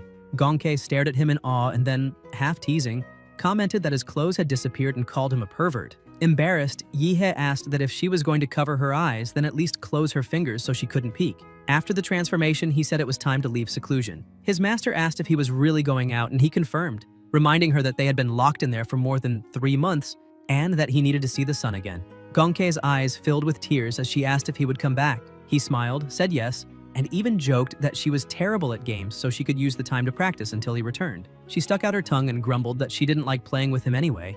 Yehe looks up at the sky and comments that even though he was never a big fan of sunlight, he actually missed it after so long underground. As he walks, he says he spent so much time in seclusion that it feels like he lived another life. But he knows he didn't come out just to stroll around. He has a goal. At Huadu, a big part of a student's grade depends on extracurricular missions, which include hunting martial criminals, investigating secret realms, defending against beast waves, or facing illegal and foreign forces. His first step is going to the activity center to pick up a mission and meet his partner again. A little later, already at the student center, he runs into Joe. Yehe greets him, saying it's been a while, and Joe agrees, saying he finally came out of seclusion because he had been waiting for ages. Yehe asks how things are and what his current strength is. Joe explains that he advanced to martial artist 2 months ago, but then notices something strange. Although Yehe looks the same on the outside, the feeling he gives off is completely different, something terrifying. Joe starts wondering how far his strength has reached and whether he could even fight someone like him. 3 days earlier, he had watched a private match between Huadu freshman president Jian Hui and the vice president of the Dragon Blood Society, Ouyang. As expected, Ouyang lost in just 10 minutes, and the most impressive part was that Jian Hui still hadn't used all his strength. Joe wonders if Yehe could beat him, but after thinking for a bit concludes that maybe even Jian Hui wouldn't stand a chance against him. At that moment, Qingju arrives in a hurry, apologizing for the delay and saying she finally made it. The protagonist turns to her and simply says, Hey, confused, she suddenly remembers what her mother said, that now she and Yihei were a couple and should act like it on campus. Flustered, she starts mumbling and leans forward to kiss him. Yihei, surprised, asks what she's doing and complains that they hadn't seen each other for 3 months and she didn't even say hello. Qingju turns away annoyed and mutters that she hates him deeply.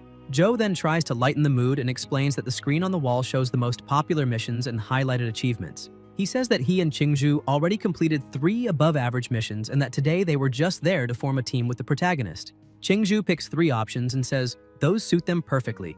The first is Hengcheng serial killer. Location Hengcheng, where in May the first case of extreme torture occurred, a married woman was skinned flawlessly and turned into a human coat hanger. Since then, the deaths have passed 40, including a 7th-level martial artist. The goal is to capture or eliminate the illegal martial artist, difficulty level 2. The second is investigation of the anomaly in lineage beast waves. Location the abandoned city of Liancheng, where, for unknown reasons, beasts began returning en masse to the secret realm. The opposite of what happened 2 months earlier when they advanced outward. The goal is to investigate the cause with the Dragon Guard Special Unit, difficulty level 2. The third is anomaly in Lingshui County, location Lingshui, where 2 weeks ago a group of tourists reported that the locals were acting strangely, craving raw meat and sleepwalking in large groups. The government denied everything, but a day later the tourists were killed one by one. A team of first and second year students was sent to investigate, and now all of them are missing. The goal is to discover the cause of the anomaly, difficulty level 3. Qingju explains that all 3 were originally level 2, but the Lingshui one had just been raised to level 3. Off-campus missions in Huadu range from level 1 to 5, and the higher the level, the more dangerous. Freshmen usually take level 1 missions, and the only level 2 she took involved a team of 10 people. A team of 3 freshmen would never be approved for something like that. Yihei says it's fine because he has a privilege card. He remembers his master saying he could handle himself, and that among first and second year students, few could exchange blows with him. That's why he now needs more dangerous missions to sharpen his skills. With that card, he can accept any mission on campus, although his master warned him not to even think about taking level 4 or 5 missions since even Xuanwu class warriors die in them. Surprised, Qingju asks where he got that card, but the protagonist hesitates to answer. Zhou senses the mood and changes the subject, asking which of the 3 missions he prefers. Yihei says risk and reward go hand in hand, but welcomes the topic change. He analyzes each one. The first is hunting a target, which will be inefficient since the police have been searching for him for months, and tracking him down will be harder than eliminating him. The second is an auxiliary investigation with the Dragon Guard, which will leave them with only unimportant tasks, no real combat or worthwhile loot. The third hands the entire process to them without any safety net, and the variables are massive, but the greater the danger, the greater the reward. He concludes that if someone fears risk and wants to live protected, then they shouldn't call themselves a martial artist, and for that reason, he chooses the third mission. The other 2 agree, and he says it's perfect because they will leave immediately. When they head to the reception desk, the instructor scolds them, calling the whole thing absurd. She asks if they didn't see that a second-year team was completely wiped out there. And even so, 3 freshmen dare to accept a level 3 mission, asking if they think too highly of themselves. But the protagonist calls her over and says he has a privilege card, something extremely rare. The instructor asks if he learned how to lie now and says she will call the dean to expose him right away. As soon as she makes the call, she returns completely calm, wishes them good luck, and says she prefers a stricter approach. After receiving permission to leave on the mission, the protagonist says goodbye to them and tells them to grab their gear because he needs to go back and retrieve something. At the College of Mechatronics, Magitech, and Foundry, Yihei reaches the door and his identity is quickly confirmed. When he enters, he tells the director he came to pick up his weapon, the reward for placing first in the freshman evaluation. The president comments that giving up a technique of any grade to choose a weapon shows great insight, though it's a shame Gongke got to him first. Then he says it's time to stop the small talk and reveals the weapon, telling him to take a look at what was forged. He highlights that it has no elemental attributes but channels martial energy at 95% efficiency and was forged with the legendary and resilient Star Gold, a top-tier divine blade. He explains that the sword can cut a horse cleanly, is around 1 meter 20 long, has a flat shape, and a dark edge dotted with faint sparkles, the trademark of Star Gold. The backside is carved with dense sun and moon serrations, adding weight and impact, turning every strike into something devastating. Yihei draws the new sword and slashes the air to test it, continuing to swing it as the director explains that the handle is wrapped in black anti-slip leather, braided with metallic threads also made of Star Gold, making chi conduction easier. Each cut produces a whistle in the wind and a flash of chilling light, even though they are only test movements. The pressure emitted by each swing surprises everyone. The protagonist comments that it really isn't bad at all. The weight is perfect, the balance is steady, and the grip fits exactly. He finds it funny that the sword was made to his measurements from 3 months ago, and still matches his current strength after advancing to martial artist. As he leaves, he says it was expected, because the Imperial University's blacksmiths are truly skilled. The director puffs up with pride and says that even Gongke calls him master when it comes to forging, but immediately regrets it and asks Yihe not to repeat that to her. Already in Lingshui County, the three walk through the streets. Zhou says that to keep the mission secret, they are disguised as university students on internship.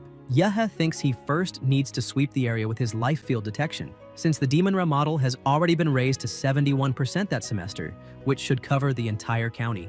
But he worries that his arrival might scare the rats and make them hide even more, complicating the mission, because the hard part isn't killing them, but finding them. Zhou calls them over to see the house the university arranged for them, but suddenly an old man approaches and asks if they need a ride, offering a cheap and fast tricycle.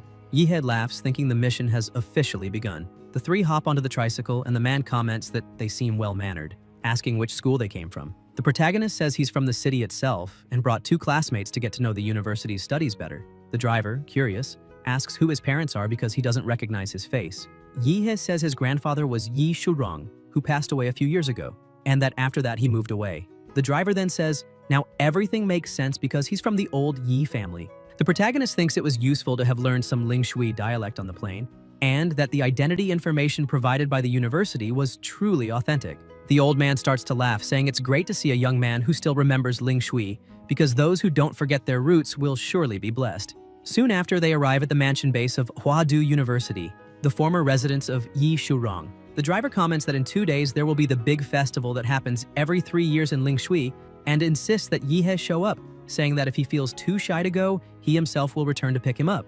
Yihe says he understands. Yihe and Zhou step inside, and Zhou immediately notices the house has been empty for more than 10 years and is falling apart, covered in weeds and swarming with mosquitoes, saying cleaning it will be a huge job. As always, Yihe prefers brute force. He lifts his foot and says he's great at cleaning. When he stomps the ground, he releases a small burst of radiation that burns all the plants and living things nearby. Zhou complains that this isn't cleaning but extermination. The protagonist replies that it's fast and practical.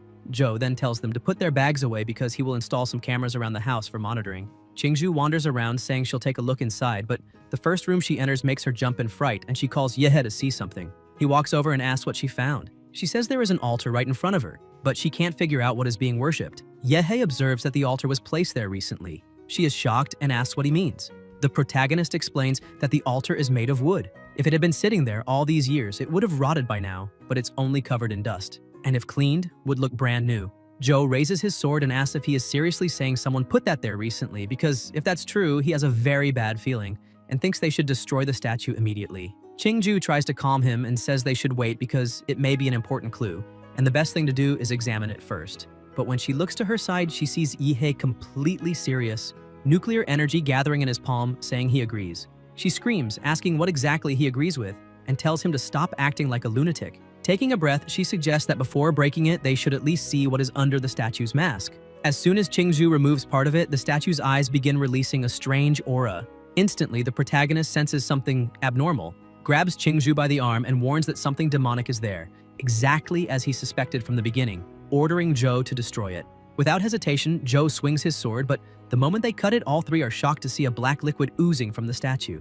With his sharpened senses, Yihe understands what's happening and says the demon will not escape, ordering Zawarudo to act immediately. With that, he manages to trap the creature and tells Zhou to seal it as fast as possible. But due to Qingzhu touching the statue, her eyes begin changing color. Her voice trembles as fear takes over, and she asks what is happening. Yihe places his hand on her shoulder and asks if she's all right, realizing she was affected by the entity's psychic energy and channeling a bit of pure martial qi into her to neutralize the effect. She quickly returns to normal and says she's fine, feeling that the terror inside her vanished suddenly, replaced by a warm and comforting sensation. With the demon sealed, Yihe goes back to acting like a maniac, saying that it looks like the anomaly in that place really was connected to the clay statue stuff, which means the investigation has progressed a lot. He tells the two of them to stay there, keep watch, and make sure nothing strange happens because he needs to take care of something else. As he walks away, he thinks about the radioactive tracker he placed on the old man with the tricycle and that, judging by the time, it should be time to spring the trap. With a cold smile, he mutters that the old man won't need to look for him because he'll be the one going after him. At the Buddhist temple on the Golden Mountain of Lingshui, the old tricycle driver has just arrived. A monk greets him, calling him benefactor, and says the abbot is waiting inside. They walk down a narrow corridor until they reach a sealed door. The monk announces to the abbot that he brought benefactor Liu Gensheng, who has met the requirements to receive a blessing, and adds that he has something important to report. The abbot then asks Yensheng what his true intentions are and why he appeared so suddenly. Before he can answer, the monk begins to transform, revealing a sinister and inhuman presence. Yensheng falls to his knees, trembling in fear, shouting that a living immortal is among them. But within seconds, Yihi appears flying in and hits the creature with a kick that crushes its head. He uses Zawarudo to create a shield around himself and watches the scene with disgust, saying that fortunately the shield protected him, because it would be a real bother having to wash his clothes after so much filth. Yensheng is stunned to see Yihe there, but before he can react, the temple statues begin to move and attack from all sides. The protagonist mocks them, saying they move, but he doesn't even need to, because Zawarudo blocks all of the hits easily. Annoyed, the statues retreat and then charge all at once, completely surrounding him. Yihe spins his spatial ring and says he had been in stealth mode so he wouldn't be detected, but now there's no reason to hold back. He draws his Star Rain blade and charges forward, slicing through the air while wondering out loud what might be inside those bellies. Straw or something even stranger. The statues begin firing energy beams from their eyes, but with quick, precise movements, he decapitates them one after another. In the middle of the chaos, one of the lasers hits Yensheng and splits him in half. A few seconds later, everything is in ruins.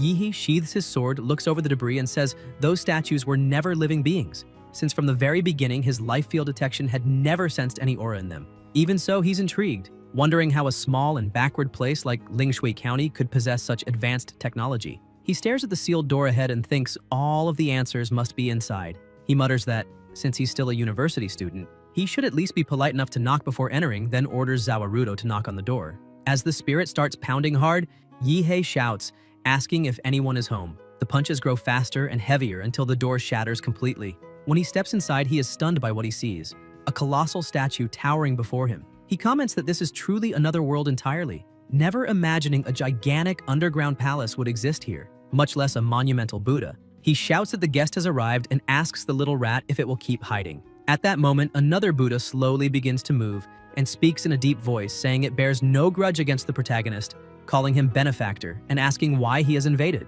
The monk keeps talking, saying that yesterday there were no disagreements with the MC and questioning why he insists on causing trouble. But Yihei asks the monk if he's going to keep this little act and cuts him in half. Yet the monk appears behind him, saying that the blood sins he carries are deep, so the MC turns around, shouting for him to stop talking and start fighting. But when he steps a bit harder, he notices the ground cracking and suddenly begins to fall into a hole.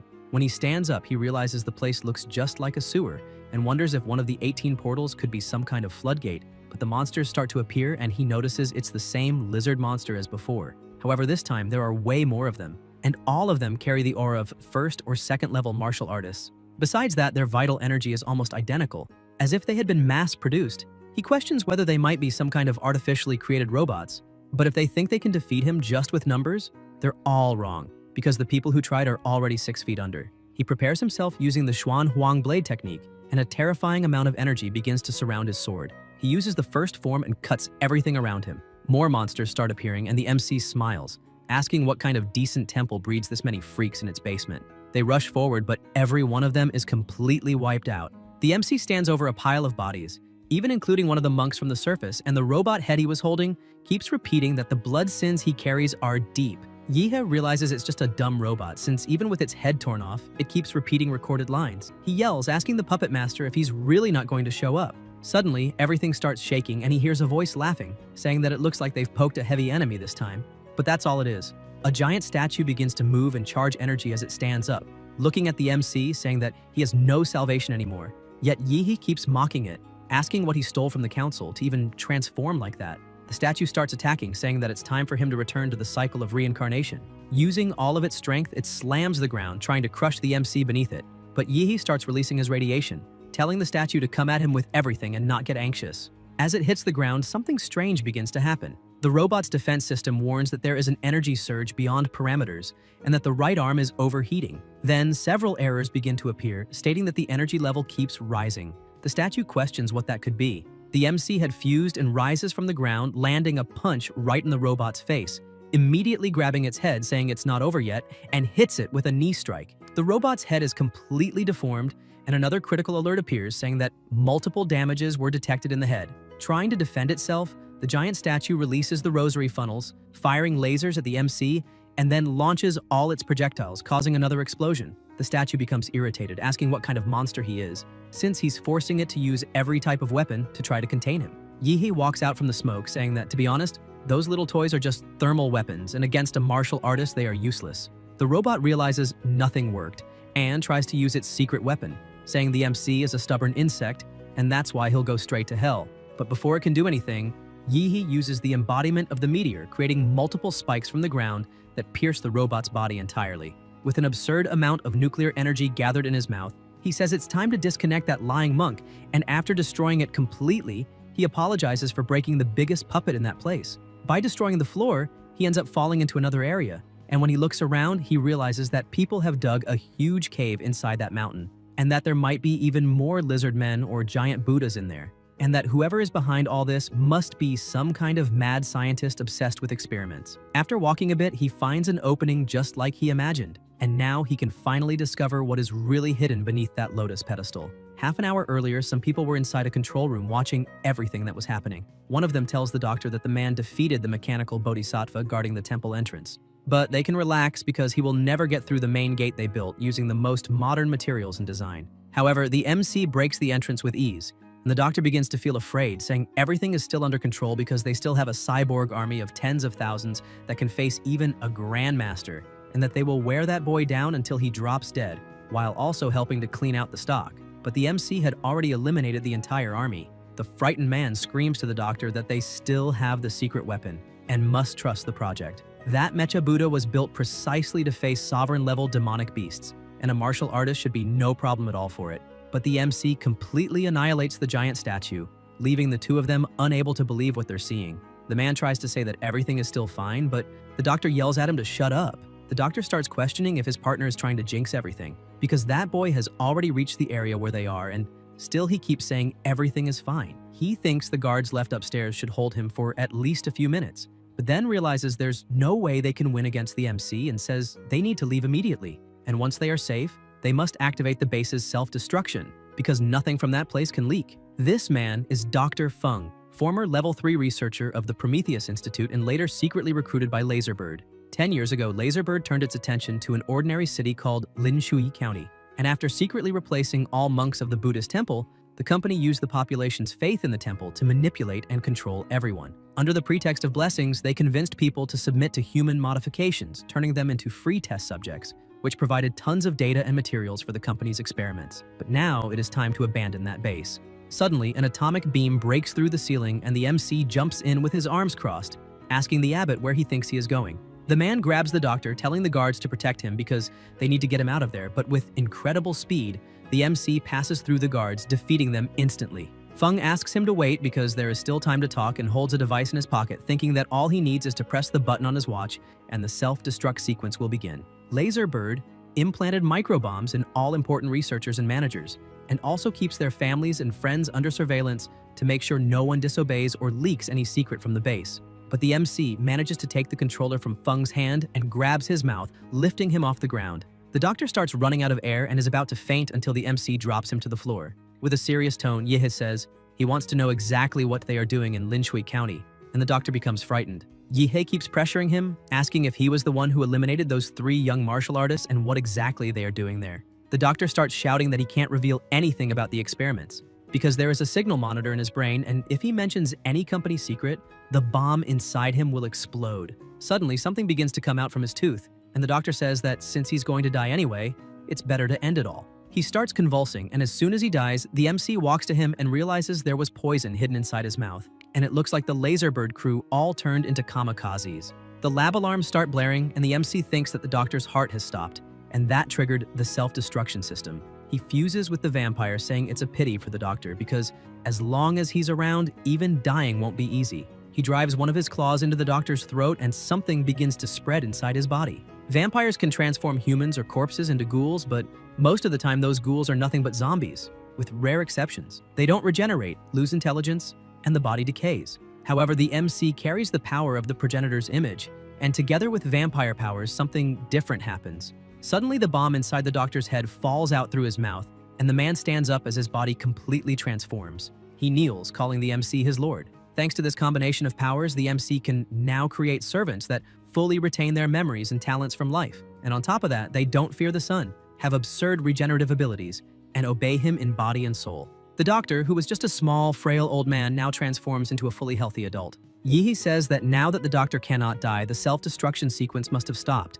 And from that moment on, he will call him Mad Doctor because his past no longer matters, and all he will do now is serve him. The Mad Doctor replies that it will be a great honor to serve his master, and Yihei points out that now that the doctor has received the power of the progenitor, they share a mental link, and those monitoring devices no longer have any effect. He begins reading all the servants' memories to discover when the city started being infiltrated, and a man appears in the memories, the same man who was with Feng. He calls him Little Liu, saying it isn't even noon yet, and he's already running away to eat. And the doctor asks if he finished the data comparison he requested, but when Liu turns around, he is holding a human hand and his eyes are red, apologizing to the professor because he was very hungry and the dish of the day was raw meat again. The professor complains, saying that eating that with his teeth would be terrible. But Liu says the villagers sent it as an offering to Master Buddha because he heard that some outsiders appeared, 3 young ones, which is why the meat tastes great. The doctor thinks something is wrong, but the memories continue and Liu says they fell asleep again.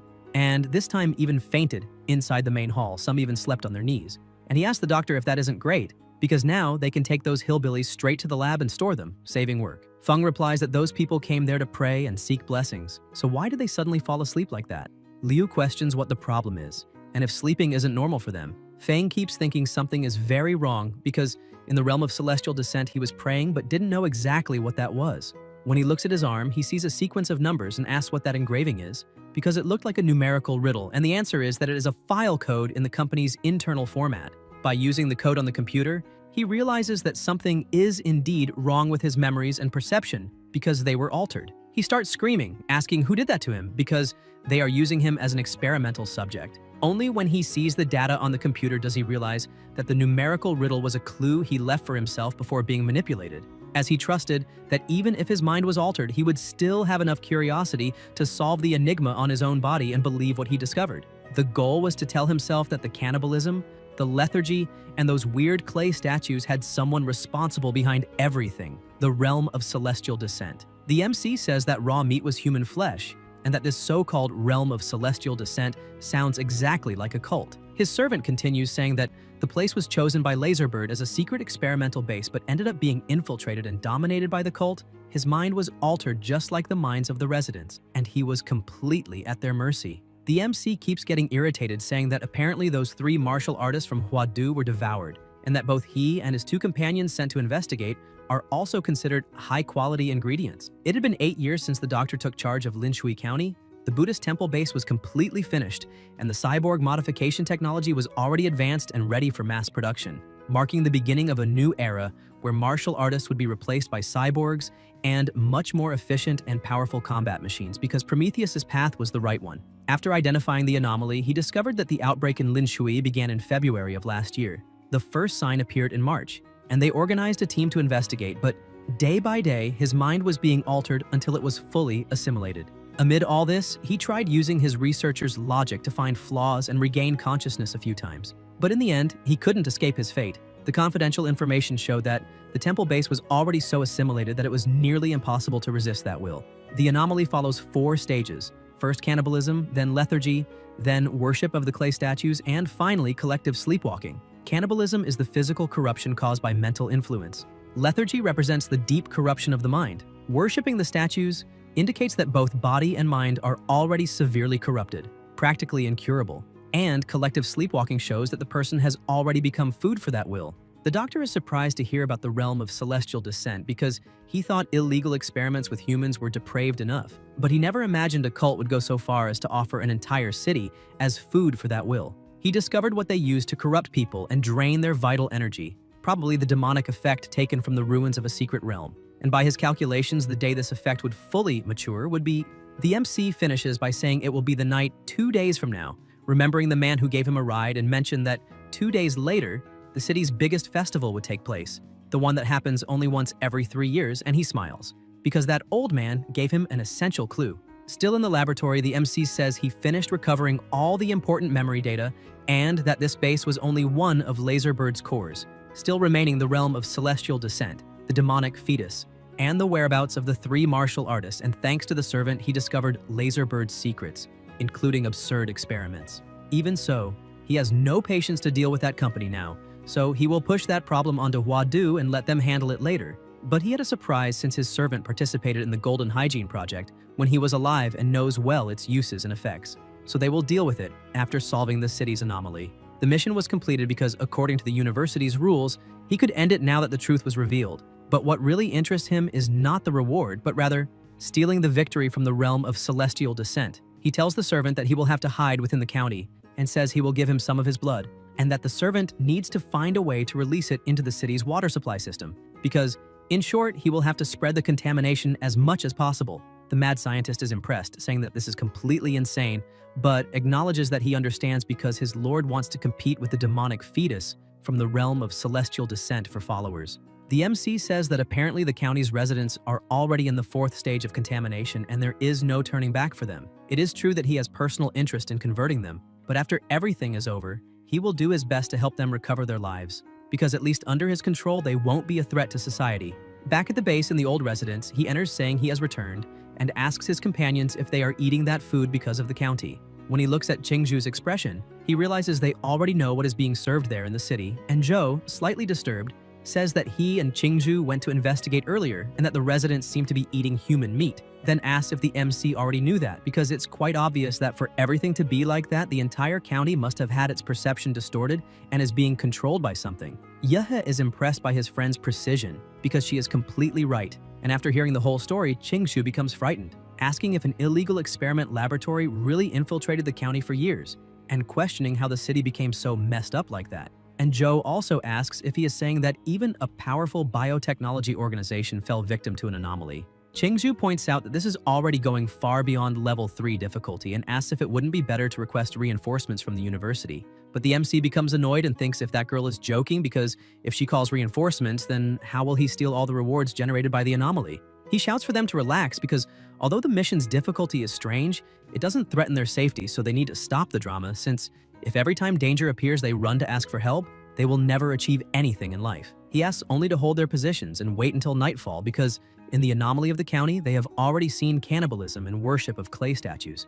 And now only one thing remains: collective sleepwalking, because perhaps that rotten city will reveal its true face during the night. In Z Capital, Laserbird's headquarters, during the council meeting, they point out that 30 minutes ago the headquarters system detected that the high destruction protocol of the Buddhist temple base at Golden Mountain was activated but stopped a few seconds later. So something is wrong because they can no longer contact the base, and the meeting was called to decide how to proceed. One of the members says that the choice is simple because it is better to eliminate innocents than let the guilty escape. So they need to activate the heart bombs of all researchers at the base to ensure no witnesses remain, and after that send a special team to investigate the county. In the county, at the central water station, an explosion occurs, and the mad scientist informs his lord through telepathy that Laserbird tried to detonate the bomb inside his body, but he managed to remove it in time and is recovering. And besides that, knowing them, a special team will arrive soon. The MC says that it doesn't matter, and that he needs to proceed with the plan, and his servant assures him that everything is ready. In the middle of the night, on Platform 2, a man gets off the train, looks around, and says that the place is so isolated that he finally understands why the company chose it to build a secret base. And this man is known as Catfish. Another person gets off saying the company has already investigated Jia's Dragonbird and that they have no involvement with the temple base, and she wonders who it could be since the company has too many enemies, and this woman is known as Ares. Other people start getting off, a man called Golden Serpent and a woman known as Bluebird, and another man comes after them saying they need to take a look at the base first. This is Black Lion, and he emphasizes that the entire team needs to destroy all equipment and data they can find. Catfish asks the captain if they can eat something first because during the trip they only ate instant noodles. And Golden Serpent says they should find a place to feed the baby first, but Ares tells him to stop being such a pervert, and Catfish says it's dark so she can feed the baby right there because he won't look. And the leader says the two of them don't resemble professional assassins at all. Catfish asks if the great captain of Laserbird's 3rd unit, the feared King of Assassins, is also just a regular programmer. The captain says those guys in suits and dark glasses are pure theater, because true professionalism lies in them, who can pass unnoticed, and says it's time to stop the idle talk because they need to split tasks, emphasizing that Golden Serpent and Bluebird must investigate the county's situation while Catfish, Ares, and he go straight to the temple. In the middle of the county, the two begin analyzing things and say that the city is way too strange because there are people eating people and nothing human remains. Bluebird says that this mission won't be simple at all. She keeps looking until she finds that clay statue and immediately starts acting strangely. Meanwhile, Golden Serpent receives a call saying that The cause of the incident at the Buddhist temple base has been detected. A powerful martial artist destroyed the facility alone because there are more than 10,000 dead cyborgs scattered around the base. Even a combat mecha was destroyed with brute force, and because of that, no employee survived. The base director and head researcher, Dr. Feng, is missing. His body wasn't found in the base or nearby. Distorted sounds begin echoing on the phone, and Golden Serpent asks if the signal is being blocked, and as soon as he looks through the window, he is completely shocked because the residents were acting like zombies. He realizes it is collective sleepwalking and that they seem to be surrounded. He says they have been discovered and calls Bluebird to get out quickly, but she simply attacks him, and while lying wounded on the ground, he looks up and notices her expression has completely changed and wonders if it's possible that she's being controlled by something. When looking into the room, he realizes that the statue might be the cause, and questions whether it was brought from the ruins of a demonic secret realm of Barros Moon. Meanwhile, atop the central church, the MC was acting exactly like a vampire. He looks at the moon and notices it is enormous, and he points out that his field keeps being blocked by something. He takes his phone, saying he first needs to inform his companions about the location of the crowd. He warns that all the sleepwalkers are southwest, but what he really wants to know is, if collective sleepwalking is that so-called will feeding itself, then what is the process? And he will find out soon. Golden Serpent begins to wake up, asking what is happening to him, but when fully awake, he realizes he is tied to a stake in the middle of the city and asks what the hell is going on. He realizes those people are the county residents and are also being controlled. He starts shouting for Bird to wake up immediately, but she doesn't respond. He tries speaking to the people, asking if they are from the realm of celestial descent, because they can talk since the organization behind him is very powerful. But he also realizes it's useless because those people cannot speak and the only word is gone, as he suffered brainwashing from the realm of celestial descent, and now they can't even be called human beings? They are demonic beasts in human skin, maybe even more terrifying than demon beasts because at least beasts fear pain and death, but those fanatics fear nothing. Suddenly, a very loud noise echoes everywhere, and Golden Serpent asks if that is a bell, and when he looks up, he notices the moon is bigger than ever. All the people begin smiling and climbing on top of each other, trying to reach the moon, forming a mountain of people, and the stakes that were stuck in the ground are removed and carried to the top of that mountain of bodies. Meanwhile, inside the facility, the captain says he isn't able to contact Golden Serpent or Bluebird, so they are probably in trouble, and it's very likely that whoever destroyed the temple base did something to them. He says that either way, something big is happening in the city, and they need to act first, so they must return. But when they go outside, they're impressed by the size of the moon. Ares points and shouts for everyone to look, asking if that really is a beam of light because that beam of light is descending at some point inside the city. Black Lion is surprised, saying that apparently the destruction of the Buddhist base is far more complicated than their bosses imagined. They begin running, saying they need to check where the moonlight is landing, because that might be why they are losing contact with Golden Serpent and Bluebird. As they run through the city, the captain notices someone nearby and attacks, but the attack is easily blocked. He realizes that Umbrella is a magical item, and that the person approaching them is not an ordinary one. Qingju asks who they are and why they are attacking. The captain starts laughing, saying that judging by their clothes, it's obvious she isn't from there, and asks if they are the worms who destroyed the Buddhist temple base. The battle begins, and the captain tells his two companions that he needs only 3 seconds to finish off those 2 insects.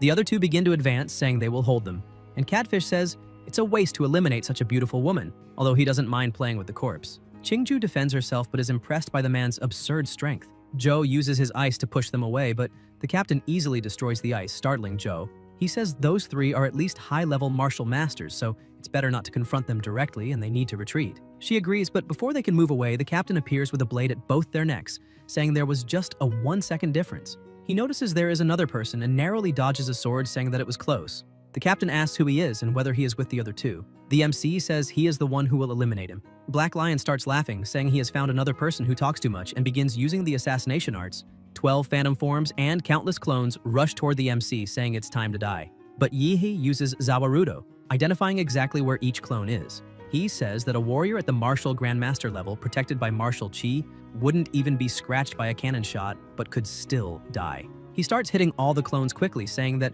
the phantom clones of the assassination technique are truly incredible since it's impossible to tell which one is the real body. He begins channeling energy into his hand, saying he doesn't even need to find out which is real. And while looking at one of the clones, he says that this is Black Lion, true name unknown or discreet, the king of assassins. The MC attacks him, landing a direct blow to his forehead. He falls to the ground and Yihei says he is already dead. He picks up the body from the ground, saying it's better to take it while it's still warm because that opponent's blood will help him advance to the next level. He quickly begins to drain all the vital energy still in the body, and as he turns the man into a pool of blood, He says it's not bad at all because he just reached the 8th level of a martial artist. Catfish is terrified, asking what that was because the captain was eliminated by that boy in the blink of an eye, and says that besides that, the boy drained the captain's blood, so he must be a monster. Yaha tells the two that it's not over yet because now he will show something even more interesting. He uses the demonic art of imprisoned flesh, blood demon puppet, and a hand begins to emerge from the pool of blood. They are completely terrified, asking what that thing is. The body begins to reconstruct itself, taking the captain's shape. Filled with fear, Catfish asks what kind of abomination that is because each one of them is more terrifying than the last, and she questions whether they are really martial artists. Ares throws the baby into the air, saying they can leave everything to her. And that baby begins to expand, turning into a gigantic monster. She orders her treasure to finish off those two, and Catfish starts running, saying that now is their chance to escape. The MC tells Qingju and Zhou to stay with his demon shadow and take care of that cyborg, because he is going to hunt those two martial masters. Zhou activates his awakening of the demonic ice dragon bloodline and starts facing that monster in front of him. The battle between the two continues. Zhou tries to use his ice to restrain the monster, but with its brute strength it manages to defend itself. He takes advantage of all the mist caused by the impact of both attacks and strikes from above, managing to cut off part of the monster's body. Zhou is impressed that the monster managed to dodge the vital point and thinks that for something so big, it has very fast reflexes. But when he looks back, he realizes that wound actually showed the monster is a cyborg. The monster keeps attacking him and he is forced to retreat because of its incredible speed. But the MC's shadow uses its clone attack, cutting the cyborg in countless places. Qingju takes advantage of the opening and uses her energy charged with the bloodline technique, attacking with the purple flames of the underworld. Zhou pins the monster to the ground with his ice so it cannot escape that attack, and the blow hits, causing a devastating explosion. Meanwhile, in the sewers, Catfish is complaining because the last time he ran that much was on the battlefield of warlords and drug lords in the Triangle. He senses an attack coming his way and manages to dodge, and the MC remarks that rats really do like to run into the sewers. Ares, who is a bit away from that place, sees nuclear energy shining in front of her and realizes that this is the creation Catfish was frightened of. She says Golden Serpent and Bluebird have lost contact. The captain was killed, and now even Catfish has been taken out. She wonders if she really is the only one left and who the hell those 3 kids are. Terrified, she starts feeling sick, saying she cannot die and needs to survive, but now she has no idea where she should go. Then she gets an idea when she looks at the beam of light, thinking that humanoid from the lunar landing must be the realm of Celestial Descent's masterpiece.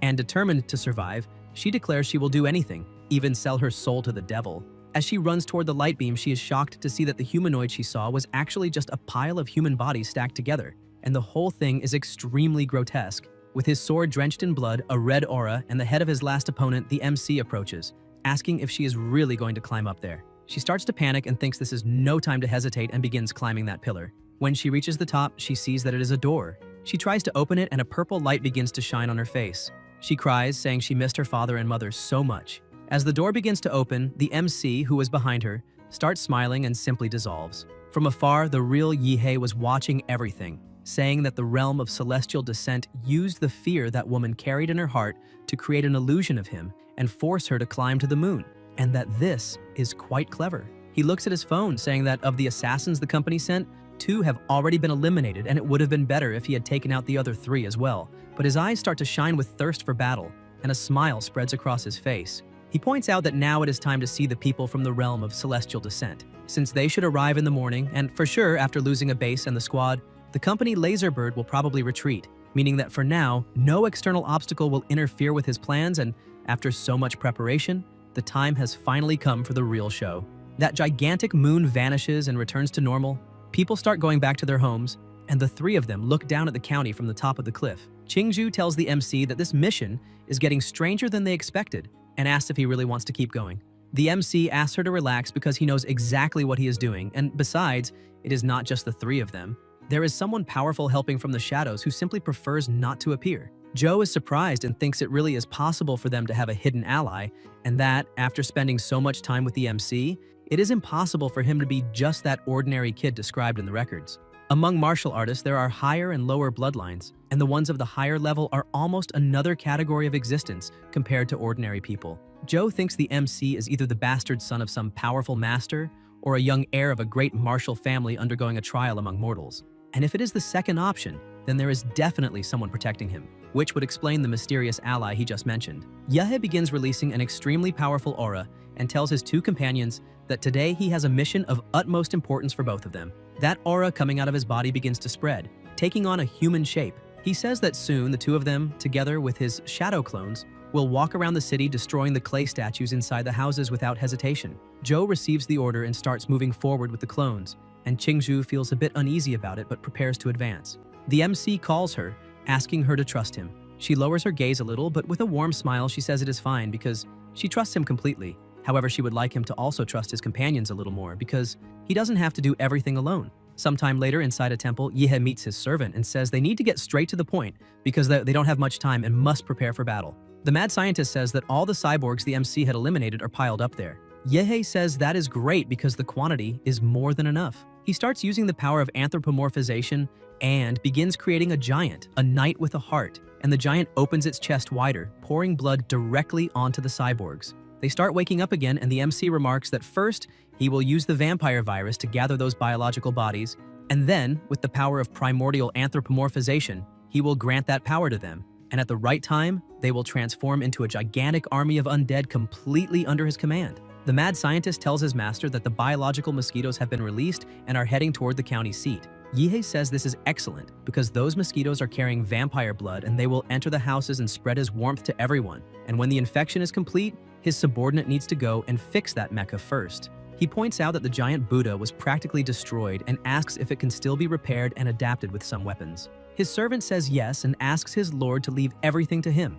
He smiles, saying that now everything is underway and that he would like to see how his opponents from that so-called realm of celestial descent will act. In the past, the realm of celestial descent was known as the Humanity is Doomed faction, which appeared with the first invasions of the secret realms. With a mysterious religious leader wielding terrifying power taken from the ruins of one of the secret realms, this group grew at an absurd speed, and their doctrine was to create a demonic fetus from a secret realm and feed it with human bodies and souls, thus creating a temporary vessel for a god to descend to Earth. The idea was to guide that doomed civilization as if it were a true celestial kingdom. And the leader said that territory had been the hardest to conquer so far, but was about to become part of the realm because the divine fetus was about to be born. Still on the bus, the people tell the bishop that the county is just ahead and that it was there that the archbishop planted the divine fetus 4 years ago.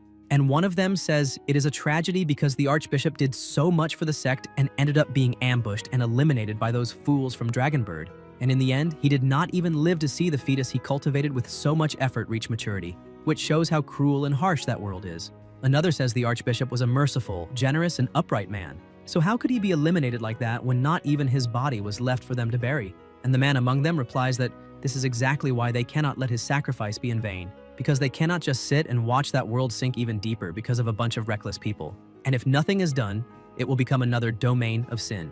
Everyone on the bus begins praising, saying they must welcome the coming of God, the child, that this is their salvation and the salvation of humanity, asking for God to descend to the world and for paradise to form on earth, while a leader shouts for them to fight for God, marking the arrival of the night of the second day. When they arrive, one of the members says, "This moment is thrilling, because in the entire history of the sect, only 2 divine fetuses have truly been born, and now their names will enter the sect's sacred records. The first one born in the realm of celestial descent caused climate changes, tsunamis, volcanic eruptions, and other disasters, and hundreds of millions died, were injured, or were forced to flee, and all of that happened in just 1 minute of God's activity. The second appeared on the continent and soon formed a dense, recurrent, and dark fog over the surrounding sea, completely isolating the region. And after that, all contact with the continent was lost. To this day, that place is a black hole on satellite maps, and the united forces of several nations have suffered massive losses since then, making the Black Forest Sea classified as an S-level forbidden zone where no one is allowed to enter. The man cut his wrist, letting a drop of blood drip onto the ground, and it began creating something strange as all the other members did the same, and their blood started gathering, giving even more strength to that strange thing. And they said that now it was time to welcome the third god. Chanting a strange incantation as the bishop climbed the mountain of bodies to reach the gate, he also began offering his own blood to the god of the heights, asking him to accept it, and the door opened, calling him forward. Upon entering, he saw the divine platinum coffin and the divine fetus he had cultivated, fed by the energy of the entire population of the county over 4 years, and the fetus was about to mature. The members continued the ritual, and now it was time to begin the reception of their god. As the bishop descended the mountain with the coffin on his shoulders and carried it to the center of the ritual, he said, "O great moon, demonic god of the realm of dreams," the being he faithfully served by invoking him and claiming the sacred name, the moon demon Baros. The mountains sustained by human bodies began to unravel as if the souls of those people were leaving their bodies, and a wave of energy spread through the place, contaminating those souls, while the bishop asked what was happening, because the spirit, once completely white, was beginning to turn blue. He says it might be because of that roar that happened a while ago, and wonders if that could have contaminated the spirit, but soon thinks it makes no sense because how could the spirit of the divine fetus have been corrupted by an unknown roar, and who could be behind it? The blue energy begins moving toward the divine platinum coffin, and the bishop screams that the ritual cannot be reversed and that the blue spirit is being corrupted, trying to desecrate the fetus. Suddenly, the MC appears, apologizing to the bishop, and he turns around frightened, asking who he is, while Yihe asks if even now he still cannot guess. He uses the star rainblade, third form of the officinal flesh, cutting both the bishop and the moon in half and saying that he is the true demon. The bell begins to ring, and before departing, the bishop calls out to Baros, the moon demon, and the MC says that this is disappointing because not even the 3 demonic artifacts manage to help him. Suddenly, another person approaches, telling the MC that he truly has an absurd strike and asking if he would be interested in joining the divine sect. The man removes his hood, saying he would like to introduce himself as Linky, the current supreme leader of the divine sect of the Xia realm, and that the one the MC just eliminated was only the vice bishop, emphasizing that the MC must already understand that being part of the sect means living dangerously, so it made sense for him to send someone pretending to be the chief. Yehe realizes that the one he eliminated was just a pawn and charges at the true leader, but Linky begins using his abilities to restrain the MC, saying that the place was a sacred ground prepared to receive a god, and therefore not somewhere he could just enter and leave as he pleased. Yehe begins to feel something binding him, but cannot see what it is, and wonders if it could be some psychic power. He uses the power of Zawarudo and easily breaks free from the restraints. Linky is surprised and takes a devastating blow that sends him flying through several houses, leaving his body almost completely destroyed, but he begins regenerating, saying that he had already warned that the MC would not be able to hurt him because he was someone blessed by the gods. Yehe asks if he also has a fast regeneration because that is truly a headache, and suddenly countless people begin chanting that God descends to the world and paradise forms on earth, and he realizes that everyone had already surrounded the area. Yehe says that for a moment he even forgot about them, as all the members raise a dagger, shouting that they are justice and that they will now give their own lives. The MC asks if they know how to do anything other than these stupid acts because the minds of those cultists are a real mystery, but he is curious to see what kind of trick those lunatics are still preparing. He says that something is coming because he can feel a cold, sticky spiritual energy, and a monster begins emerging from within those people's bodies. Yehe starts laughing, saying that in the end, it was just another demonic aberration, and it looks like they are still trying to give birth to more troops. An overwhelming force begins to rise, and the MC says it is a pity, but now he can also summon his own troops as giants start appearing in the area, and Yehe points out that he did not bring the lizard men back for nothing, because they would serve as vessels for those humanoids. The demonic beasts begin attacking, but they are completely torn apart by the attack of the humanoids, crushing them as if they were mere ants.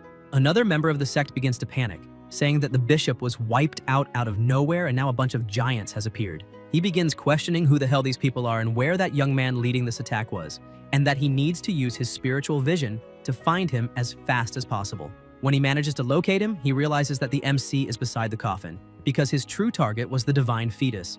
But before he could do anything, Qingzhu and Zhou arrive, saying that his opponents have just arrived. The man is completely terrified, thinking that these people clearly came prepared and asking if they are some kind of dragon bird agents who already knew about the divine sect's plans, because from the initial attack to the demons being blocked by the giant and now not even fleeing is possible, and it seems that the divine sect's mission will fail. Meanwhile, beside the coffin, the MC says that just by coming close, he already feels a cold that seems like it will freeze his soul, and that the thing inside the coffin is full of hostility toward him. But that was to be expected because it was him who put an end to that god. The system appears saying that the host received 5 points of divine spatial energy, and that during the final stage of the ritual of the realm of celestial descent, half of the faith power that the realm had gathered over 4 years to form a body was corrupted by the host, and that corrupted faith power was still used by the demonic fetus to create a body allowing the moon demon to act in the mortal world, which made part of the moon demon's divine power be stolen by the host Yehe at birth.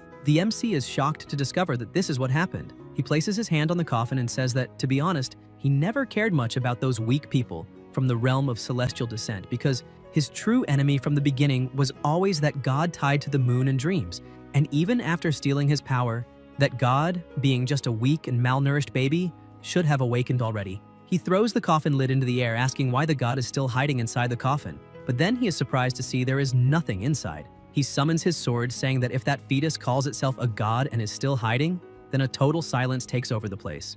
The MC realizes that the roars and the fight between the giants and the demons vanished out of nowhere. Moreover, the battle between Qingzhu, Zhou, and the vice bishop also disappeared, and it seems that only he remained in the entire world. Suddenly, someone calls his name, and the MC turns around startled, asking if someone is there. Linky is standing in front of him, asking if the MC had already forgotten about him. Yehe is startled to realize that the moon is an illusion, and asks since when this has been happening. Linky asks what he thinks about trying to guess when he fell into the dream. Meanwhile, Qingzhu and Zhou were fighting another demon, and the vice bishop says he can only hold those two off by using the archdemon, but is worried about how Linky is doing. When using his powers to locate the MC, he sees that he is still standing by the coffin. The vice bishop realizes something is wrong with that kid, and that he no longer feels the bishop's spiritual power, so maybe he refuses to believe it, saying he needs to reach the divine fetus immediately. He begins using the deep wooden divine needle technique, and if it hits the enemy's body, blood thorns will grow from the inside out until he is completely shredded. He charges forward, saying that sinful souls are judged by God, and as for filthy flesh, he will handle the extinction. Zhou realizes the vice bishop is heading toward the MC and begins releasing even more power, telling Qingzhu to go save Yehe because he will take care of that guy there. He unleashes the forbidden burning blood technique, and an explosion of ice occurs, freezing that demon completely. He begins breathing heavily, thinking that freezing a guy that big all at once drained almost all of his martial energy. He tells Qingzhu not to hesitate for even a moment because their lives are not worth as much as Yehe's. She says she understands and heads straight there, telling him not to die. He realizes he can no longer control that monster, which suddenly manages to break all the ice and attack, causing a huge explosion in the area. Zhou asks the heir if the demon really thinks that is enough to take him down because he has not finished his revenge yet. Ice fragments fly toward the archdemon, piercing it in various points, and Zhou declares that the blood of a powerful Huadu clan runs through his veins. Zhou begins transforming again, saying he has no choice but to use the secret art of burning blood together with his bloodline awakening, and the speed at which his life force burns will double. He raises his hands, saying that even so, it is worth it to send a demon like that back to hell. A gigantic ice sword begins to form, and he attacks with all his strength using the secret art of the Storm Qi sword bloodline, and the strike hits the full-power demon, causing a huge uproar in the area. Zhou notices something is wrong with that power. The demon had blocked his attack with its bare hands, and right after that he sees his gigantic sword being shattered by the demon's flames, and now he no longer has any martial qi. Seeing his defeat before his eyes, he thinks everything is lost when suddenly a shot pierces the demon, and right after that countless other shots follow, completely destroying it. Zhou returns to his normal form, exhausted, kneeling on the ground in shock, and asks if that guy is another expert and if he might be the hidden ally the MC mentioned. The mad scientist says that it all happened thanks to his master, who left a piercing bullet imbued with his martial qi before leaving, and it was essential at that critical moment. He keeps analyzing the battlefield and says he thought that kid was the weakest on his master's team, as he never imagined he had that much power. The martial system is divided into martial disciples, martial artists, martial masters, martial grandmasters, and national guardian level, and that kid must be close to advancing. Besides that, the girl also seems very strong, which was to be expected from someone following his master, as they all have excellent potential. The mad scientist says that now is the time to at least send a drone to help that boy catch his breath for now, and after that, taking down that archdemon will be easy. The vice bishop looks back after seeing his demon defeated, and in a trembling voice says, "Those people are not from Dragonbird, because the three of them are very young, and each one is more monstrous than the last. So what the hell are they?" Zhou, carrying the demon's head, says they are just ordinary freshmen from Huadu University. Suddenly, several coffins fall in front of this vice bishop, and he asks if those things inside are corpses. Qingzhu is shocked, thinking those three are the missing freshman team from the university and three more, and she remembers the guy in the middle as one of the three they fought before. The vice bishop starts laughing, saying that he is protected by a distant god. The mad scientist begins to panic when he sees that the girl his master ordered him to protect is surrounded by 6 living corpses with the aura of martial masters, and she will definitely die. He points out that he had not yet sent the giant army to support Qingzhu's group because the giants are weak and not very smart and would only get in the way, but now he needs to send them urgently as reinforcements, because if he fails the mission his master gave him, not even 10,000 deaths would be enough to redeem him. The giants begin to approach, and Qingzhu quickly realizes they are allies because they are trying to hold the corpses back. She simply leaves the battlefield, thinking about what matters most, saving the MC first. The vice bishop shouts for his corpses not to let that girl get near the divine fetus.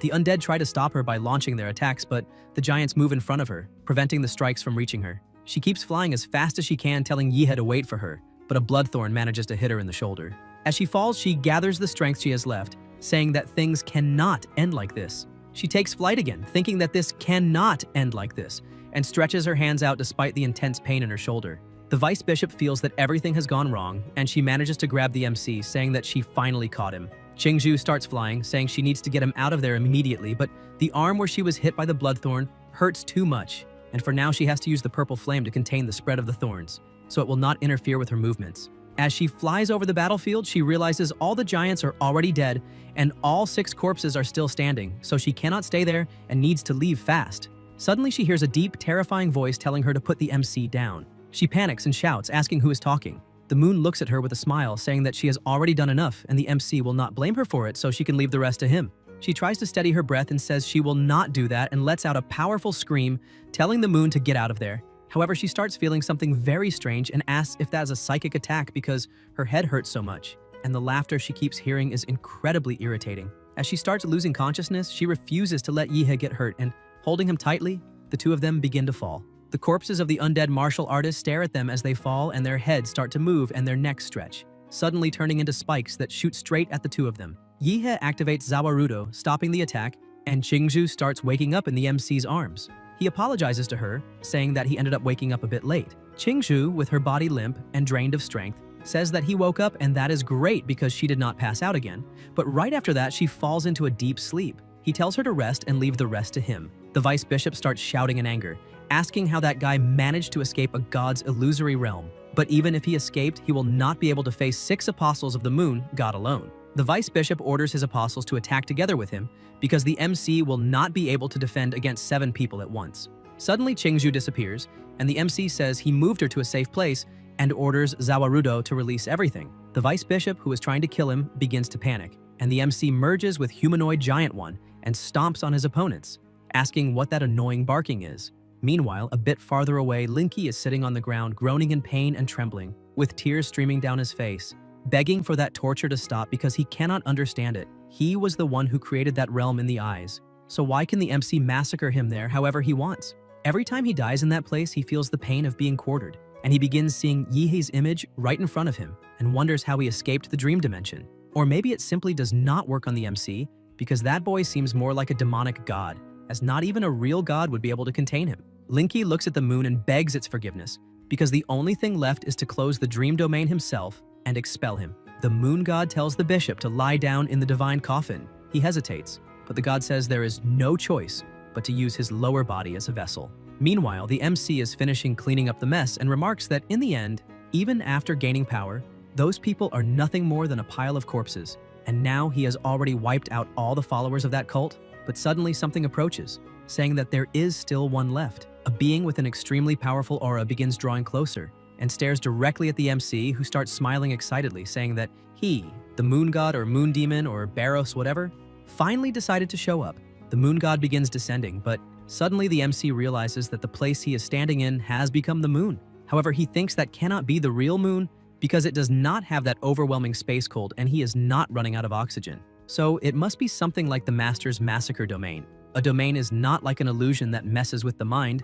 It overlays reality, and any damage it causes is real. In other words, inside it, his invincible golden body from the system does not work. The moon god tells the MC that he admires him, that in a way he is the most impressive human he has ever seen, especially because he managed to steal part of his divinity, and their compatibility is over 96%. He is simply the perfect half he needs to complete himself. Yihe thinks that the god can keep talking because it does not matter. His plan to steal is already complete, and now he just needs to buy time. The god continues, saying that after he uses the MC to complete himself, he is willing to let Yihe keep his consciousness, and with that he will transcend mortality and step into the world of gods. The god emphasizes that the MC may not yet grasp how immense that world is, whether it is the blue star or the domain of sin, which are those secret realms they talk about. He has only seen the tip of the iceberg, and thanks to the talent he possesses, he can ascend to a higher plane of existence. The god extends his hand, inviting the MC to ascend to the moon and rule at his side above the heavens. It is an invitation and a promise made by a god, something maybe not even 10 humans on Blue Star would refuse. The MC gives him the middle finger, saying he refuses, because he really thought those mysterious, unreachable gods would have a bit more class, but in the end they are just intelligent life forms from a higher plane, and since the god could not threaten him in his incomplete form, He used whatever trash he could find to complete himself and now comes in with all this gloom and all these promises. It is all the same as always. Deep down, they are no different from humans, and he was foolish to think they were anything more than that. The god says he would forgive his insolence for being human, even after using a body with only 20% compatibility to complete himself. Yehe has no chance against him, and the god emphasizes that he only asked for his opinion out of respect and formality, but the opinion does not matter and will not change anything in the end of that battle. The god moves just one finger and completely tears apart the giant's body, leaving the MC surprised and exposed. And as the god approaches, the MC is unable to move his body. The moon god touches his forehead, saying that he is nothing more than food waiting to be devoured. The MC begins to roll his eyes, and the god becomes confused, asking why he cannot sense Yehe's consciousness. The MC starts laughing and asks if the god noticed it. Because he cannot touch his soul, he may be physically superior, but when it comes to the mind, the one in control is the system panel. From the start, he knew he could not face a god with brute strength. So he used the absurd regeneration of the vampire model and left half of his body with Dr. Feng, and the MC emphasizes that he cut his body in half, so if the main half is destroyed, his consciousness wakes up in the other. The moon.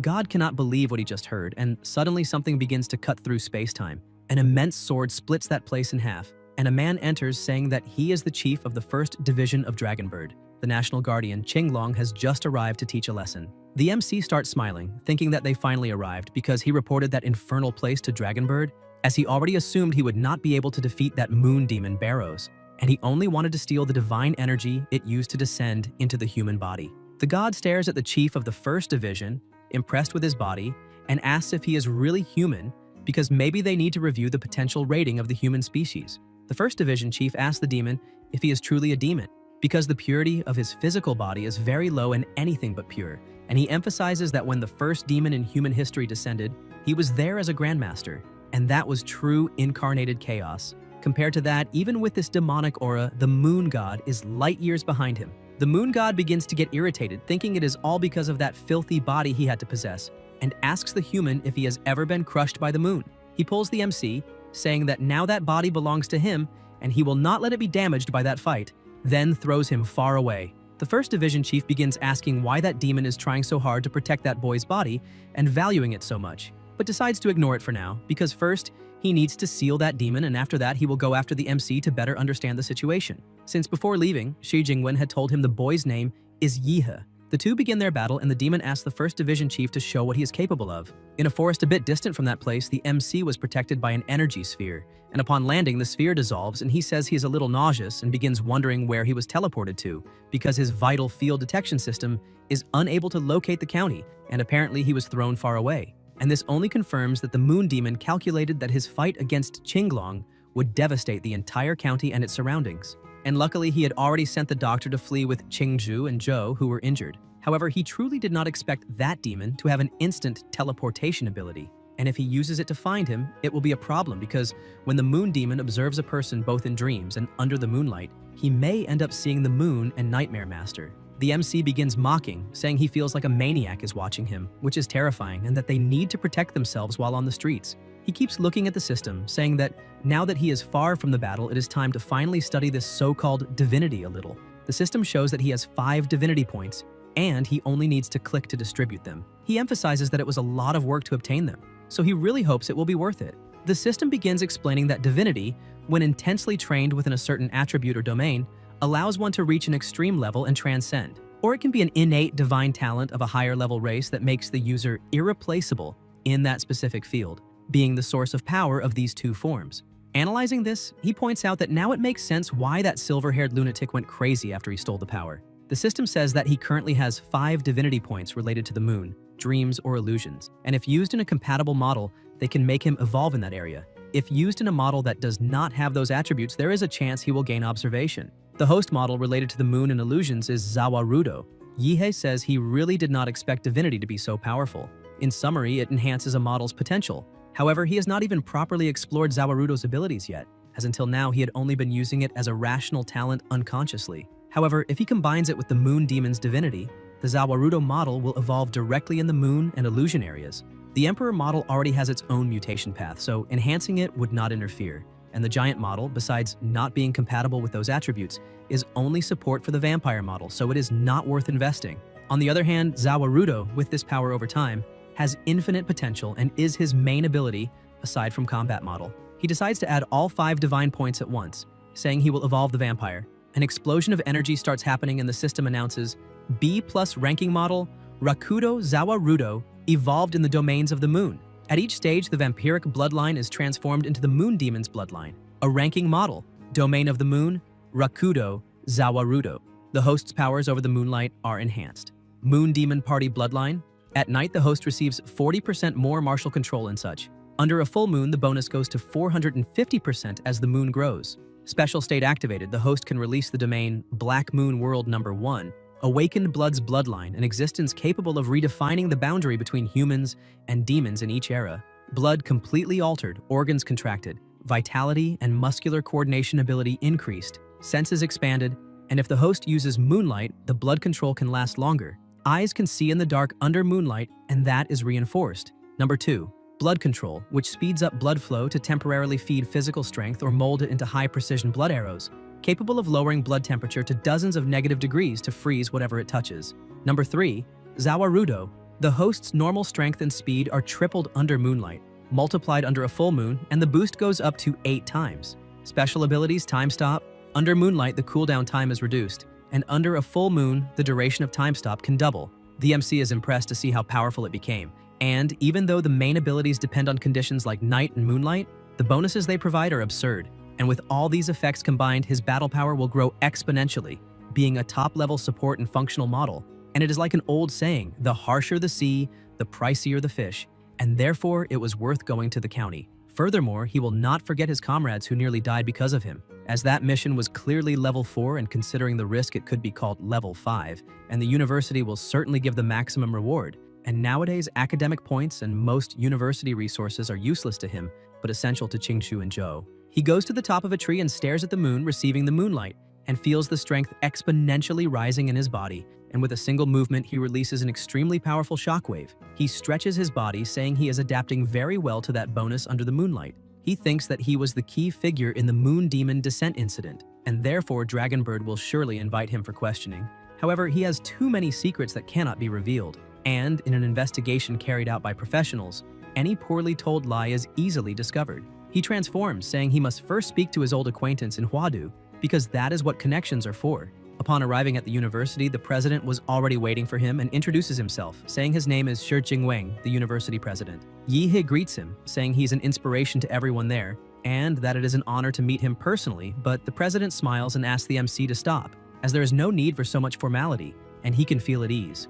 Yi He starts stretching and laughing, saying that everything is fine, and the president realizes he is quite spontaneous. The MC asks if he is there because of the incident that happened in the county, and Jingwang says no, because he is actually there to tell him that the MC's team completed the anomaly mission in the county with excellence, and he can leave the rest to him. Yehe wonders how a case involving a cult, sacrifice, and even a moon god ends so easily like that and asks the president if there will be no investigation. Jingwang asks him to stay calm, saying he can trust the university because they will handle the consequences of that incident, and he already knows what the MC is worried about, so he can relax. And he respects the twins' privacy, and when the mission is published at the university, it will be listed as anonymous. And it will state that his team completed a level 4 mission because they cannot classify it as level 5 since it usually requires a leading professor. And saying that freshmen completed a mission like that would be too shocking for people. However, in terms of rewards, they will receive them as level 5. Yehe is shocked, thinking that this treatment is too good to be true, and maybe that clever old man is not suspecting that he is using shortcuts. The next day in the president's reception room, the MC was sitting and looking at the things that were published because now the doctor had finally sent the battle footage to him. And he really wants to know who is stronger, Qinglong or the Moon Demon. When looking at the images, he is surprised because that place used to be in a mountainous region but turned into a crater. And he remembers that the demon had asked if he had ever been crushed by the moon. So maybe he really did that. Yihe begins trembling, saying that the martial fantasy world is truly too dangerous. And in his current state, he still cannot relax because that pervert even said he would keep watching him, and because of that, he has not slept since then, afraid of encountering Barros in his dreams. The MC remembers that he spoke to the president about everything that happened, and he said that Qinglong has a way to seal the moon demon's gaze that is on him. Moreover, they told the MC to come there that day to wait for Qinglong and also take the opportunity to learn something from the second strongest warrior in the Xia realm. As soon as the door begins to open, the MC gets excited, saying his senior has arrived, but when he sees the condition he is in, he realizes that he does not look well at all.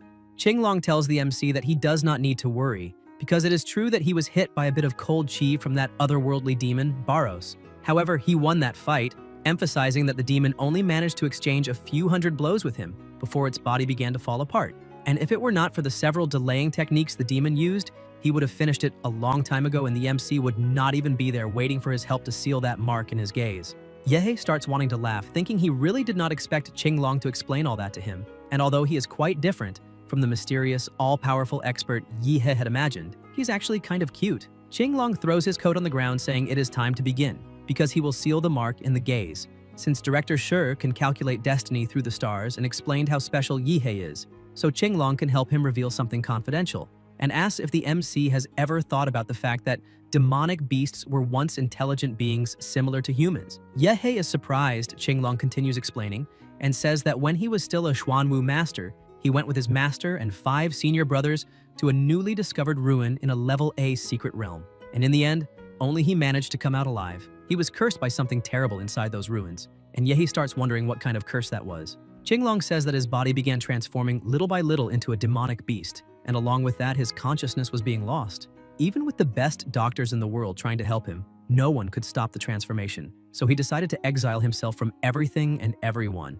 because he did not want to become a mindless demonic beast in his own country, risking harming innocents or even being killed by them. So he went alone to an S-level secret realm in the Great Eastern Ocean, determined to die there, but he ended up being taken by a storm to an island where no human had ever stepped. He stresses that the rest of the story is another confidential matter involving strategic plans that could affect the future of the Xia Kingdom. The MC feels a bit disappointed. Thinking this was a cold shower, Qinglong keeps talking while removing the bandages from his body, saying that there was someone on that island who helped him escape the fate of turning into a demonic beast, and his body was completely marked with symbols. When the MC sees those symbols, he starts screaming, and his eyes begin bleeding. Looking down and trembling in pain, he thinks that even with the recovery power of the Rakudo model, which healed his eyes instantly, just that single glance almost dragged his entire soul inside. Qinglong keeps staring at the MC while thinking that an ordinary martial master would faint just from looking at those symbols on his body. And for lower-level cultivators, the risk is even higher. They could suffer brain death and end up in a vegetative state.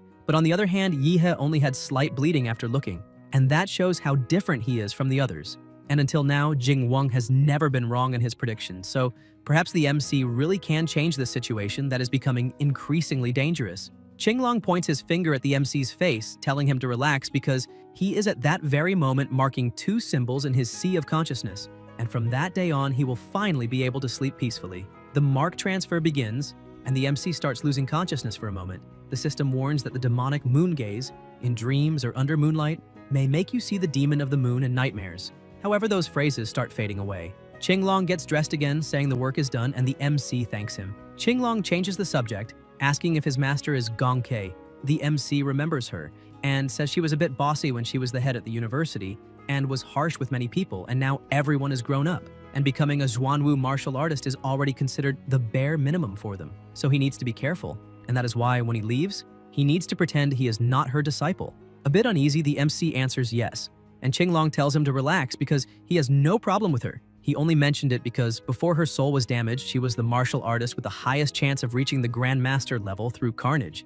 and that is truly a pity. He starts smiling, saying he would like to fight, because he really wants to see how pure the successor of the famous Massacre Moon is. Yehe thinks that, in the end, the more skilled a martial artist is, the more he enjoys fighting, which gives the MC a great idea.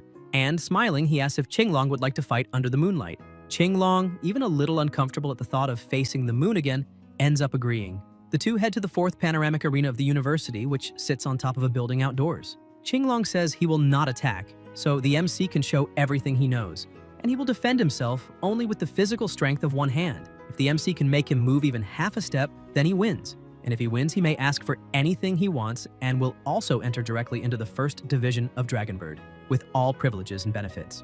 Yehe becomes excited and says it is a deal, asking the senior to show what he can do. The moon appears bright and strong in the sky. The MC begins drawing its energy, and Qinglong is surprised, seeing that this aura resembles that of the moon demon, beginning to wonder if it is possible that Yehe is. But after analyzing a bit more, he realizes it is not the same thing, but rather something similar, a force that shares the same origin as the moon. Looking like a demon, the MC believes he will land the first strike using the killing intent Moon of Massacre, and Qinglong notices that the killing intent is extremely powerful. Meanwhile, Gongke was calmly lying on her couch, but suddenly feels something strange and becomes startled, asking if that killing intent is coming from her disciple. However, she has no idea how he could have accumulated such terrifying energy in only 3 days. And worried, she wonders if something went wrong in his cultivation and he ended up massacring an entire city. At the university hotel, a girl was in bed with Jian Zhuang and asks if something is happening, and if it is more important than their fun.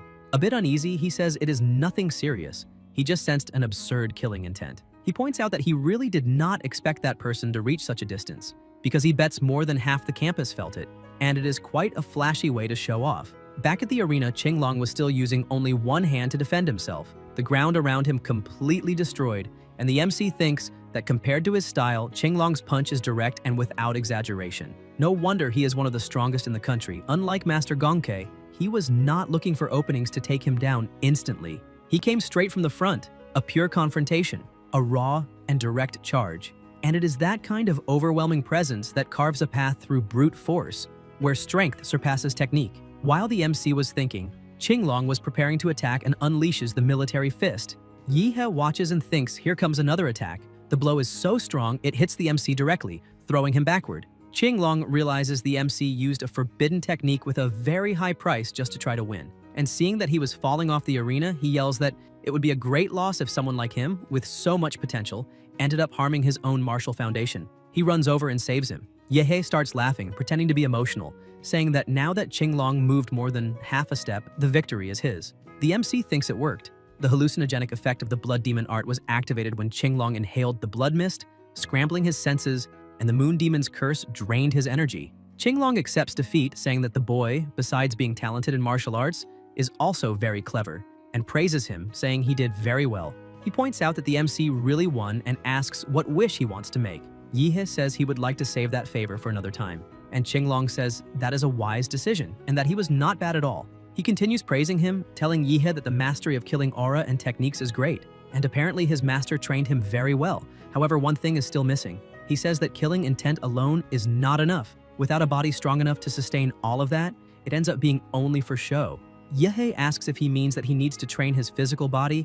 However, he starts thinking that he has not even used the Demon Emperor model yet.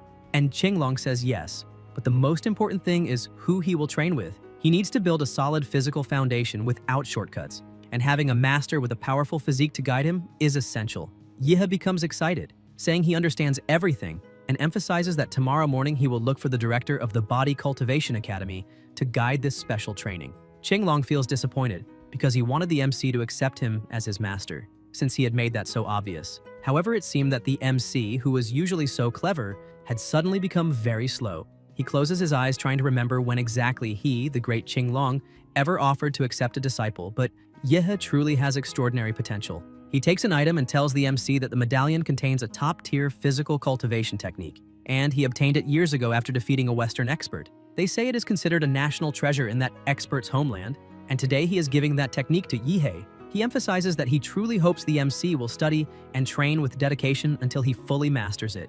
Yihe becomes very excited and thanks his senior. Qinglong starts smiling, thinking that technique is actually extremely difficult to practice, because that martial rhythm space coming from the West does not accept Easterners, which is why he had to wait until reaching the Grand Master realm to forcibly seize that martial rhythm space and take its inheritance.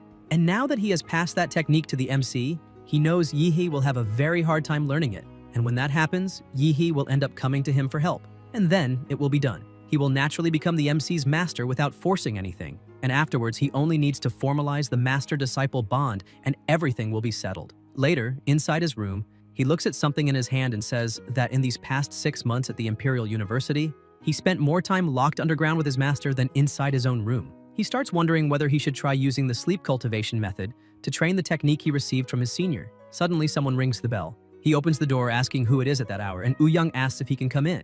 Yihe is surprised to see Ouyang, says he can enter, and as they walk in, the MC wonders what he is doing there, and whether he is going to try recruiting him again. As soon as they close the door, Ouyang prepares himself and drops to his knees begging, saying that outside there were many people, but inside they are alone. And that is why he is kneeling and begging him to become the president of the Dragon Blood Association. He starts pulling at the towel the MC was using to cover himself, and Yihe says it has been a while, but Apparently, Young has changed a lot and asks where that spirit went, that strategist full of ambition who wanted to split the world with the local Huadu students, and how he ended up becoming such a failure. He also asks how Young even knew the MC had returned to the dormitory.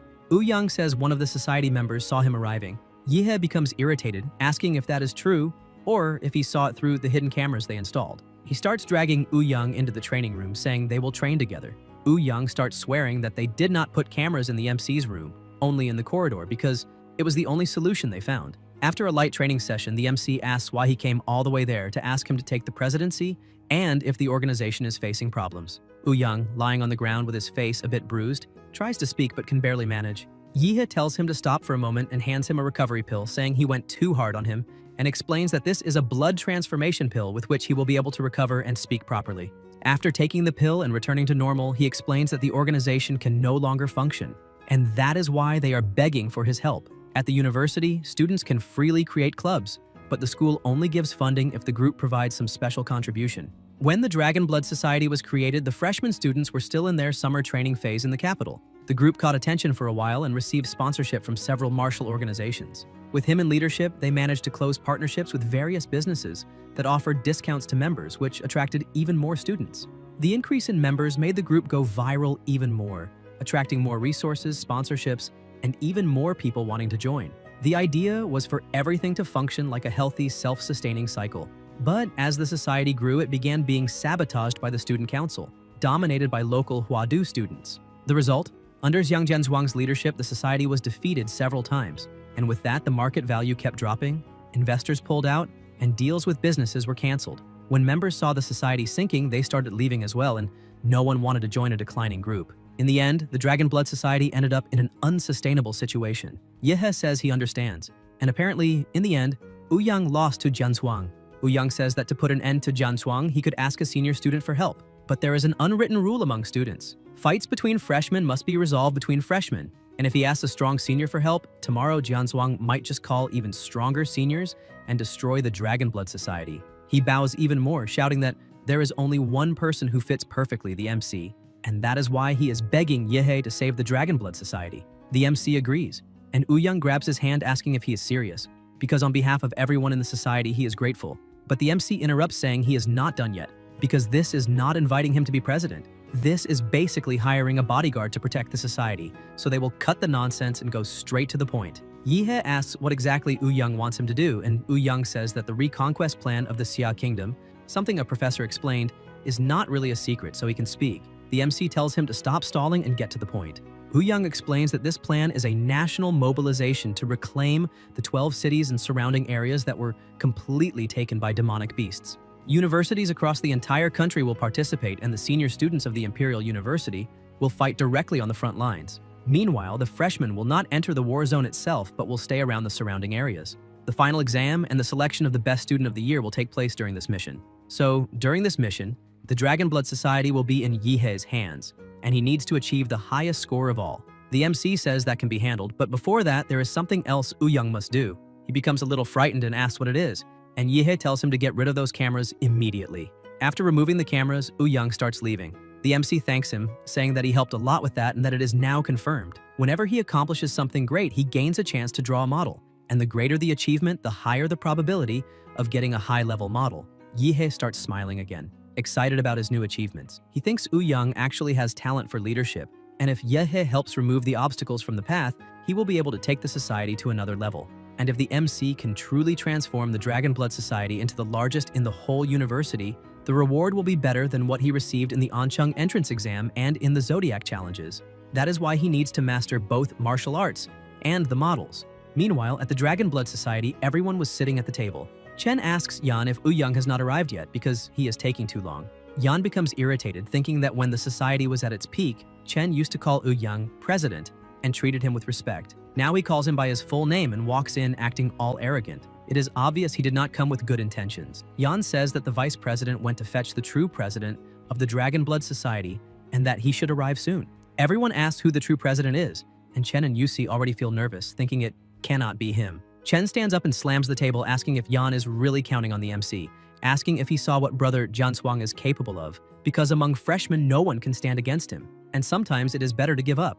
Young has no return, and they need to admit that Yan already took enough advantage of the society, and leaving now is the smartest move. Yusi says she agrees because betting on an outsider is a waste of time, and a smart bird chooses well where it perches. The Dragon Blood Society is already finished, and trying to hold on to it will only result in Yan being swallowed by the tide. Yan becomes irritated and asks what the two are planning. Chen says that everyone there knows the Zhou family from the imperial capital, a true martial family of the Xia kingdom. Young Master Zhou Kai of the main lineage has already promised to arrange a good position for them. Following the young master is much better than staying on a sinking ship waiting to be crushed by Jianshuang. Everyone in the society eventually stands up and agrees, asking if they are really going to trust the MC because the guy disappeared for more than 6 months and did not show up when the people from the capital came to provoke them. The Dragon Blood Society is lost. It is not as if they never helped before, but now, with everything sinking, no one owes anything to anyone, and leaving to look for something better is not wrong. Chen starts smiling, thinking it was very good to have prepared some actors because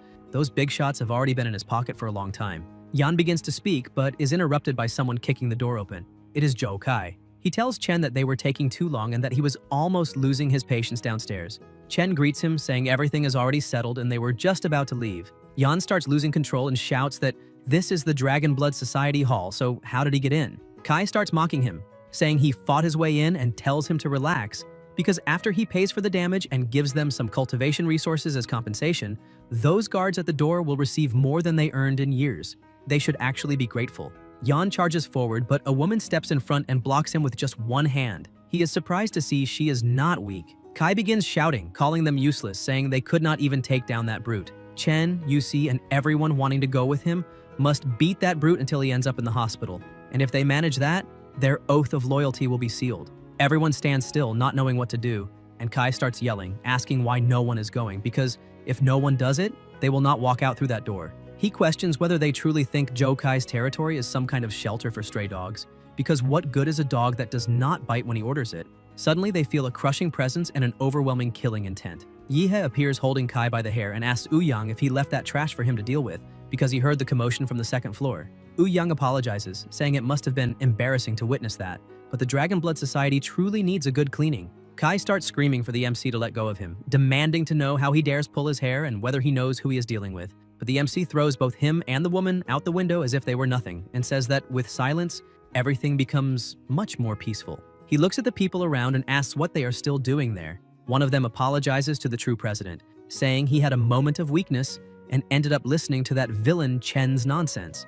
And he even considered leaving the Dragon Blood Society. He thinks that since he already offended Kai, there is no way he can enter Huadu's circle, and he cannot be abandoned by the society. Yang says that this time he will not expel anyone from the Dragon Blood Society, but the officer positions will be under evaluation. If they are not up to standard, they will lose everything. Besides that, they are forbidden from participating in any society activity during that week, and he asks if they accept the punishment. People hesitate to answer, and the MC looks at them, saying Yang asked a question whether they accept or not.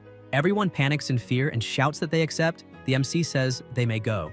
After returning to the table, Yehe says that now he understands the Dragon Blood Society's situation a bit better. In the end, the real problem is the lack of money and investment. Yang says that is exactly it, and that is why the Kingdom Xia Reconquest plan next month is the best chance for them to shine. However, 1 month is too long, and he has a faster and more direct way. The MC starts laughing, saying that ever since he returned to the Imperial University, he has not stopped hearing Jianshuang's name. So, if he challenges the root of the problem and defeats him, this ends for good. Everyone is shocked. Yang says that this morning he announced he will enter seclusion to attempt a breakthrough to the martial master realm. The MC becomes disappointed, asking if they really cannot call that guy for a fight. But the MC thinks that if the point is to show strength to attract investment, he does not need to limit himself to freshmen. He says attracting investment means making noise, making the name spread, and if he challenges fighters across the entire university, the impact will be even greater, and because of that, he already knows what to do. He asks how much they know about the first division of Dragonbird. Yan becomes excited, saying Dragonbird is the strongest martial organization in the Xia Kingdom, and the first division is the elite of the elite. Members of the other divisions are called Dragonbird agents, but those of the first division are known as aces. Yihe asks if Yan is thinking of joining them, and he says yes, because the first division is the club of the powerful. Its chief is the second strongest man in the entire country, Qinglong, and every year only a few graduates of the Imperial University can be recruited. It is the dream of any martial artist in Huadu. Yehe starts smiling, thinking he now understands what needs to be done. They need to put the news team to work and spread the information. He raises his hand and declares that he, Yihei, president of the Dragon Blood Society, and current sometimes agent of the First Division of Dragonbird, challenges all martial artists of Huadu University below the martial grandmaster level. He asks what they think of that because this alone is enough noise and donations will rain down. Yan is shocked and asks if the MC is really an ace of the First Division of Dragonbird because that is impossible, not to mention the strength. Yihei cannot even take the recruitment exam before graduating. The MC asks what exam, pointing out he never took any exam. He cannot give details, but he was recruited directly for the official position. Young asks if he is joking and emphasizes that this is not something to joke about. The MC says he is not joking, he was admitted last night, but his documents will arrive in a few days and about challenging all students below the martial grandmaster level. He starts thinking about it because ordinary martial masters he defeats easily. Talented ones might make him spend a bit more time. And it is a shame. If it were to fight a true martial grandmaster, he would probably have to use his secret card to stop time. But that only works with the element of surprise and is not worth revealing just to attract investments. And if not for that, he would challenge the entire university. Young starts thinking that even though it sounds absurd, because it is the MC, he can believe it, and for the sake of the Dragon Blood Society, he will call the news team immediately. Not long after, the news team starts their work and announces that something shocking has happened. The #1 freshman who disappeared for half a year, Yehe, has returned as an ace of the First Division of Dragonbird and is challenging the entire Huadu University. They ask who the lunatic challenging the whole university is. They ask if anyone has heard of this Yehe because they heard the freshman highlight this year is Jianzhuang of the Xiang family of Huadu. Others say they have heard of the MC, saying he was first place in the reformed admission exam and attracted attention from many directors at the time. So why was there no news about him for the past 6 months? Some people say they should forget it because whether he is arrogant or not, challenging the entire university? How did he even enter the First Division of Dragonbird when graduates say the exam was extremely difficult with a 99% elimination rate? Apparently, he did not even take the exam and was accepted directly. And not only accepted directly, he received an official position and passed with just an innocent, pure smile. Zhou sees the news and smiles, saying it seems Yehe truly does not know how to stay quiet. Qingzhu also becomes worried, saying it seems someone is going to have a bad time. The news keeps spreading and appears on a large screen saying Yehe is a special talent of Huadu University, hired directly with no exam. People say that if even the official Dragonbird account made a statement, it can no longer be fake. Others say maybe he got in through connections. Maybe he has no strength at all and does not deserve the ace title. Young says that now the hype and audacity are ready and it is up to the news team. They must make the noise grow even more. They start saying that if everyone wants to know whether Yehe is really all that, they just need to watch the Imperial University tournament live stream, because they bet he is all talk and must have struck some backroom deal to enter the First Division, and they want to see how long he can maintain the farce. Instead of arguing about his strength, they should just watch the stream. The truth will appear instantly, and they truly believe in the MC. If he had the courage to challenge everyone and even stream it live, the reason must be real. Young starts getting excited, saying the fake accounts were created with different profiles, some supporting Yehe, others insulting him and wanting to see him humiliated, and others pretending to be neutral. But regardless of the type, all of them talked about the same thing, watching Yehe's live stream. With a push here and there, the buzz around the live grew non-stop. Large streaming platforms even began competing for exclusive broadcast rights with the Dragon Blood Society. And with such massive viewership, sponsors also began to appear, throwing money at the society. As expected from the MC, in a single day, he lifted the Dragon Blood Society from the bottom of the pit and filled its coffers once again. Meanwhile, in Special Class 17, Kai, completely beaten up, says he never imagined that before he could even find someone to teach the MC a lesson, the MC himself would organize a tournament to challenge the entire university, because that is basically an invitation to die. Fighters battle in arenas, but blades and weapons have no eyes, and if someone dies accidentally, it is considered normal. The day of the event finally arrives. The arena is packed, people filming everything with their phones, and a helicopter begins circling the area. The MC opens the helicopter door and the announcers tell everyone that the long-awaited Huadu University tournament has officially begun, and now they will welcome the star of the night, Yehe. He jumps from the aircraft like a bolt of lightning using nuclear energy, and upon landing in the arena, he creates a massive explosion. People say it was incredible, the most epic entrance of the year, and it seems that tonight, no one will sleep.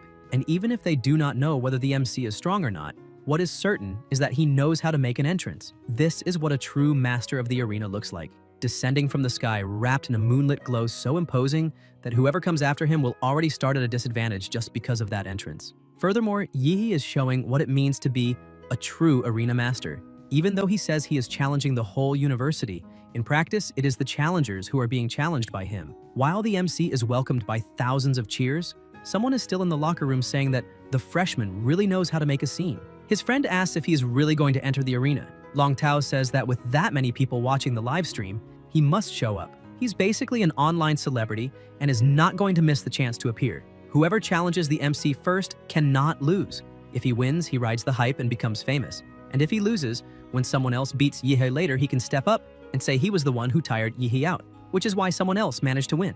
Either way, he gets a piece of the hype. He charges onto the stage, introducing himself and saying he is a partial second-level master and is there to challenge him. Yihei introduces himself as a Dragon Blood Society member, an 8th-level martial artist, and the crowd goes wild. The judge announces the start of the fight, but 1 second later, the MC knocks his opponent out with a single blow and asks for the next one. A woman appears attacking him from behind. She is Yao Ling from the 2nd year, although just a 5th-level martial master. She holds the record of defeating 3 7th-level martial master students by herself. She's one of the strongest of the 2nd year, so why is she there? The real question is whether she can face the MC. At the very least, she should be stronger than the internet celebrity Long Tao. Yihei looks at her and says the purity of her blade is still too low. He can break it with a single movement. He apologizes, but says he is in a hurry and tells everyone to come at once. All challengers rush onto the stage, but they are defeated one by one as if they were absolutely nothing. Kai, who is watching, cannot believe how the MC can be so strong. And with strength like that, how will he ever find someone to avenge what happened to him? Because anyone he sends will go straight to the hospital the moment they step into the arena. He thinks carefully and says perhaps only one person is capable. His older brother Zhou Yanting, the eldest son of the Zhou family of that generation. However, his brother is stubborn and strict about principles. He is not the type who protects his little brother, so he would never help him take revenge. But then Kai starts laughing, thinking that maybe there is a possibility after all. Meanwhile, in the arena, the MC has already eliminated every fighter and asks if anyone else is coming. The challengers lying on the ground ask if that guy really cannot stop once he gains momentum, because he should at least leave an honorable retreat for both sides. Another one says the current freshmen and seniors of the Imperial University have been humiliated, and in the future they will become an example in the school's hall of shame. Whenever Yihei is mentioned, people will remember that they served as stepping stones for him. Suddenly, another person enters the arena. It is the older brother, Zhou Yanting. Victory is certain. Finally, a 9th-level martial master who has been in seclusion has come to fight the MC.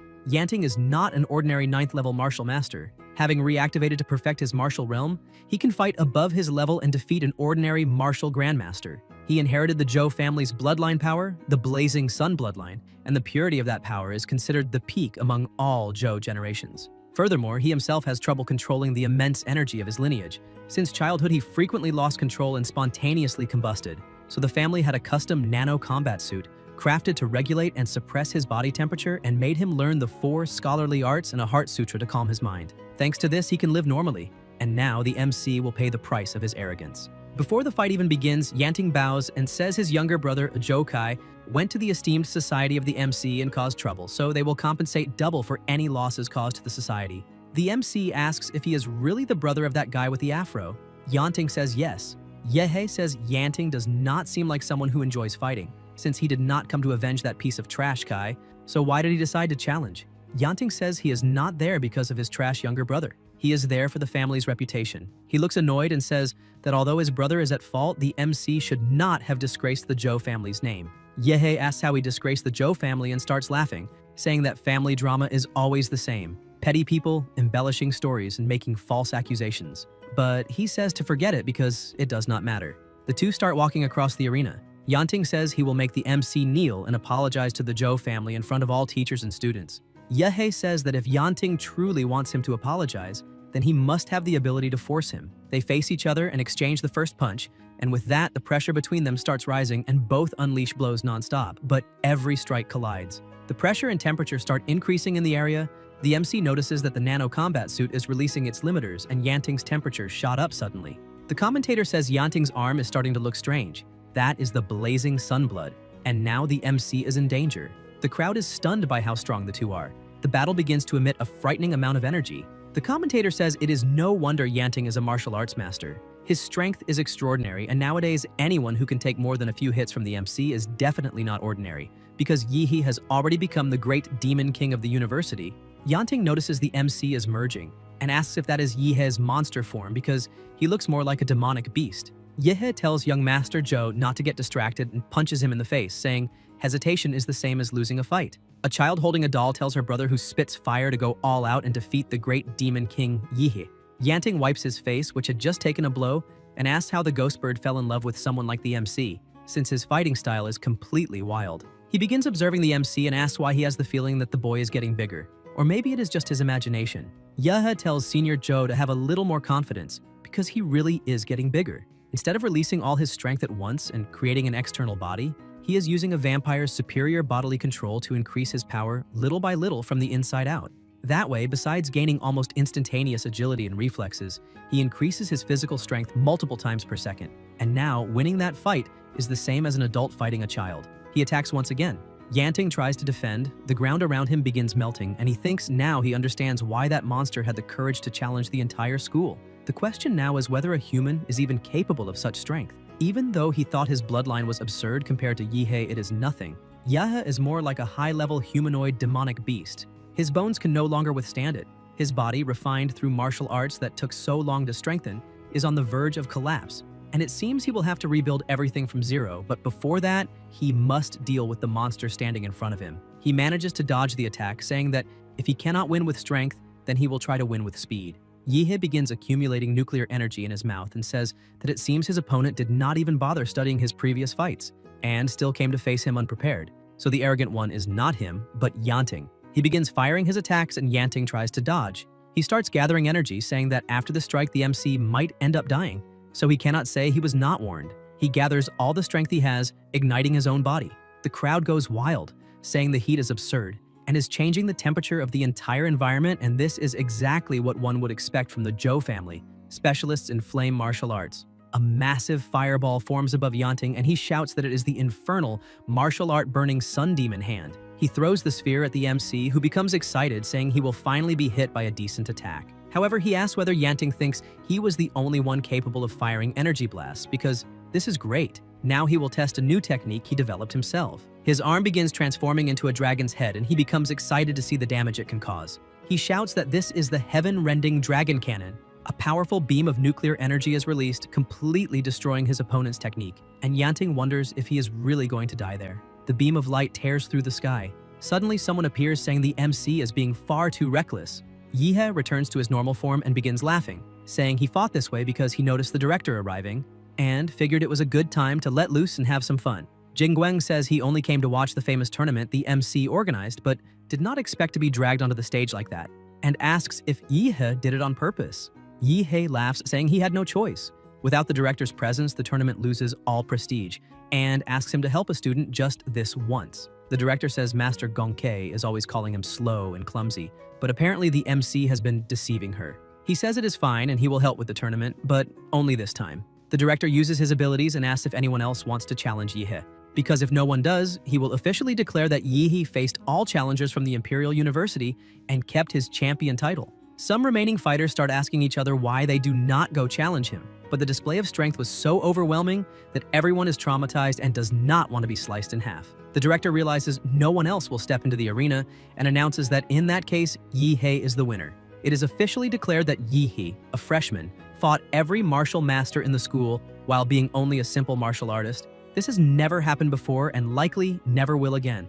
Yehe's name will be remembered forever at Wadu University, a true legend. In the MC's hometown, everyone is watching the trending topics, and all of them are related to him. They celebrate, saying the martial saint guardian of the nation is injured and resting, the fate of Grandmaster Du Jingming is uncertain, and 12 cities have already fallen. In times like this, Yehe's emergence is truly a heavenly blessing for the nation. At Ancheng's first school, they are celebrating the event, the teacher saying, "That is right."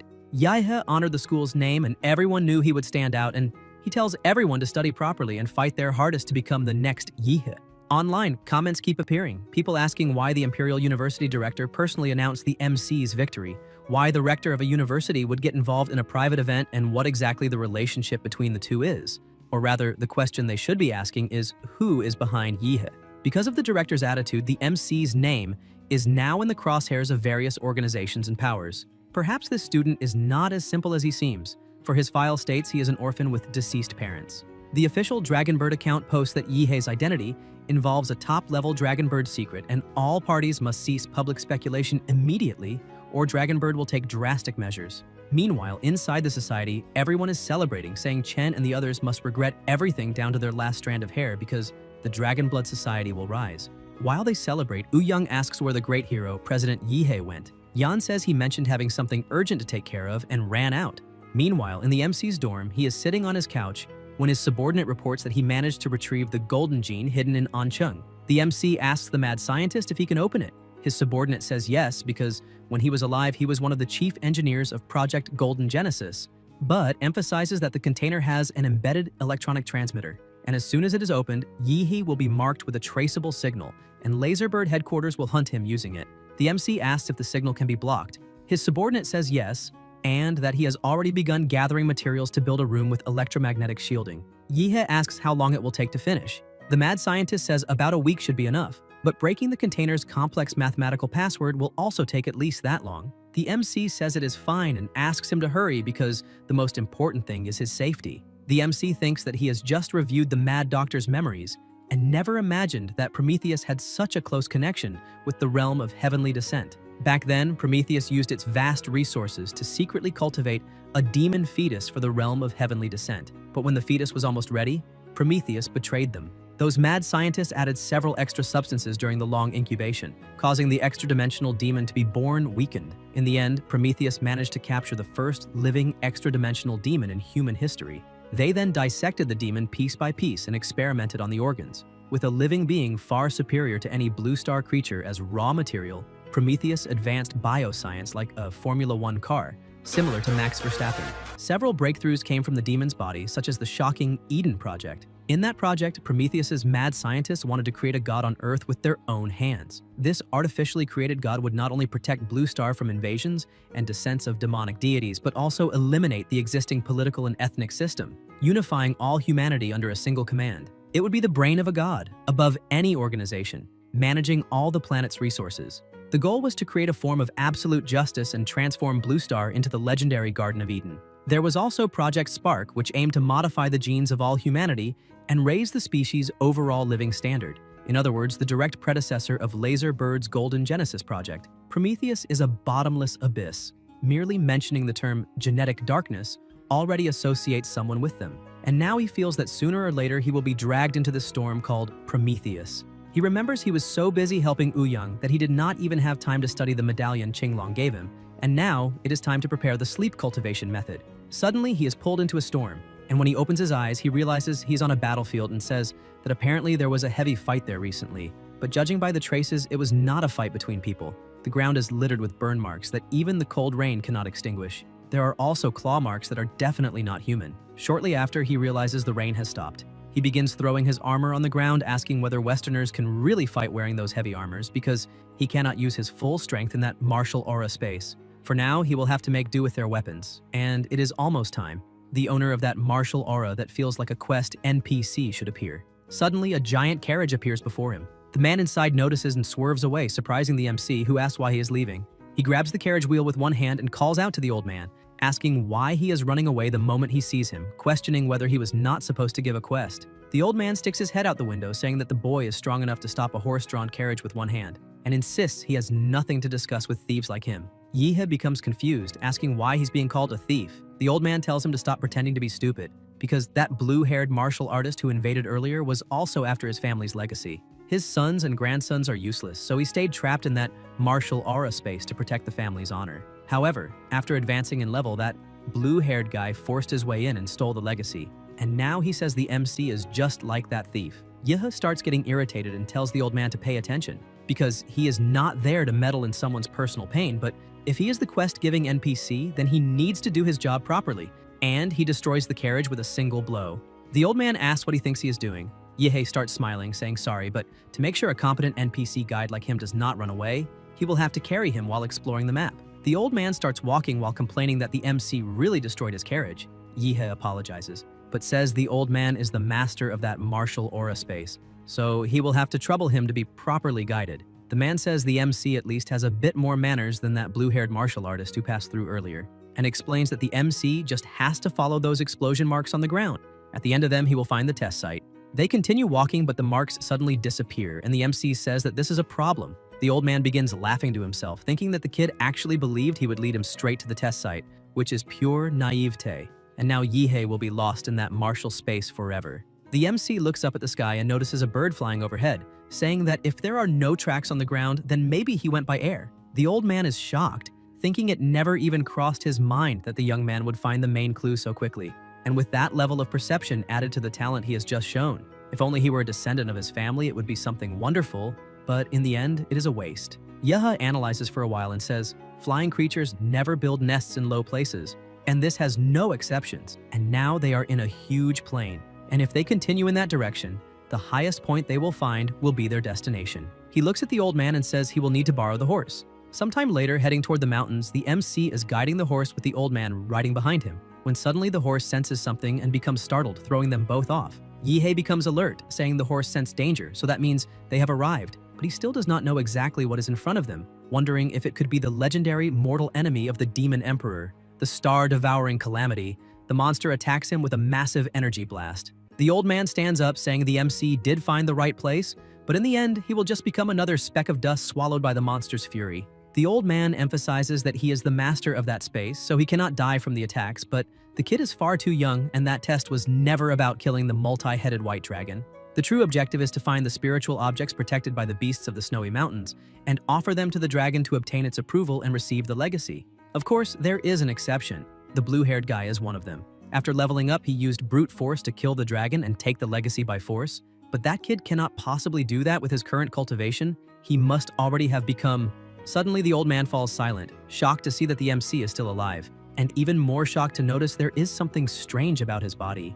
Yehe begins exuding his nuclear energy and laughs, saying that as soon as he entered that martial aura space, he could not access the power of any of his models because the compatibility was too low, but now that compatibility is rising little by little, and the power of the models is merging with his soul, allowing him to finally manifest that strength inside the space. And that is why the broken sword he was about to use is now useless. It's time to show his true power. He begins to transform, and the old man trembles, saying that it is impossible because the real monster in there is actually the kid. Yehe fuses with his beast and tells the dragon that now he will allow the power of the Demon Emperor's cells with 71% compatibility to fully devour the supergiant strength and reach the complete Demon Emperor transformation. However, this terrifying power has limits. When the supergiant strength and nuclear energy run out, that god and demon form will disappear, and at best he can maintain it for 2.5 minutes. But that is more than enough to eliminate that dragon. He grabs one of the dragon's heads and says it is time to see who is stronger, the Demon Emperor or the star-devouring Calamity. The old man keeps watching the fight, saying it will be completely insane. The battle begins and the ground around them is completely destroyed, launching the old man into the air. The Calamity tries to counterattack, but the MC does not stop suppressing it, saying they will recreate that legendary battle right there in the martial aura space.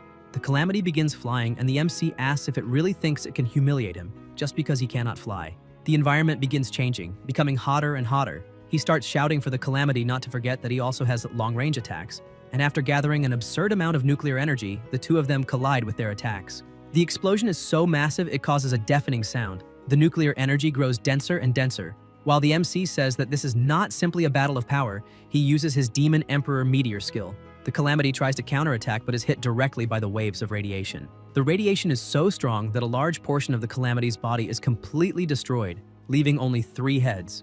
The MC keeps advancing while holding 2 of the heads in his hands, and fires another nuclear blast, blowing up the remainder of the Calamity's body and holding its heart in his hand. The amount of radiation and power radiating from the MC is so massive that it creates a pillar reaching from the ground to the sky. The old man, who is far from the battlefield, can still see that beam of light, saying it is unbelievable and wondering if he might be trapped in an illusion because he cannot understand how someone in monster form managed to massacre the multi-headed white dragon with such brute force. Suddenly, the old man is startled as the giant heart of the Calamity drops right in front of him. The MC, now in human form, jumps onto it, saying it was so satisfying and that diving into the heart of a giant beast is invigorating.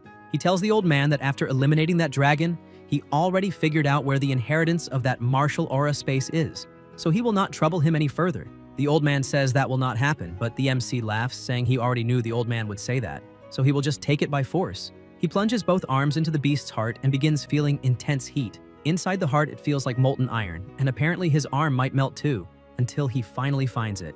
As soon as he grabs it, he ends up falling with half his body inside the heart because the object is extremely heavy, but he still manages to pull it out, surprising the old man. The item begins enveloping the MC's body, and suddenly several spikes grow, piercing into his skin. An armor begins forming around him, and the old man becomes increasingly terrified. Thinking the MC's body and strength are far too weak to withstand the weight of the dragon armor and the blood it absorbs, because even that blue-haired martial artist forced the armor, but only managed to obtain 90% of the inheritance. However, the MC begins adapting and becomes increasingly excited with the situation. And the old man realizes the boy is the first in more than 1,000 years to be fully recognized by the dragon armor. Yehe sits as if nothing happened and asks the old man if he really wants to know how he managed it, asking if he sees it. He simply put on the armor, and that was that. Wondering if it was supposed to be difficult, the old man becomes irritated but calms down, saying it is better to leave it at that. He removes his hat, saying that his ancestors recognize the MC and he will not be stingy with the heirless family. Perhaps passing the inheritance to someone more compatible is a blessing in disguise.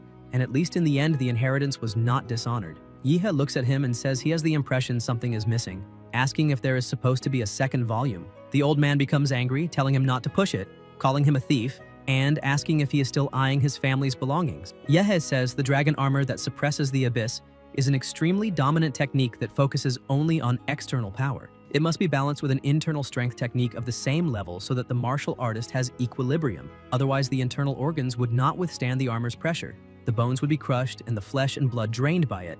That is why these internal and external strengthening techniques, when united, form a complete body refinement method. It is a heavenly level martial technique, and he will not let such a rare opportunity slip by under any circumstances. 7 days later, lying on his bed, his phone begins ringing. He answers with a slightly trembling voice, asking if Joe is doing well and saying that these days he spent 80% of his time cultivating, even sleeping. The dragon armor contains a lot of information that must be absorbed slowly inside the martial aura space. Joe says that after he and Qingju were discharged, they were told to go to the University Activities Center to claim the mission rewards, and that the director in charge of student missions asked Joe to tell the MC that he must go directly to the director's office to receive his reward because it will be delivered personally. Yehe asks if he really needs to go to the director's office, wondering if the director wants another private conversation with him. In the center of the floating metropolis of Wadu University, inside the Crimson Celestial Tower, a woman welcomes the MC, saying she had been waiting for him. She introduces herself as Nuwa and says the president is waiting upstairs, then asks him to follow her. Yehe says that's fine, but becomes a bit suspicious, thinking that although he cannot sense any martial aura from this woman, she certainly does not seem like an ordinary human, and wonders whether she is even human at all. As the two go up in the elevator, he keeps observing her. Nuwa notices and asks if he is very curious about her body. The MC becomes surprised and a bit embarrassed, saying she misunderstood, that he is only interested in advanced technology. She begins unbuttoning her shirt, saying the two of them are different. Yehe becomes even more flustered, asking what she is talking about and telling her to wait because she misunderstood.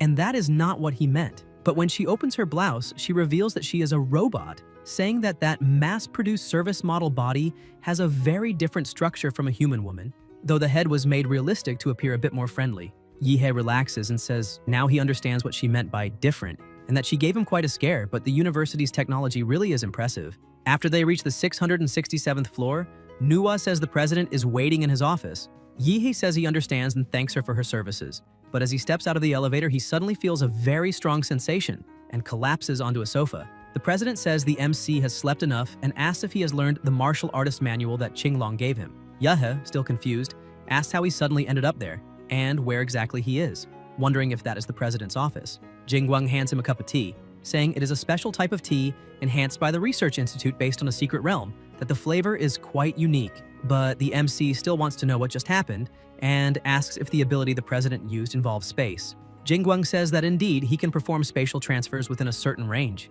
Yehe thinks he already suspected this. Otherwise, how could the president have saved Yanting? An ability so special it matches a divine skill like stopping time. The president sips his tea and tells the MC that his academic points and the access cards for Imperial University's resources have already been sent to him, and as the main contributor to the completion of a level 5 mission, he may choose 2 Earth-level martial techniques, as well as the chance to have a high-level customized weapon made. Yehe thinks that at the moment he needs neither weapons nor techniques, so he tells the president he would like access to the files on genetic locks, and also permission to view more information about Prometheus, emphasizing he has no ulterior motives. It is purely academic interest, and the president agrees. Yehe realizes this was far too easy and wonders if Jingguang already knows what he intends to do with that information. The president stands and tells the MC to follow him because he will take him to the archives. Yehe asks if they are really going to look at that now since he has not even finished drinking his tea, but the director simply keeps walking. Sometime later, he opens a room and says the MC may finish his tea after seeing the archives. When Yehe looks inside, he becomes shocked, asking what the hell that thing is, and what creature's brain is that? Only half of it. The president says that is Nua's central computation unit, her main body. The MC says now he understands, and that apparently that staff member was also an AI creation. Jingguang says that decades ago that half-brain belonged to Prometheus. As soon as he hears this, the MC is startled, thinking about the Otherworld God Project. In other words, that half-brain belonged to the first extra-dimensional demon ever captured alive in human history. Such a magnificent and transcendent being was really cut into pieces by Prometheus, and apparently at its peak was indeed insane and overwhelmingly powerful. And it is no wonder they dared to plan Project Eden. If they dared eliminate a god, why would they not dare unify the planet and redistribute humanity's resources? Jingguang approaches and calls Nua. She responds saying she awaits orders. The director asks her to export the data, and within seconds he removes a storage pen drive and gives it to the MC, saying that he stored a part of Nua inside that drive and that he may ask her about many of the things he wants to know. Yehe starts sweating, thinking that no one knows exactly how many core secrets Nua's computer holds, how many strategic missions important to the university, or even the Great Xia are involved, and the president is simply handing this all over to him. This level of trust is surreal, making him wonder if there is a conspiracy going on. Jingguang takes the MC's hand and places the pen drive in it, saying he cannot stand there doing nothing. For even as the university's president, it is against the rules to bring a specific student to that place, so they must leave quickly. Yehe becomes surprised seeing that the president is breaking rules for him. Meanwhile, in another place, Jianzhuang is cultivating. After all this time, his eyes open and a terrifying aura begins exuding from his body. He walks toward the door and says that in only one semester he has achieved what a normal student at the university takes more than a year to accomplish. The difference between people really is enormous, and even among geniuses there are levels, and he is the highest level of all. The MC opens the door asking if he is already done. When Jianzhuang sees him, he starts laughing, asking if he is the Yehe that Wu Yang talked so much about and saying that apparently he came to offer himself up. The MC has no idea what he's talking about and asks if he is also from the Dragon Blood Society, because if he needs anything, he should talk to Wu Yang, since right now the MC only wants to use the training room. Jianzhuang starts releasing his power while laughing and says that Yehe is very good at pretending to be dumb, because otherwise, how could he not know who stands right in front of him? He tells the MC to listen carefully. His name is Jianzhuang, the one who stomped on Wu Yang, the same one who nearly erased the Dragon Blood Society from existence, the king of the freshmen. He keeps yelling, but the MC becomes irritated and with a single simple strike knocks Jianzhuang unconscious, saying he needed to use the training room, but Jianzhuang kept spouting nonsense and blocking the door, which is annoying. As for what happened afterward, Jianzhuang cannot say, because when he woke up an entire week had passed. In the exclusive training room for special students, the MC celebrates, saying that finally there is no one in his way and that the Monster King has come home. He releases countless cores inside the room, saying the monster may devour at will, because all the demonic beast cores he personally collected, along with those purchased by the university, are there. And now it is finally time to increase the compatibility with the Demon Emperor model. Considering that providing a huge quantity of cores at once will put him in a transformation state during sleep, in addition to releasing an enormous amount of nuclear radiation, he specially asked his little electronic servant, Nua, to release the largest fully sealed training room for him. And ever since he obtained Nua, the university has become practically his home. Anything he wants to do, all he has to do is ask her to open the access, and that's that. No bureaucracy at all. When others enjoy privileges, he becomes indignant at the unfairness. But when he is the one privileged, the feeling is wonderful. He asks her to activate the room's energy shield because he's about to begin. She says she understands and activates the shield. The MC begins consuming the cores, but soon realizes it is not enough and continues eating more and more because the higher the compatibility, the harder it is to increase.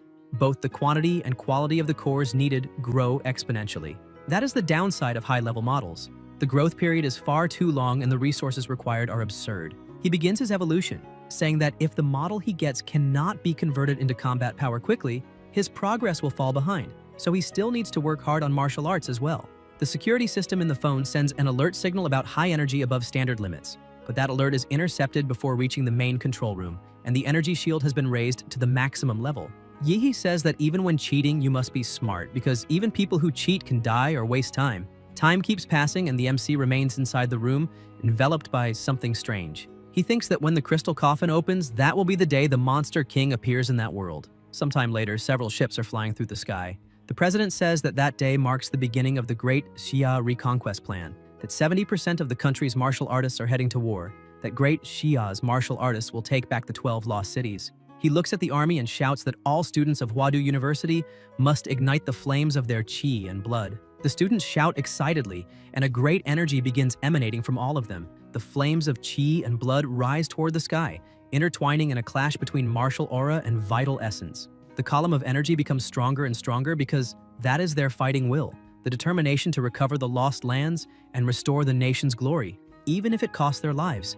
They are ready. The president continues leading, saying everyone already knows the missions and plans well, and he knows many have prepared for sacrifice, but they all must return alive, for there is only hope as long as they live. Huadu University will always be their home, and it will always be there awaiting their return. All martial artists of Imperial University must listen to the president's command and swear an oath alongside him. The president raises his hand, saying that before them, there is no enemy capable of defeating them. The army shouts with the president, while meanwhile, in the training room, the MC remains inside the crystal coffin. A woman walking down a hallway, known as Supervisor Yu Yan, Level 2 Prometheus researcher and now a senior executive at Laserbird, says that first the golden gene was stolen, then an important base was invaded, and finally an elite team was lost, which shows that Laserbird has had an extremely unlucky year. The board of directors has already begun to suspect that there is someone behind all of this, with the objective of bringing Laserbird down, but they still have no proof. And although the Black Lion erased all traces at the Buddhist temple base on Golden Mountain, the Dragonbird is still watching Laserbird. And if the Dragonbird of Great Xia were not so busy reclaiming the fallen cities, Laserbird would already be in huge trouble, but it is precisely because the attention of all martial artists in the country is focused on the fallen cities that Laserbird can finally breathe and at the same time release that monster. She explains that that creature is a failed product of the first-generation Golden Gene experiments, a Pandora's box that, if mishandled, can drag humanity into an abyss of eternal ruin. Because with the Golden Gene flowing through its veins, even though it is considered a failure, it can still sense the location of other Golden Genes. Even with its tendency to lose control, it is the only hunting dog capable of finding the lost Golden Genes. She walks up to a completely sealed door, pulls out countless keys from her pocket, places each one in its designated slot, opens the door, and looks toward the cell of the monster called the Negative. She approaches and, knocking over some medicine bottles, says that it is time for the world to witness his terror. Laserbird's aircraft roars at high speed, and the Negative says they must continue in that direction and keep flying. One of the subordinates tells the captain that the place the hound is pointing to seems to be Xicheng, and the captain is surprised, saying that this is one of the fallen cities that Dragonbird is preparing to recapture. His subordinate tells him not to worry because as long as the one who stole the Golden Gene is not a Grandmaster level expert, even if they are a Zhuanwu martial artist, they can surround and eliminate them quickly. Another subordinate asks the captain when they have ever failed under his leadership and says that as long as they do not encounter Dragonbird's first division, they will be able to retrieve the gene and retreat without suffering any casualties. The captain orders Eve to block the plane's signal, hack into the flight system, and activate autopilot. After the command is executed, the plane begins behaving strangely. The crew says the aircraft is out of control, and the captain quickly begins eliminating them. One of his subordinates asks when he became a traitor, but the captain says it is not exactly like that because he never belonged to Laserbird to begin with, so it cannot be called betrayal. He apologizes to them all, emphasizing that when he goes to hell, they may punish him then, but for now they must die.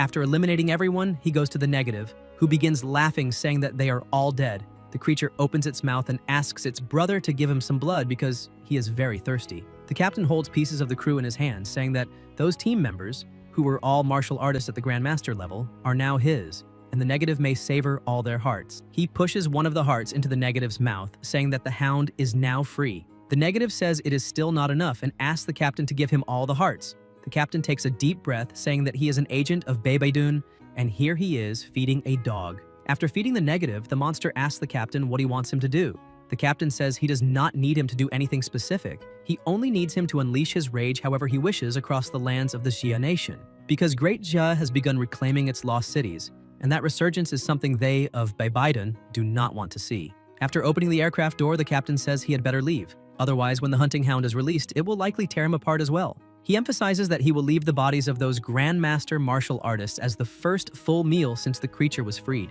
As soon as he leaves the aircraft, the Negative begins breaking loose, laughing and saying that before he was merely a tracking hound, but now he is a mad dog unleashed to bite whomever he pleases, and that clearly he is being underestimated because he intends to devour all the living.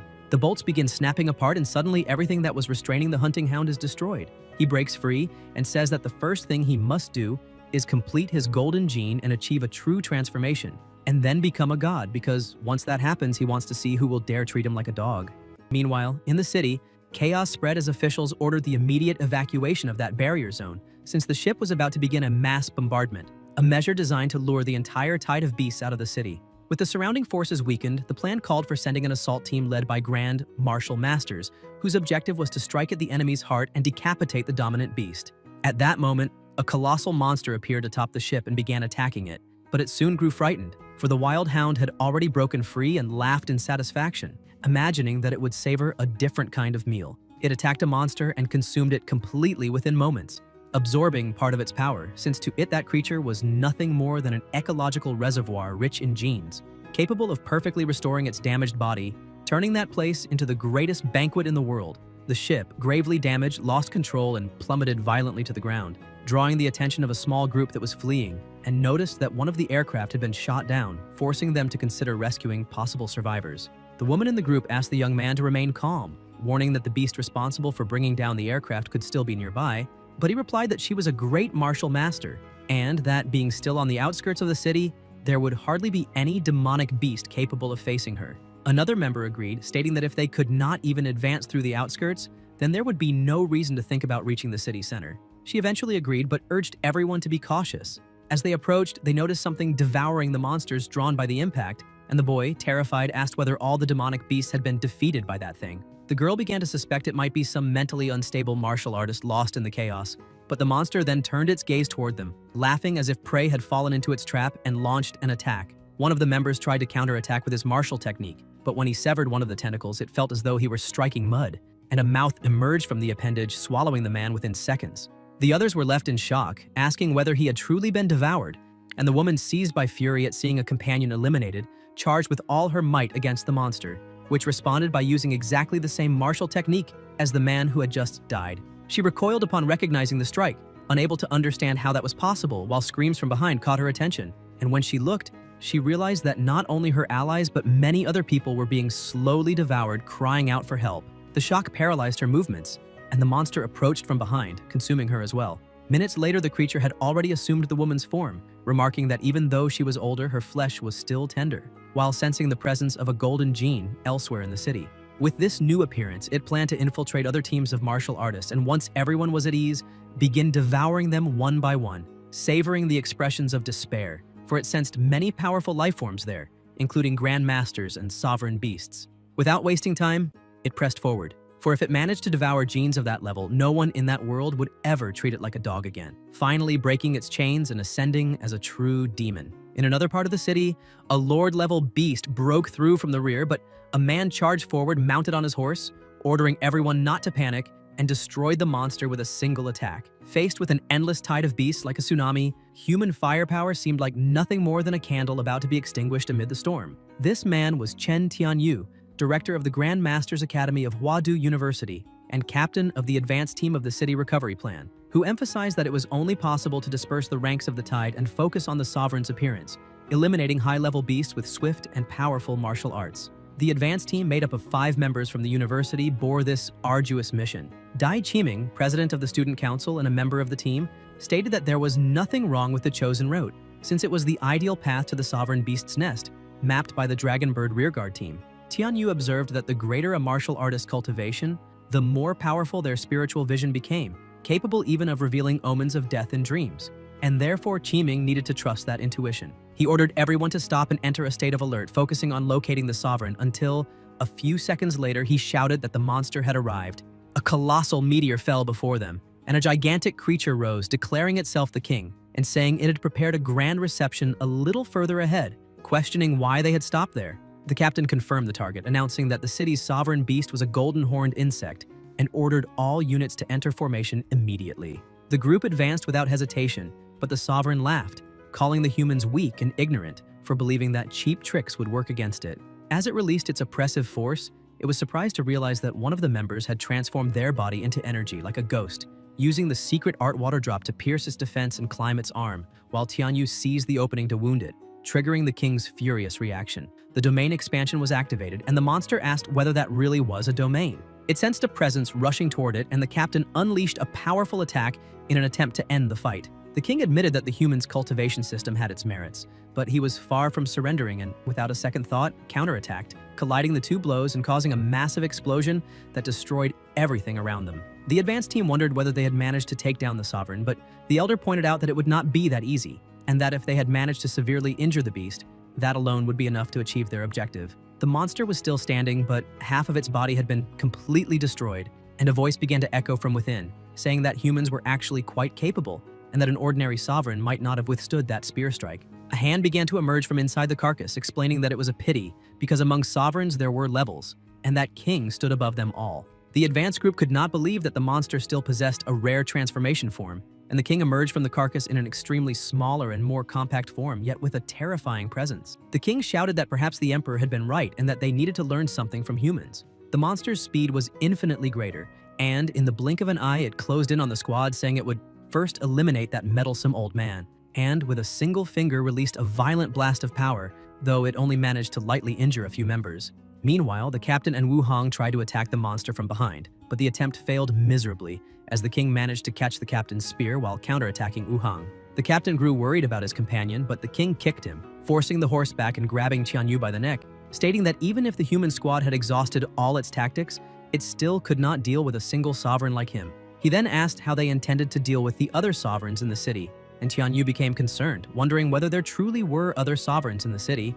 In the eastern war zone of West City, inside the command ship, a level 1 alert was issued, ordering everyone to prepare for combat. After the computer's calculations, that creature had reached the level of a sovereign, and at the moment there was no master in the ground squad capable of containing it, so the system suggested a strategic withdrawal. However, they could not understand how this was possible, since the only sovereign of West City was supposed to be facing Director Tianyu's advance squad. The captain ordered them not to hesitate and to immediately inform the ground troops to retreat, and also commanded the entire warship to ascend away from the surface and prepare the ground-penetrating nuclear warheads. As the captain issued the order, one of the tentacles began to approach the aircraft, and he ordered the electromagnetic cannon to intercept it, and with a precise shot, they managed to sever the tentacle in half. However, everyone was shocked to see that the tentacle regenerated within seconds. The captain shouted that there was no more time, and that they had to launch the penetrating warheads immediately. The entire team prepared and launched the warheads, causing a devastating nuclear explosion. Worried about the situation, he lowered his head, thinking that the power of 3 nuclear warheads was truly excessive, and sincerely hoped that the warriors fighting below would manage to retreat safely. A woman reported that the sovereign's vital signs had not disappeared, and the captain could not understand how that monster had withstood 3 nuclear warheads and was still alive, causing everyone to question whether the plan to retake West City would fail. A red alert began flashing, bringing a report that stated the system's central authority had been taken over. The captain wondered what that meant, and another message appeared, thanking all the warriors in West City's war zone for their brutal fight, but earnestly asking that everyone leave the battlefield to him. Without fully understanding what was happening, the captain asked who this he mentioned in the message was, and one of the subordinates reported that an intercontinental missile had been detected. The captain remained confused, as there had been no information that such a missile would be launched, and asked whether no life signs had been detected on the missile. Paying closer attention, they could not believe what they were seeing. Standing atop the missile was him, the King of Kings, the protagonist of all protagonists, the supreme divinity among all divinities, in flesh, bone, radiation, and demon. Yehe was approaching the battlefield to do the dirty work that no one else could do. A few minutes earlier, a gigantic column of energy had split the sky, and all of that energy was coming from the protagonist's body. Nua congratulated him on his breakthrough, and handed him a special nano-armor that Longke had prepared for him, and the armor began to cover his entire body as he asked how long ago the university's West Zone troops had departed. She replied that they had left 5 minutes ago, and he could not believe it was already that late. Desperate to try to save everyone, he asked them to prepare a supersonic fighter, but changed his mind upon realizing that even a fighter would be too slow to arrive in time. Therefore, he ordered the preparation of an intercontinental missile so that he could reach the destination within minutes. And this time, upon arriving in West City, he would have 2 objectives.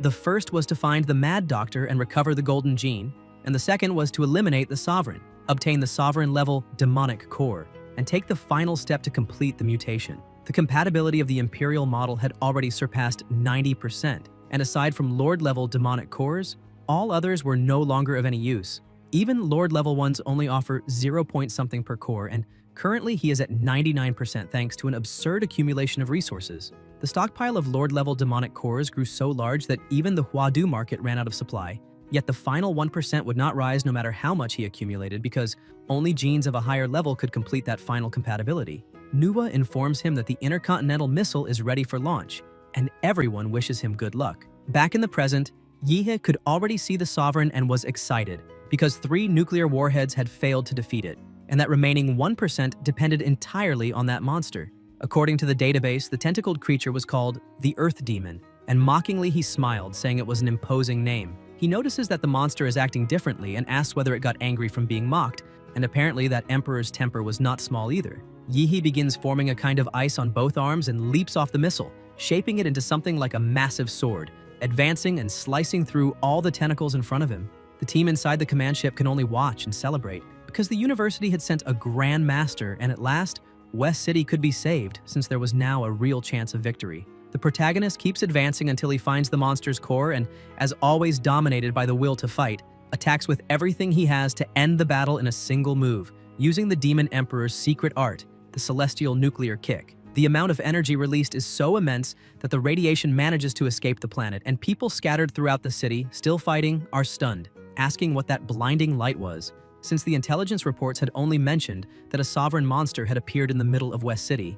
Meanwhile, the advanced group is being completely obliterated, and even Wu Hong, the most resilient among them, cannot withstand a single blow. The Sovereign steps on the shield hero, saying that he is not a true specialist since he was cut down like a piece of paper, though he admits that Tian Yu is powerful for having forced him to assume his third form. The captain refuses to give up and thinks that the blood-burning secret art will not last much longer, and that even if he were to win that battle, the worst had already happened. Even so, that did not matter because, as a Grand Master of Daxia, he needed to eliminate that demonic creature right there and then. The Sovereign perceives the stiff, martial rhythm and the forced attacks, recognizing that human warriors possess interesting techniques, but one's insufficient to compensate for the absolute gap in power. Tian Yu places all his hope in his final attack and charges forward with everything, but the Sovereign manages to defend, because the Emperor had recently refined the old transformation experiment. Acknowledging Tian Yu's bravery, he decides that when that human dies, his body will be taken to be reborn in an even stronger form. The captain continues releasing all his remaining strength while shouting that he is not afraid of death and that he will keep attacking and injuring the monster to prevent any interference in the recovery of West City.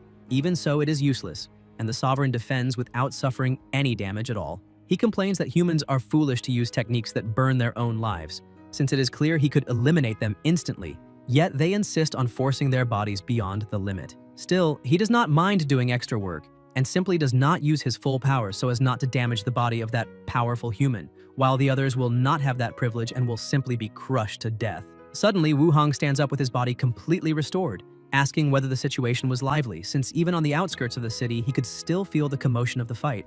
An elder is shocked and asks whether the shield hero was not dead, and Wu Hong replies that he was, walking in a strange manner toward the horse lying on the ground. As he looks at the elder and asks whether he died, his face and eyes become completely strange, and his body opens like a mouth, terrifying everyone. Wu Hong swallows the horse whole and absorbs it, while his face begins to multiply, saying that the taste is very good and that it is no wonder it was the mount of a Grand Master, but that it would be even better to devour the Grand Master himself. He adds that everyone there looks delicious and asks whether he can have a taste. The Sovereign attacks that nonsense-speaking creature, asking what disgusting thing that was, since it carried a demonic aura similar to that of the Dark Stellar Demon. He asked the humans whether that was some insane creation, as he had not imagined they would associate with that group of demons, and suggests that perhaps it would be better to let them themselves rule the planet. Tentacles begin to emerge from Wu Hong's body and form a new head, which laughs and greets the Sovereign, saying that its name is Negative and that it is there to eat him. The king replies that the creature is far too arrogant and begins attacking, declaring that such trash would not withstand even a single punch. Part of the new monster's body falls onto the Sovereign, who immediately senses the danger, as that flesh begins to corrode his body, forcing him to retreat. The monster then asks how far he thinks he can run, since that was only a small part of its true body. A gigantic mouth emerges from the ground and swallows the Sovereign, dragging him toward the main body and fusing with the head, causing the creature's body to swell, something expected of a sovereign-level being, which nevertheless resists and prevents immediate absorption. The elder realizes this is the group's chance to escape and tells Qiming to take the captain and leave, but Qiming asks what he intends to do. The monster looks at them and says it has not forgotten dessert after the main course, while noticing something extremely powerful approaching. A beam of energy flies toward the area and the elder grows concerned, thinking that such a level of power could be another sovereign. The energy strikes the monster with a colossal impact, and Tianyu realizes it is not another sovereign, because the attack is clearly aimed at a different creature. In the midst of the explosion, the protagonist releases even more energy, as he had believed for a moment that the monster had devoured the sovereign and was an ally. But now that it intends to devour Director Chen and the others, it cannot be allowed to escape alive. That black and red substance is repulsive, the radiation so high that it is destroying everything around it. Yihe compresses this radiation into a sphere and fires a blast of power that hits the monster, nearly destroying it completely. However, as everyone already knows, the protagonist is a psychopath, driven purely by the desire to fight. He rushes forward, saying he will not let the opponent be defeated so easily, and grabbing the carcass, he flies upward and, with a smile on his face, hurls the monster with full force against the ground, crushing it completely. He lands and observes the shattered body. At that moment, the protagonist is in the infinite monstrous state, the mad trait model of the Demon Emperor, with 100% compatibility. The Lord of Flames form has been unlocked, although the system urges caution in its use. The monster begins to move and slowly returns to its original form, stating that the attack was intense enough to leave it stunned, something that had never happened since its birth. With its body restored, the monster starts laughing and thanks Yihe, saying that the attack's accelerated digestion and allowed it to successfully assimilate the genes of the sovereign-level demonic beast. In return, it promises to make him watch consciously as he is devoured little by little. Angered, the protagonist kicks the monster away to shut its mouth. The creature stands up smiling, claiming that Yihe can fight as much as he wants because he cannot kill it, thus becoming his worst nightmare as it releases all its power. Yihe laughs as well, since it is the first time he has seen someone even more arrogant than himself, but considers that thought idiotic because the bigger the target, the easier it is to eliminate. He attacks again using the Imperial faction's secret art, Godzilla Qigong Wave, releasing such an absurd amount of power that it terrifies the advance group. Kemming wonders what kind of Grandmaster possesses such terrifying speed and power, while the Elder points out that beyond that, there is also that unknown blue energy. The battle reaches gigantic proportions, and the city stops worrying about monsters, as it now risks being destroyed by the protagonist himself. Even under devastating attacks, the monster remains standing, stating that it is useless, because it can divide infinitely with its biological potential fully activated. While nuclear attacks tear its body apart, they also accelerate cell division to the point of surpassing atomic energy diffusion. Yihe realizes the opponent is repulsive, but his maximum affinity with the Emperor grants him extreme perception of qi and blood, allowing him to notice that the monster is constantly adapting to nuclear energy. The creature announces its invincible evolution ability, saying that no matter how strong Yihe is, in the end he will be devoured because it senses within him an extremely powerful gene, far superior to the one it has just assimilated. Confused, the monster asks why it cannot compare to the man before it, even after devouring countless beings and refining its genetic lineage. Still, it believes it will manage to devour the protagonist. Its body grows absurdly, making buildings insignificant beside it. The advance group watches, realizing that not only the man is terrifying, but so is the opponent, and they are no longer so certain that this mysterious specialist can handle it alone. Yihe remains calm, considering the monster nothing more than a glutton. He activates the Abyss Dragon armor and requests the release of the single arm, delivering a punch capable of splitting the sea and completely destroying the enemy, opening a trail of annihilation. Unable to regenerate, the monster asks how Yihe's strength continues to increase, and the protagonist simply states that his power will always be greater. He activates the area explosion and everything begins to detonate, while Yihe emerges unscathed, brushing himself off and asking why the monster thought that level of strength was his limit. Indignant, the monster attacks with the Elbow of Death Acid, the Magmatic Iron Mountain, and the 5-discharge Lightning Whip. But Yihe remains motionless, arms crossed, as if none of it had any effect at all. The gap in power makes the monster question what kind of beings Yihe must have devoured in the past, refusing to believe that someone could be more invincible than himself. Not even the ultrasonic roar has any effect. Yihe remains unscathed and asks whether that chaotic sequence of attacks is some kind of joke, throwing the monster's own words back at him and stating that the creature will never be able to eliminate him. After elevating his physical strength to another dimension, Zawarudo, the fusion between spirit and body, is also raised far beyond its original state, making all his attributes many times greater than normal.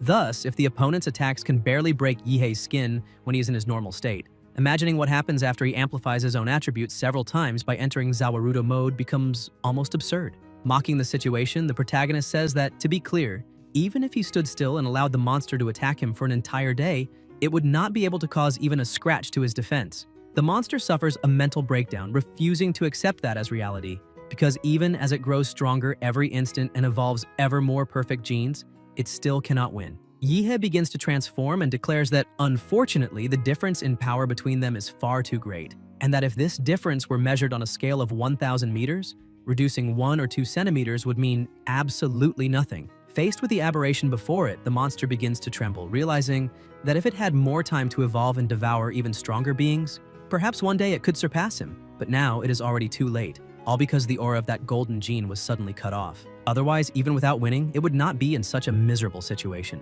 With no alternatives left, the monster admits that it cannot win and acknowledges that the protagonist is not inferior, since up to that point, it has found no way to kill him. On the other hand, it claims that Yihe also cannot kill it and proposes a deal. It suggests that both the city and the country become the protagonist's exclusive domain, guaranteeing that it will not invade even a single centimeter and will go elsewhere, such as the Northern Federation of Belton. In this way, the strategy would also align with human policies of balance of power between nations. In the end, the two could divide the Blue Star, with the monster ruling the northern continent of Brighton while Yihe would keep the eastern and west continents. It even suggests that if the protagonist could obtain some of the blood of the strong of that world, it could help him develop specific toxins for each of them, aiding in the elimination of all rivals. Yihe raises one finger, but the monster does not understand and asks what that means. The protagonist replies that it represents 10 minutes, and that if the monster is still alive after that time, he will change his own name. The monster says that in that case, all he needs to do is clench his fist,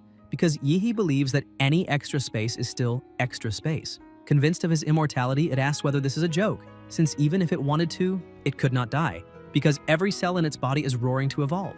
Yihe hugs it and says they will only know by trying, squeezing it even harder, and then flies upward while grinding the monster's body against the buildings. The monster laughs, stating that the protagonist cannot kill it, and that the attack is practically painless, until it realizes that Yihe keeps ascending, passing through the atmosphere and leaving the planet. Confused, the monster asks what he intends to do, and whether he will throw it away from the planet, saying that this would also be useless, since neither cosmic rays nor the absolute zero environment of space could kill it. It says it can continuously absorb radiation and evolve infinitely, promising that one day it will return to eliminate all inhabitants of the Blue Star. Yihe stops at an ideal distance, where no one can observe what is about to happen, and where there will be no destructive damage to the city. Moreover, that distance has already caused the monster to lose contact with its derivatives. Frightened, the monster asks how he knew that, and Yihe explains that the true body of Zero Negative is not as invincible as it boasts, because if it were, it would never have been captured and imprisoned by the laser bird in the past. He explains that although it is extremely difficult to kill,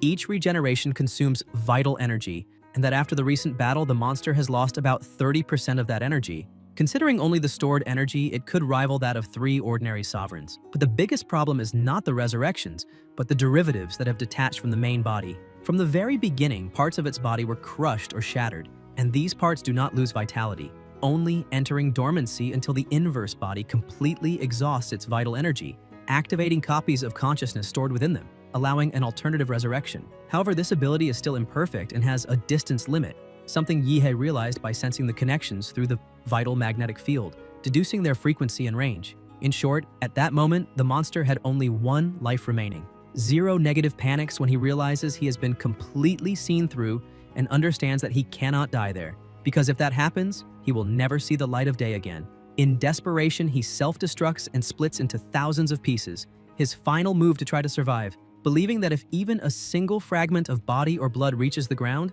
he will continue to live. Yihe transforms even further, questioning whether that is an instinctive fear of death, while the monster cannot believe that the protagonist has grown stronger yet again. Yihe explains that he does not need to capture fragment by fragment, because it is enough to crush them all with the palm of his hand. And now Zero Negative has nowhere left to flee. The monster asks what Yihe is planning to do. The protagonist rolls him up like a ball, and the monster asks whether he is really thinking of eating him, saying that only demonic beasts do that sort of thing. Yihe simply ignores him and throws him into his own mouth. As he falls inside the protagonist's body, Zero Negative claims that Yihe is being extremely presumptuous, and asks whether he truly is not afraid of suffering reverse devouring from the inside, saying that by doing this, the protagonist has snatched victory from the jaws of defeat. Yihe explains that swallowing the monster is only the first step of the extermination plan, and that the next step is to release the Lord of Flames. The protagonist's body ignites, releasing flames capable of burning anything they come into contact with. Zero Negative begins to be incinerated and screams, questioning how a creature capable of releasing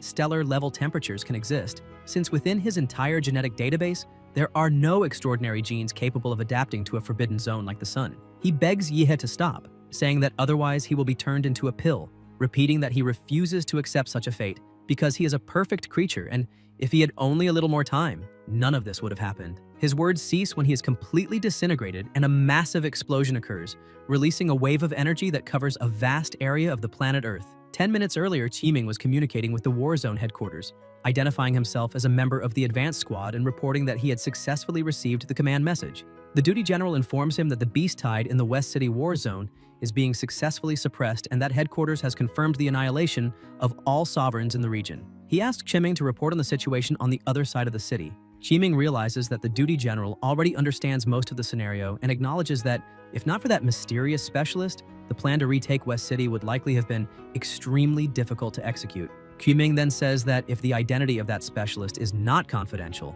he would like to know who he is because after everything is over, he wishes to visit him personally and express his eternal gratitude. The duty general replies that the protagonist is actually at the same university as him. Qiming is surprised and asks whether he is talking about Huadu University and whether that specialist is the principal or some specially appointed professor, since as student council president, he knows all the faculty and has never heard of anyone with such an intense and destructive blue radiance in battle.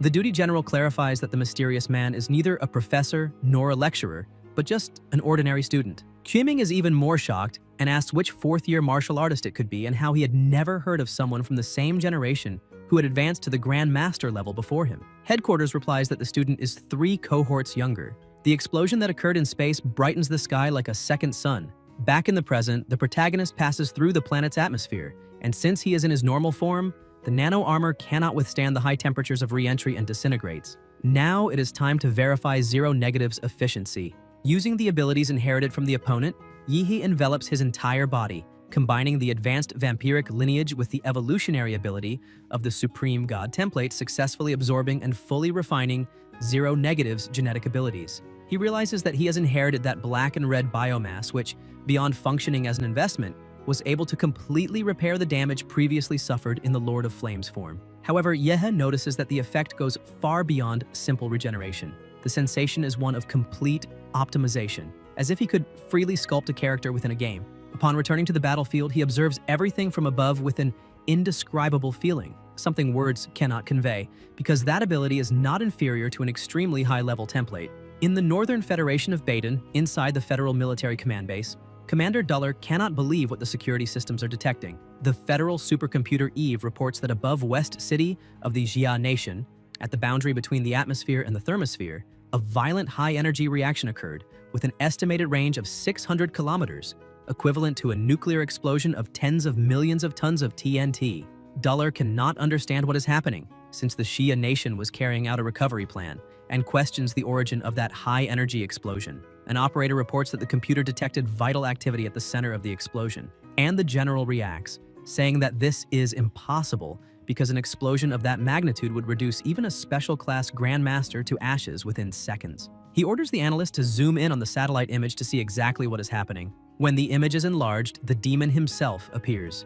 Duller is stunned and questions whether that being is really so young. The protagonist looks in the direction of the satellite, staring straight at the supercomputer, as if offering it a gift. The general wonders how this is possible since the satellites are in outer orbit, and orders the immediate identification of the face. Suspecting that this might be the 4th Grand Master of the Xia Nation, Yihe releases his power, throwing the entire command base into alert as they question what he intends to do. An operator warns that an enormous concentration of energy is forming. In a matter of seconds, crossing half the planet, the protagonist destroys the satellite. Yihe was irritated by that northern Baydun trash and decides to eliminate the satellites to prevent them from continuing to spy on his nation. With the supreme template at maximum, the range of the vital magnetic field expands to a colossal level, enough to cover the entire planet. Now, in addition to sensing the aura of carbon-based organisms, he also perceives signals emitted by machines in various special frequencies. With the primary mission of retaking West City completed, Yihe has a new idea. There are 11 S-level forbidden life zones, and perhaps with his current level of power, he can step into those places. But this can only be confirmed by testing. Expanding the vital magnetic field even further, his perception rapidly advances, sweeping across the entire planet. The black and red biomass of Zero Negative, combined with the vital magnetic field, constructs a complete regional distribution map. The layout of the nation's cities can be reconstructed clearly and precisely. Yehe notices a small anomaly and upon analyzing it, discovers that it's the city of Guanshan, which fell due to an S-level secret zone. This was already expected, since even humans at the top of the world are helpless when facing secret zones of that level. If that forbidden zone failed, perhaps the others failed as well. The magnetic field of perception spreads across all of Daxia and advances over the eastern continent of the Blue Star. The perception continues to expand, reaching the continent of Beidun, then the northern glacial ocean, and finally, the eternally frozen continent of the south pole of the Blue Star.